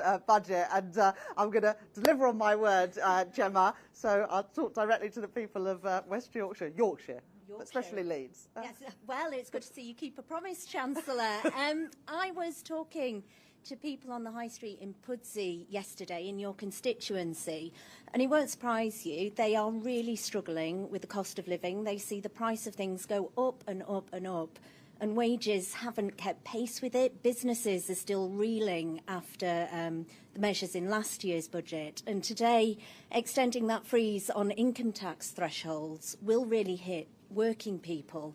So when you're back up north, what will you say to your constituents? Can you look them in the eye and say things are going to get better because of the budget?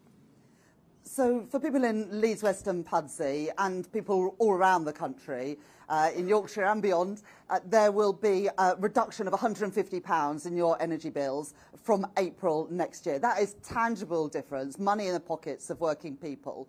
And in addition to that, we're freezing NHS prescription charges. We're freezing train fares. So if you're getting on the train in Bramley or in New Pudsey, it's going to be a bit cheaper than it would have been next year. And we're doing all of those things because I know that the cost of living is still a real challenge for people, day to day, week to week, month to month. And that's why in this budget, I am taking direct action to tackle the cost of living. But also, if you are being seen at LGI or St James's Hospital, or going to your GP surgery in Armley or Bramley, then also people will know that we're putting money into our NHS and those new neighbourhood health centres to take the pressure off the hospitals and have people treated closer to home. Next question, Shahab. Chancellor, there was a lot of pressure on you and your government in the lead up to this budget. Plenty of backbenchers have expressed frustration and anger. In this budget, you have scrapped the two-child benefit cap, which has meant that some of them are quite happy. Do you think you've done enough to appease all of them? My focus in the budget is on the country and the people who elected us into government last July. I know that the number one concern for people is the cost of living, which is why we've taken £150 off of people's bills by removing some of those levies and the eco scheme, which has been an utter failure, and using that money to cut people's bills. But just chatting here to some of the nurses and other staff at the hospital, the two-child limit and getting rid of that has a benefit beyond those families, because so many patients who end up in hospital, so many kids who end up in hospital are there because of respiratory conditions, be in poor quality temporary accommodation. The cost to local councils of that, but also the cost to the NHS and in our schools as well. When I talk to teachers, especially in schools, about into school not because of the conditions at home, whether that's a cold house or not enough food to eat. So getting rid of the two-child limit is about addressing child poverty and also reducing some of those costs on other parts of the system, including in our schools. Beth. Thank you. Chancellor, today you've announced that you're extending the freeze on tax thresholds. It will raise £8.3 billion. In the budget in 2024, you said extending the threshold freeze would hurt working people. It would take more money out of their pay slips. I am keeping every single promise on tax. made in our manifesto, I say to working people, I will not increase your national insurance, I will not increase your VAT, I will increase your income tax. Today you've just broken your manifesto pledges and your promise to millions of workers in the budget last year you would not extend the threshold. In good conscience, can you stay on in your job? In the manifesto, we were very clear as the rates of income tax, national insurance and VAT. But I'm not going to get into this. I recognise that we are asking people to contribute more. Those allowances. They were already frozen by the previous government from 2021 to 2028, and we're freezing them for a further 3 years. And I do recognise that as ordinary people to pay a little bit more. But I've managed to keep that contribution as low as I possibly can by closing loopholes and asking people to pay more. That's why there will be a surcharge on properties worth $1 billion. It's why we're increasing taxes on savings and property. And we're getting a grip of some of the waste in the way by taking out of Motability, more placements for disability benefits, so we keep that contribution from working people as low as possible. This year and in the years going forward, we're taking £150 a year off of people's energy bills for all working families and pensioners, and we're able to do that by taking this off of people's bills. Can you just acknowledge you've broken a manifesto pledge? You have. The IFF... Well, if you read the very clear of income tax, national insurance and VAT, you're asking, does this have a cost for working people? I acknowledge it does. I said that in the budget last year. I'm not going to do otherwise today, but I do think the right decision circumstances we've OBR have to close down their estimates of productivity and growth by 0.3%. They say that that will take out £6 of tax revenue we would otherwise have brought in, and they are very clear that is not because of any decision that this government has last 16 months. It is what's happened in the previous 14 years, Brexit, the pandemic, and frankly the austerity and chaos from the previous government. And we're all having to pay a price to that, and it's my job to make sure that the numbers add up so that we can ensure we grow our economy, keep interest rates falling and keep inflation down. Joe. Chancellor, Joe Pike, BBC News. The income tax thresholds will see millions of people paying more tax while at the same time are being increased. Is that really working people? And a second question, if I may, when did you find out that they had unveiled your budget before you had? As I said to Beth, I do recognise that freezing the income tax and national insurance thresholds for a further 3 years after the Conservatives for 7 does mean that we're asking people to pay a little bit more. We're freezing them from 2020, and we are putting money in people's pockets now off their energy bills. Thing to do because it helps bring down people now that the cost of living is still a real challenge. And in answer to your question around the my budget before living, I found chamber. Paul. Hello, Chancellor. Look, the OBR says that you will £6 billion a year for special educational needs, but you provided no explanation where this money came from. Schools are going to have to stump up the cash themselves. Guarantee per will not go down. Next 2 years, clearly in the we've extended the statutory override for local authorities, and we in the spending review. Bridget Phillipson, the Secretary of State for Education, is at the moment send out money. That's about them that actually leads their parents to schools, and she the new year.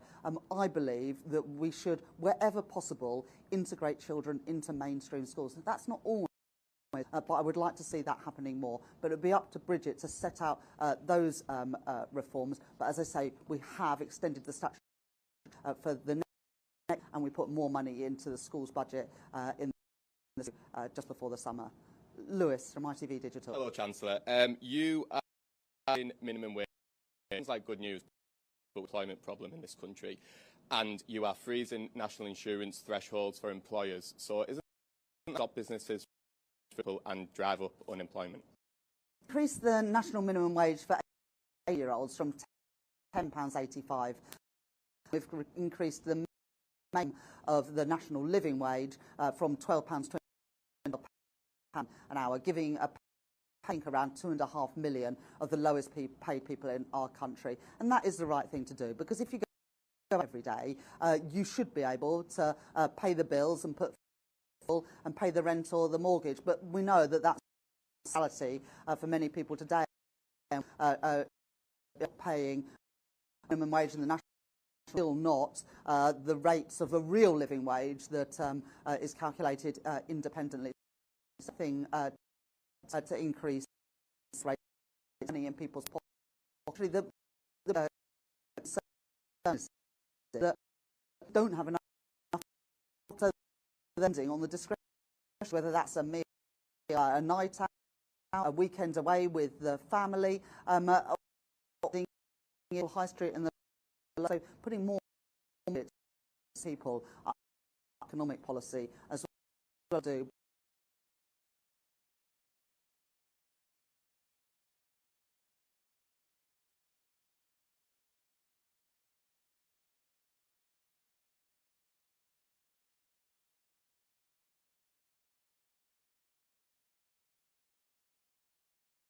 Price for your failures to deal with particularly the benefits bill? We're not going to leave the welfare system unchanged. Under the previous government, in the last years of the Conservative government, spending on welfare increased by 1% of GDP, equivalent to £88 billion. The forecast share of GDP, welfare spending will be broadly flat, but I think it's broken. Some reforms so that if you live abroad, you can't pay nominal amounts of money, state pension, to face assessments for disability. Mel Stride, when he was secretary, reforming Motability, so it original purpose of affordable leases, not subsidising Mercedes-Benz. So those sorts of the right things to do, but we have introduced funding guarantee, which means that a young guaranteed an apprenticeship or personalised support, and if after 8 years they haven't got in, they will be guaranteed but not benefits. And that again is an important reform to help deal with the issue of too many young people not in education, employment or training. And sorry, on welfare, you know, we've already managed to claw back money from the contracts previous Tory government, and I think we've managed to claw back some £1 million, and we're going to phase out the use of hotels entirely during the course of this Parliament, saving us money, and that was reflected in the spending in the summer. So I do want a system that is actually and empowering people to get back into work, the fair and trafficking of people.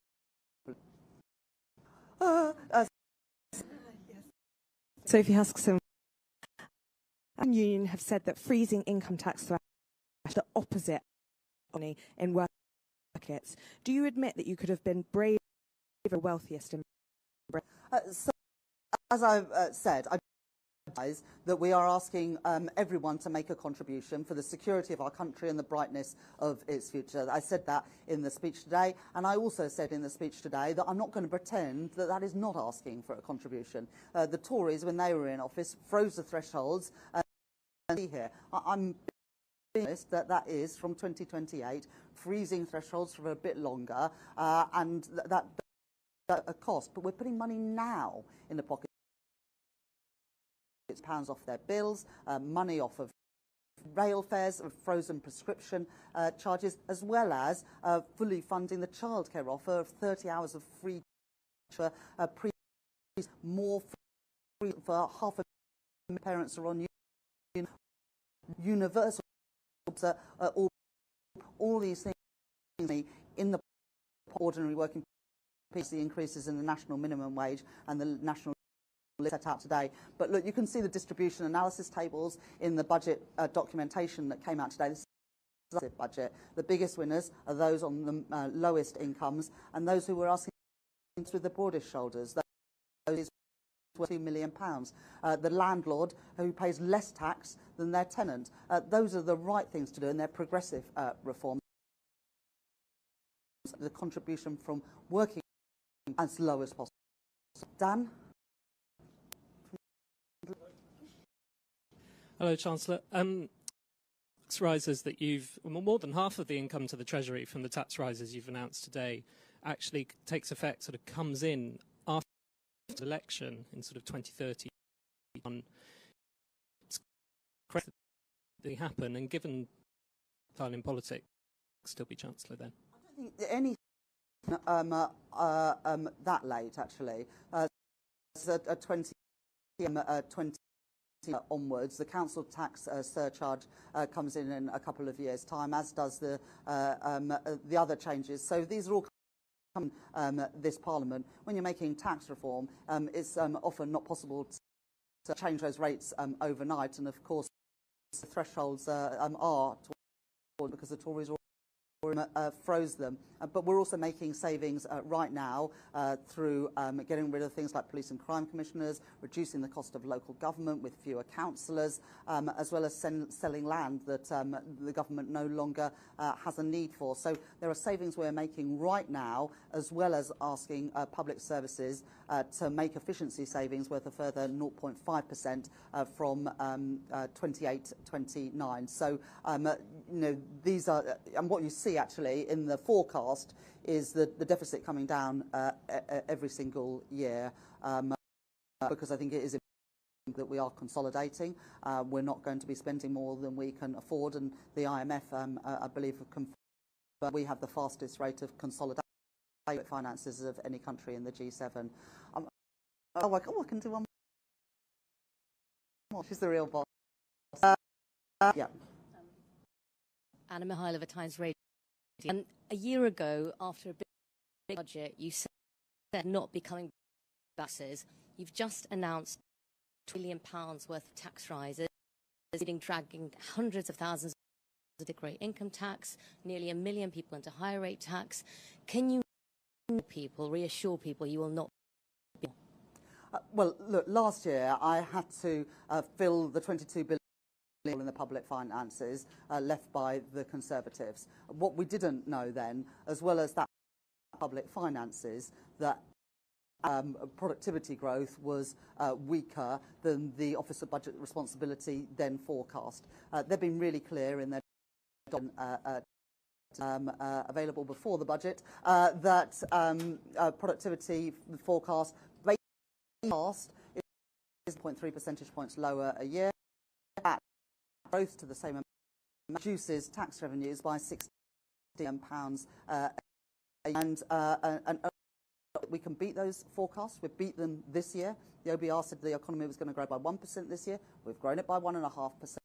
And we'll beat the forecasts. A Conservative legacy is not our country's destiny, but we also all experienced it just that if you ignore the pay a huge cost of government and then buy borrowing from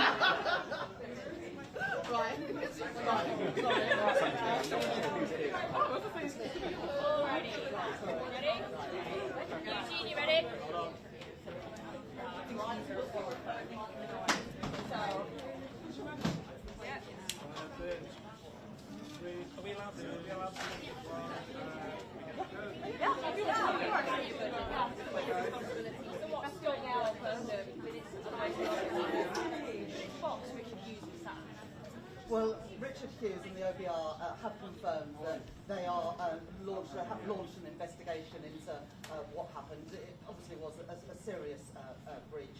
They've apologised for that and put out a full statement. So leave aside, are you happy with the market reaction today? I think it's best for chancellors not to comment on what's going on in the markets. But what I was determined to deliver today, as well as cuts to the cost of living and cuts to NHS waiting lists, was cutting borrowing and the debt. And you can see in the budget today the increase in headroom, more than doubling the headroom to £21.7 billion, and indeed meeting that target on the stability rule a year early. We talk about cutting borrowing. The Institute for Fiscal Studies says it's a spend now, pay later budget. What do you say to traders who are still concerned that this fiscal tightening is backloaded? Well, listen to the IMF, and the IMF say that that borrowing as a share of GDP falling right through the forecast period after hovering around 5% for many years. We are actually getting that down. Well, the Resolution Foundation says this budget leaves much of the fiscal repair job to 2028 and beyond. Well, some tax reforms, like the high-value council tax surcharge, take a while to introduce, and also want to make sure that we get these things right. And similarly, the changes with the further freeze in the tax allowances, they've been frozen after they were already frozen for 7 years from 2028. But there are also real savings in spending right now, with better balance sheet management, cracking down on some of the waste and inefficiencies, and indeed introducing a further efficiency drive within our public services. So this is not all about tax. We've also taken measures on the spending side as well. You mentioned the freeze on income tax threshold for 3 years. It's going to create millions of new taxpayers. Do you accept that features the spirit of your manifesto? Well, the manifesto was clear that we wouldn't increase the rates of income tax, national insurance or VAT.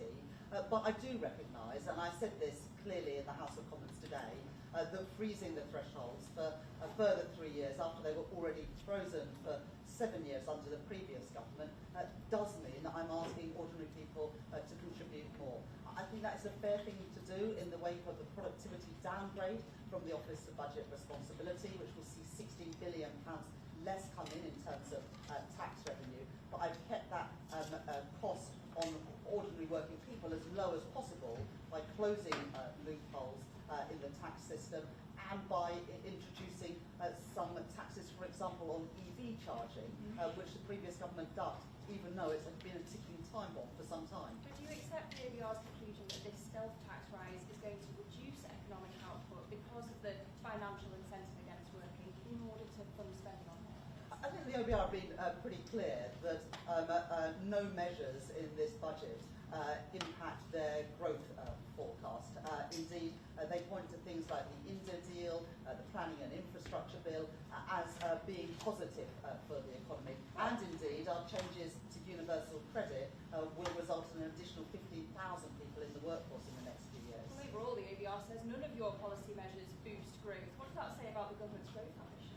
Well, in the spring, you'll remember that they scored £6.8 billion, the biggest ever non-fiscal scoring that their OBR have ever done for our planning reforms.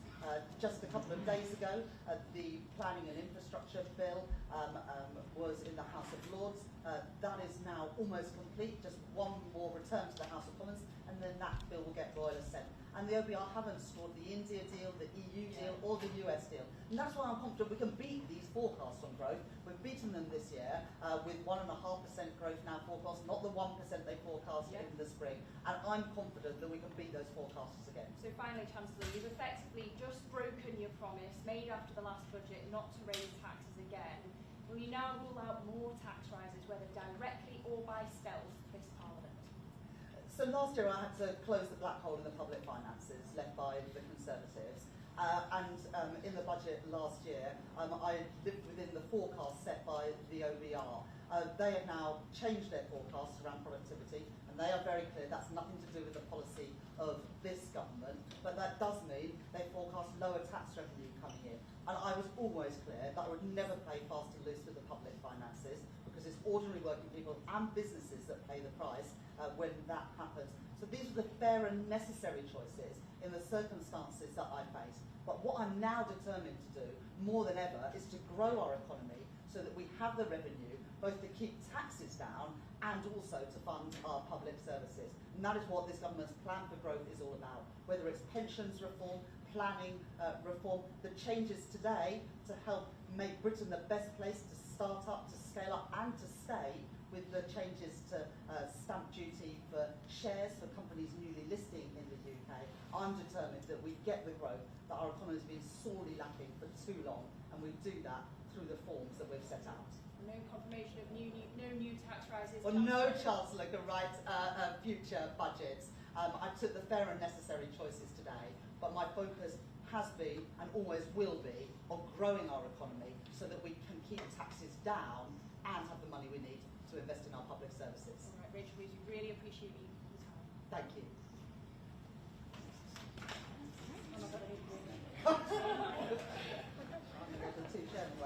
Actually, I'm coming to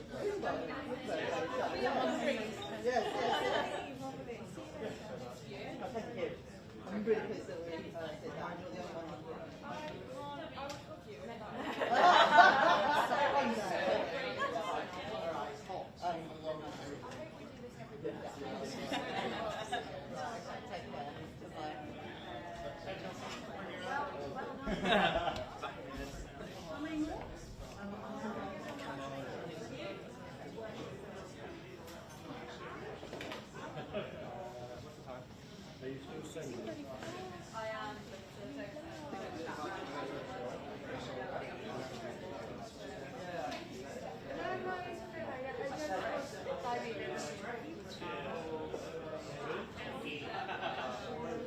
Oh my God, they didn't have a light.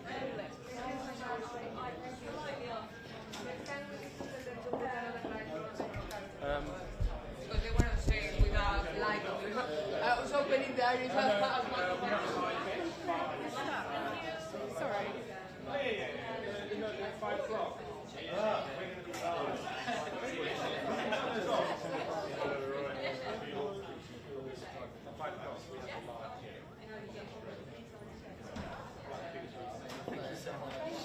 No, it's all right.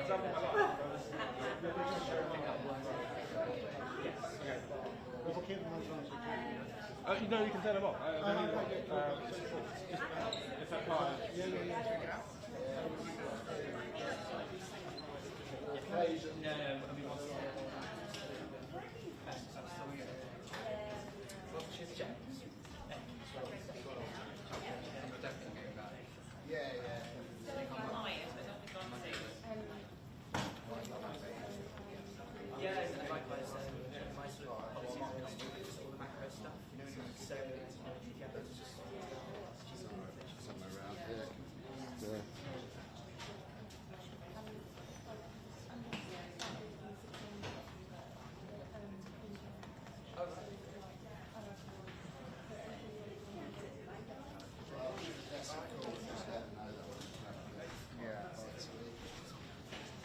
It always makes it